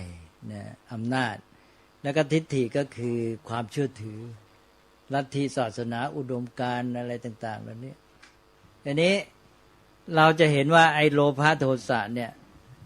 มันจะทำให้เกิดการฆ่าฟันเบียดเบียนเช่นเป็นกรณีไปแล้วก็จบไอ้ตาคนนี้ต้องการโลภอยากได้ทรัพย์ไปเบียดเบียนเขาแล้วก็จบแต่ถ้าเป็นทิฏฐิแล้วมันจะยั่งยืนยืดเยื้อไปตลอดเลยแล้วก็ไม่รู้จบเหมือนกับโลกเนี้ยที่มีการเบียดเบียนกันทำให้โลกทุกข์ยากเดือดร้อนน่ะมันมีสงครามตัณหาแย่งชิงผลประโยชน์สงครามมานะแย่งอำนาจและสองอันนี้มักไปด้วยกันนะแย่งชิงผลประโยชน์และอำนาจเนี่ยบวกกันไปทีนี้มันมีสงครามอีกอันหนึ่งก็คือสงครามทิฏฐิสงครามที่ยึดถือหลักอุดมการณ์ลัทธิศาสนาความเชื่อทางศาสนากันนี้จะยืดเยื้อเรื้อรังตลอดไปแล้วโลกจะสงบสุขไม่ได้เลยเวลานี้สงครามทิฏฐิน่าจะเป็นตัวร้ายที่สุดเลยนะลึกลงไปแม้แต่สงครามตัณหาและมานะกลายเป็นมีไอ้สงครามทิฏฐิแฝงอยู่อันนี้จะทำให้โลกเป็นสุขไม่ได้ใช่ว่าทิฏฐิเกี่ยวกับเชื้อชาติทิฏฐิเกี่ยวกับศาสนาปักใจยึดมั่นว่าไอ้ชนชาตินี้ไม่ได้อยู่ร่วมโลกเราไม่ได้ก็แปลว่าไม่ต้องจบแหละใช่ไหมเนี่ยโลกก็ไม่สามารถมีสันติสุขได้เลยดังนั้นสงครามทิฏฐินี่จะยืดเยื้อมากทีนี้อยากจะเรียนถามพระเดชพระคุณหลวงพ่อต่อครับว่าพอเราทราบอย่างนี้แล้วเนี่ยเราควรมีท่าทีกับศาสนาอื่นยังไงนะเพราะคือเดิมเนี่ยยังเคยอ่านงานเขียนของพระเดชพระคุณหลวงพ่อพุทธศาสนาในฐานะศาสนาประจำชาติเนี่ยคือชาวพุทธเนี่ยเป็นประเทศที่เอื้อเฟื้อก็คือไม่ว่าศาสนาไหนเข้ามาเผยแพร่ก็เข้ามาได้เราก็ไม่ได้มีการกีดกั้นอะไรนะอย่างศาสนาคริสต์ก็เข้ามาได้อย่างเขาก็แต่ศาสนาคริสต์เขาจะมีความเชื่อของเขาว่าหน้าที่หนึ่งของชาวคริสต์ก็คือต้องเผยแพร่ศาสนาให้มากที่สุดเพราะว่าเชื่อว่าเป็นการช่วยชีวิตเพื่อมนุษย์ให้ได้ไปอยู่กับพระเจ้ามากที่สุดแต่ทีนี้ชาวพุทธเนี่ยถ้าเรารู้อย่างนี้แล้วว่าอย่างเช่นคริสเตียนมีความเชื่อบางอย่างว่าสัตว์ทั้งหลายเนี่ยพระเจ้าสร้างมาเพื่อให้เป็นอาหารแต่ตอนนี้เรารู้แล้ว ว่าในทางพุทธธรรมชาติก็คือเป็นบาปเราควรมีท่าทียังไงว่าเราก็ควรจะเผยแพร่ศาสนาพุทธเหมือนกันเราควรที่จะทำให้เขาเชื่ออย่างเราเหมือนกันหรือเปล่าเป็นยังไงหมายถึงท่าทีของชาวพุทธที่ควรจะมีในเรื่องอันนี้มันมีหลายแง่นะฮะแง่ที่หนึ่งก็คือว่าแม้แต่วัตถุประสงค์ในการเผยแพร่สั่งสอนก็ไม่เหมือนกันอันนี้อาจจะถือเป็นการเปรียบเทียบไปนะก็เราก็ต้องขออภัยก็พูดไปตามหลักการอย่างศาสนาคริสต์เนี่ยเขาจะบอกเลยว่าให้ไปเอาคนทั้งหลายเนี่ยในโลกเนี่ยม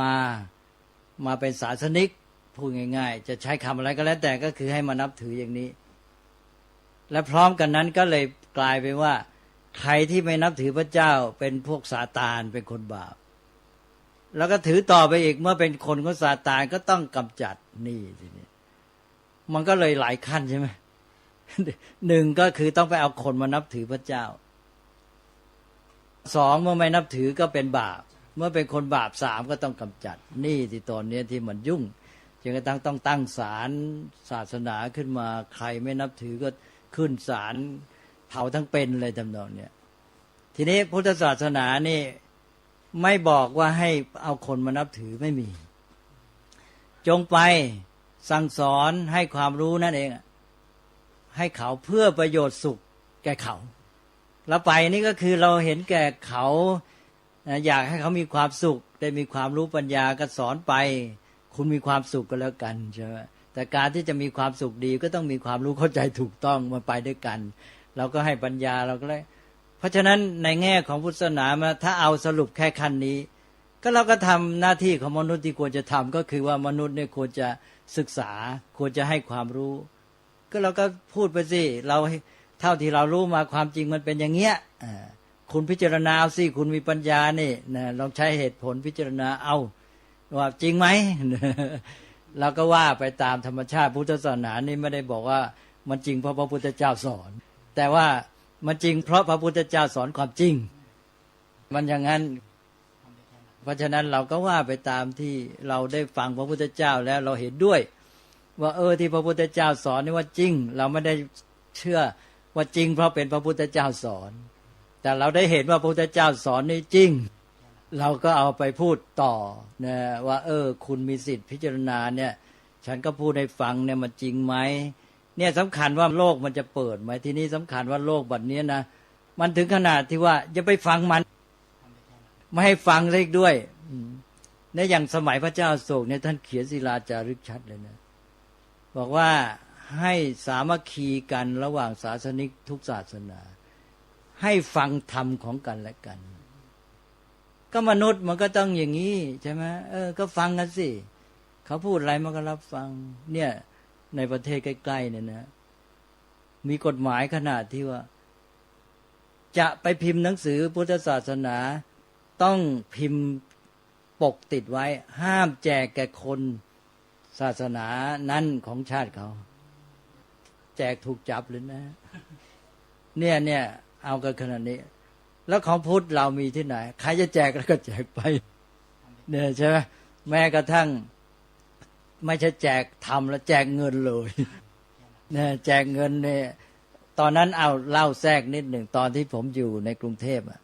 วันหนึ่งก็มีคนยิวมาคนยิวคนหนึ่งเขาบอกเขาตามปัญญามาทำงานวิจัยเพื่อปริญญาก็ไปทำที่โรงพยาบาลหนึ่งในเชียงใหม่โรงพยาบาลนี้เป็นของทางศาสนาเขาก็เห็นว่าทางบาทหลวงหรืออะไรนะหรือศาสนาจารย์หรืออะไรทางศาสนาท่านก็ใช้วิธีเนี่ยเห็นชัดๆว่าใช้อามิตรล่อชาวบ้านให้มานับถือศาสนาท่านรู้สึกมันใช้ไม่ได้เลยบอกในประเทศของท่านตอนนั้นท่านพูดทำนองว่าถ้าทำอย่างเงี้ยต้องเนรเทศบอกว่าถ้าสอนศาสนาก็สอนไปสิจะมาใช้อามิตรล่อไม่ได้บอกประเทศไทยปล่อยได้ยังไงนี่เขาทนไม่ได้ขนาดมาหาพระมาพูดนะแสดงความรู้สึกไม่พอใจอย่างยิ่งประเทศไทยนี่เสรีขนาดหนักเสรีที่สุดในโลกก็ว่าได้ใครจะรอดจะใช้เงินจะอะไรจะเอาไงก็เอาไปเนี่ยเอาเป็นว่าพุทธศาสนาก็พูดเป็นกลางๆว่าท่านจงไปประกาศหลักความจริงให้ประชาชนเพื่อประโยชน์สุขแก่เขาจบเขาจะนับถือไม่นับถือฉันไม่ได้มาสอนเพื่อให้คุณนับถือพระพุทธเจ้าเคยตรัสไว้นะเราไม่ได้สอนเพื่อให้นับถือเราตัวคุณเองนะได้รับประโยชน์ไหมแล้วก็เข้าใจไหมแล้วก็เอาไปใช้ประโยชน์ได้ไหมนี่จุดอยู่ที่นี่นั้นมันจึงไม่มีเรื่องที่ว่าจะเกิดการเบียดเบียนพระพุทธศาสนามันก็เป็นไปไม่ได้แต่ทีนี้ว่าศาสนาที่เป็นปัญหากันก็เพราะแต่ละฝ่ายก็ถืออย่างนั้นถ้าไม่นับถือพระเจ้านี้ก็เป็นคนบาปศาสนานี้ก็มีพระเจ้าของตัวไม่นับถือพระเจ้าของเราอันนี้ก็เป็นบาปฝ่ายศาสนานั้นก็บอกไม่นับถือพระเจ้าของฉันแกบาปแล้วใครบาปมันก็ต้องสู้กันมันก็เลยอย่างเงี้ยก็เหมือนอย่างเนี้ยไอ้พวกที่ไปเป็นหมอผีพ่อมดไงเขาก็ตัดสินใจตัดสินด้วยหลักการนะครับบอกว่าไปนับถือหมอผีพ่อมดนี่ก็นับถือเทวดาเทพเจ้าอื่นจากพระผู้เป็นเจ้าเทวดาอื่นนั่นก็ต้องเป็นพวกซาตานเพราะนั้นพวกนี้ก็เป็นลูกน้องซาตานเมื่อเป็นลูกน้องซาตานก็ต้องฆ่าเพราะซาตานเป็นตัวร้ายของบาปที่สุดเลยหัวหน้าบาปแล้วเราจะไปพูดทั่วไปเขาก็โกรธเราอีก แต่ว่าทำไงเนี่ยมันยุคประชาธิปไตยก็เปิดโอกาสแล้วมันน่าจะก็บอกว่าให้แสดงความคิดเห็นในเสรีในทางปัญญาคือถ้าไม่มีเจตนาร้ายไม่ได้พูดว่าด่า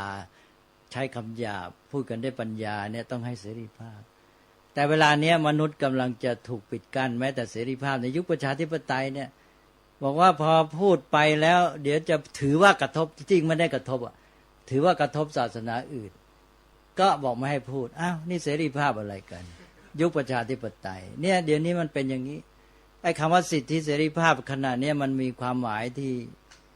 มันยังไงไม่รู้ต้องมาวิเคราะห์กันวิจัยกันอีกนะหมายแค่ผลประโยชน์ของเขาครับมันคล้ายๆอย่างนั้นแล้วก็คล้ายๆระวังกันน่ะมันก็เลยกลายเป็นว่าไม่ให้โอกาสมนุษย์ในการพัฒนาตัวเองเลยเมื่อมนุษย์มีชีวิตอยู่ก็ควรมีโอกาสในการพัฒนาชีวิตของตัวเองโดยเฉพาะพัฒนาปัญญา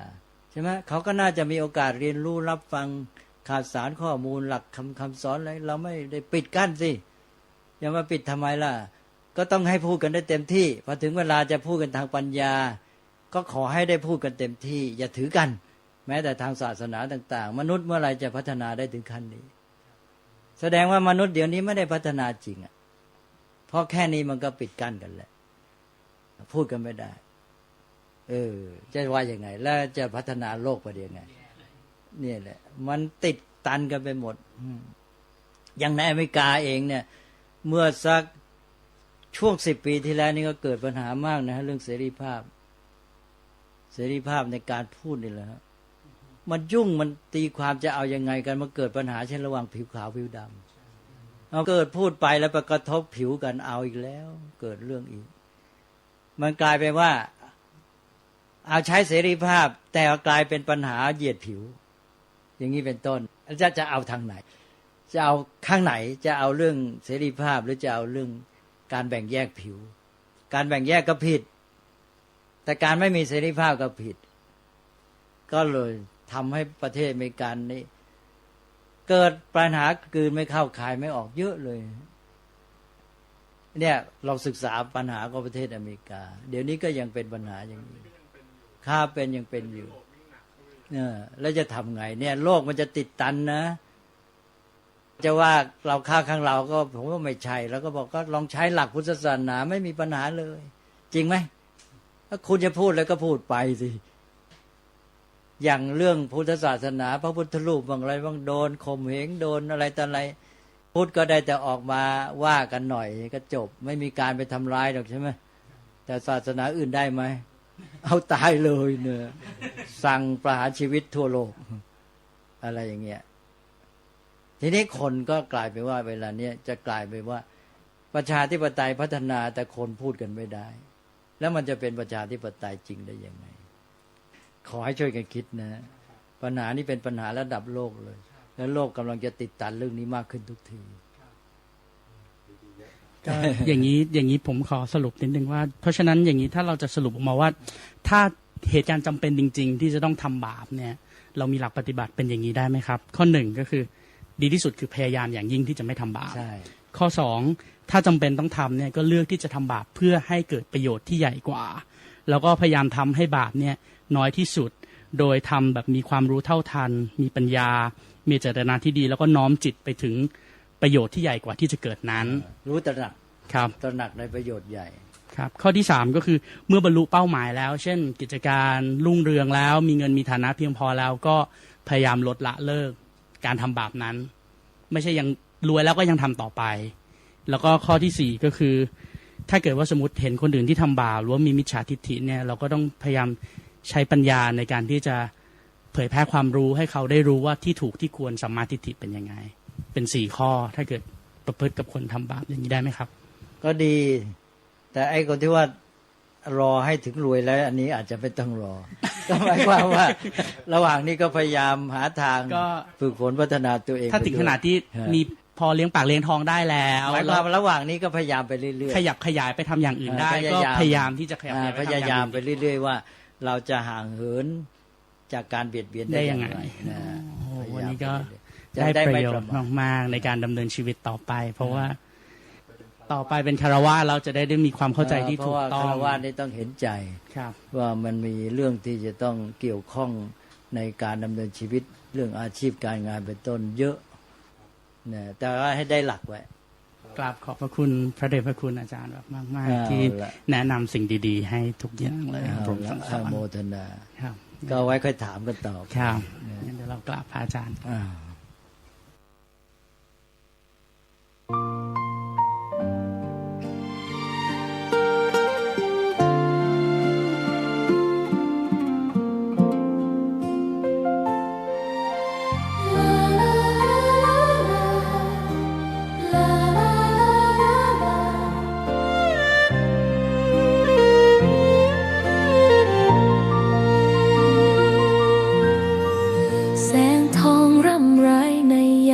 อุตสา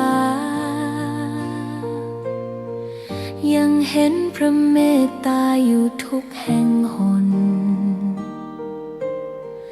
น้ำพระทัยฉโลมใจคนทั่วพื้นแผ่นดินยังอบอุ่นรอยยิ้มพระพักตร์ยังส่องแสในดวงใจไทยไม่ลืมเสียงสายลมแผ่วเบาเหมือนเอ่ยคำปลอบว่าพระองค์ยังอยู่ใกล้ขอกราบแทบบาทด้วยรักนิรันดร์น้ำตาหลั่งพลันจากใจคนไทยแม้เสด็จสู่ฟ้าไกลแต่พระหฤทัยอยู่ในแผ่นดินนี้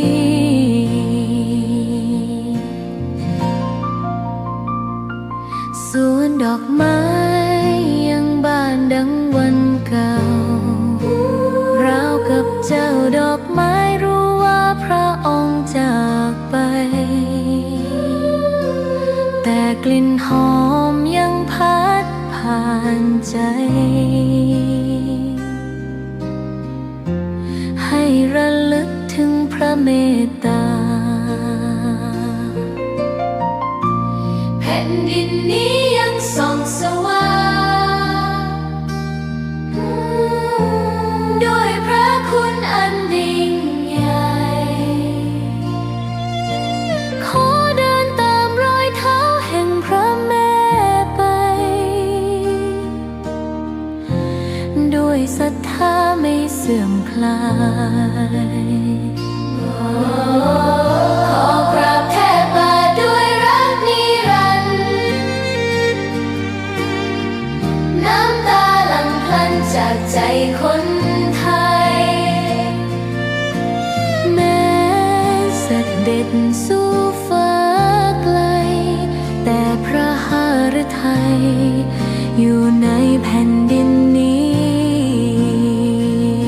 ดวงใจไทยทุกดวงขอพักดีขอถวายรักนี้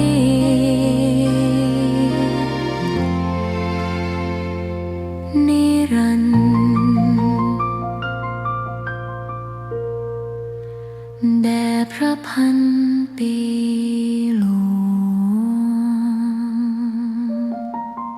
ง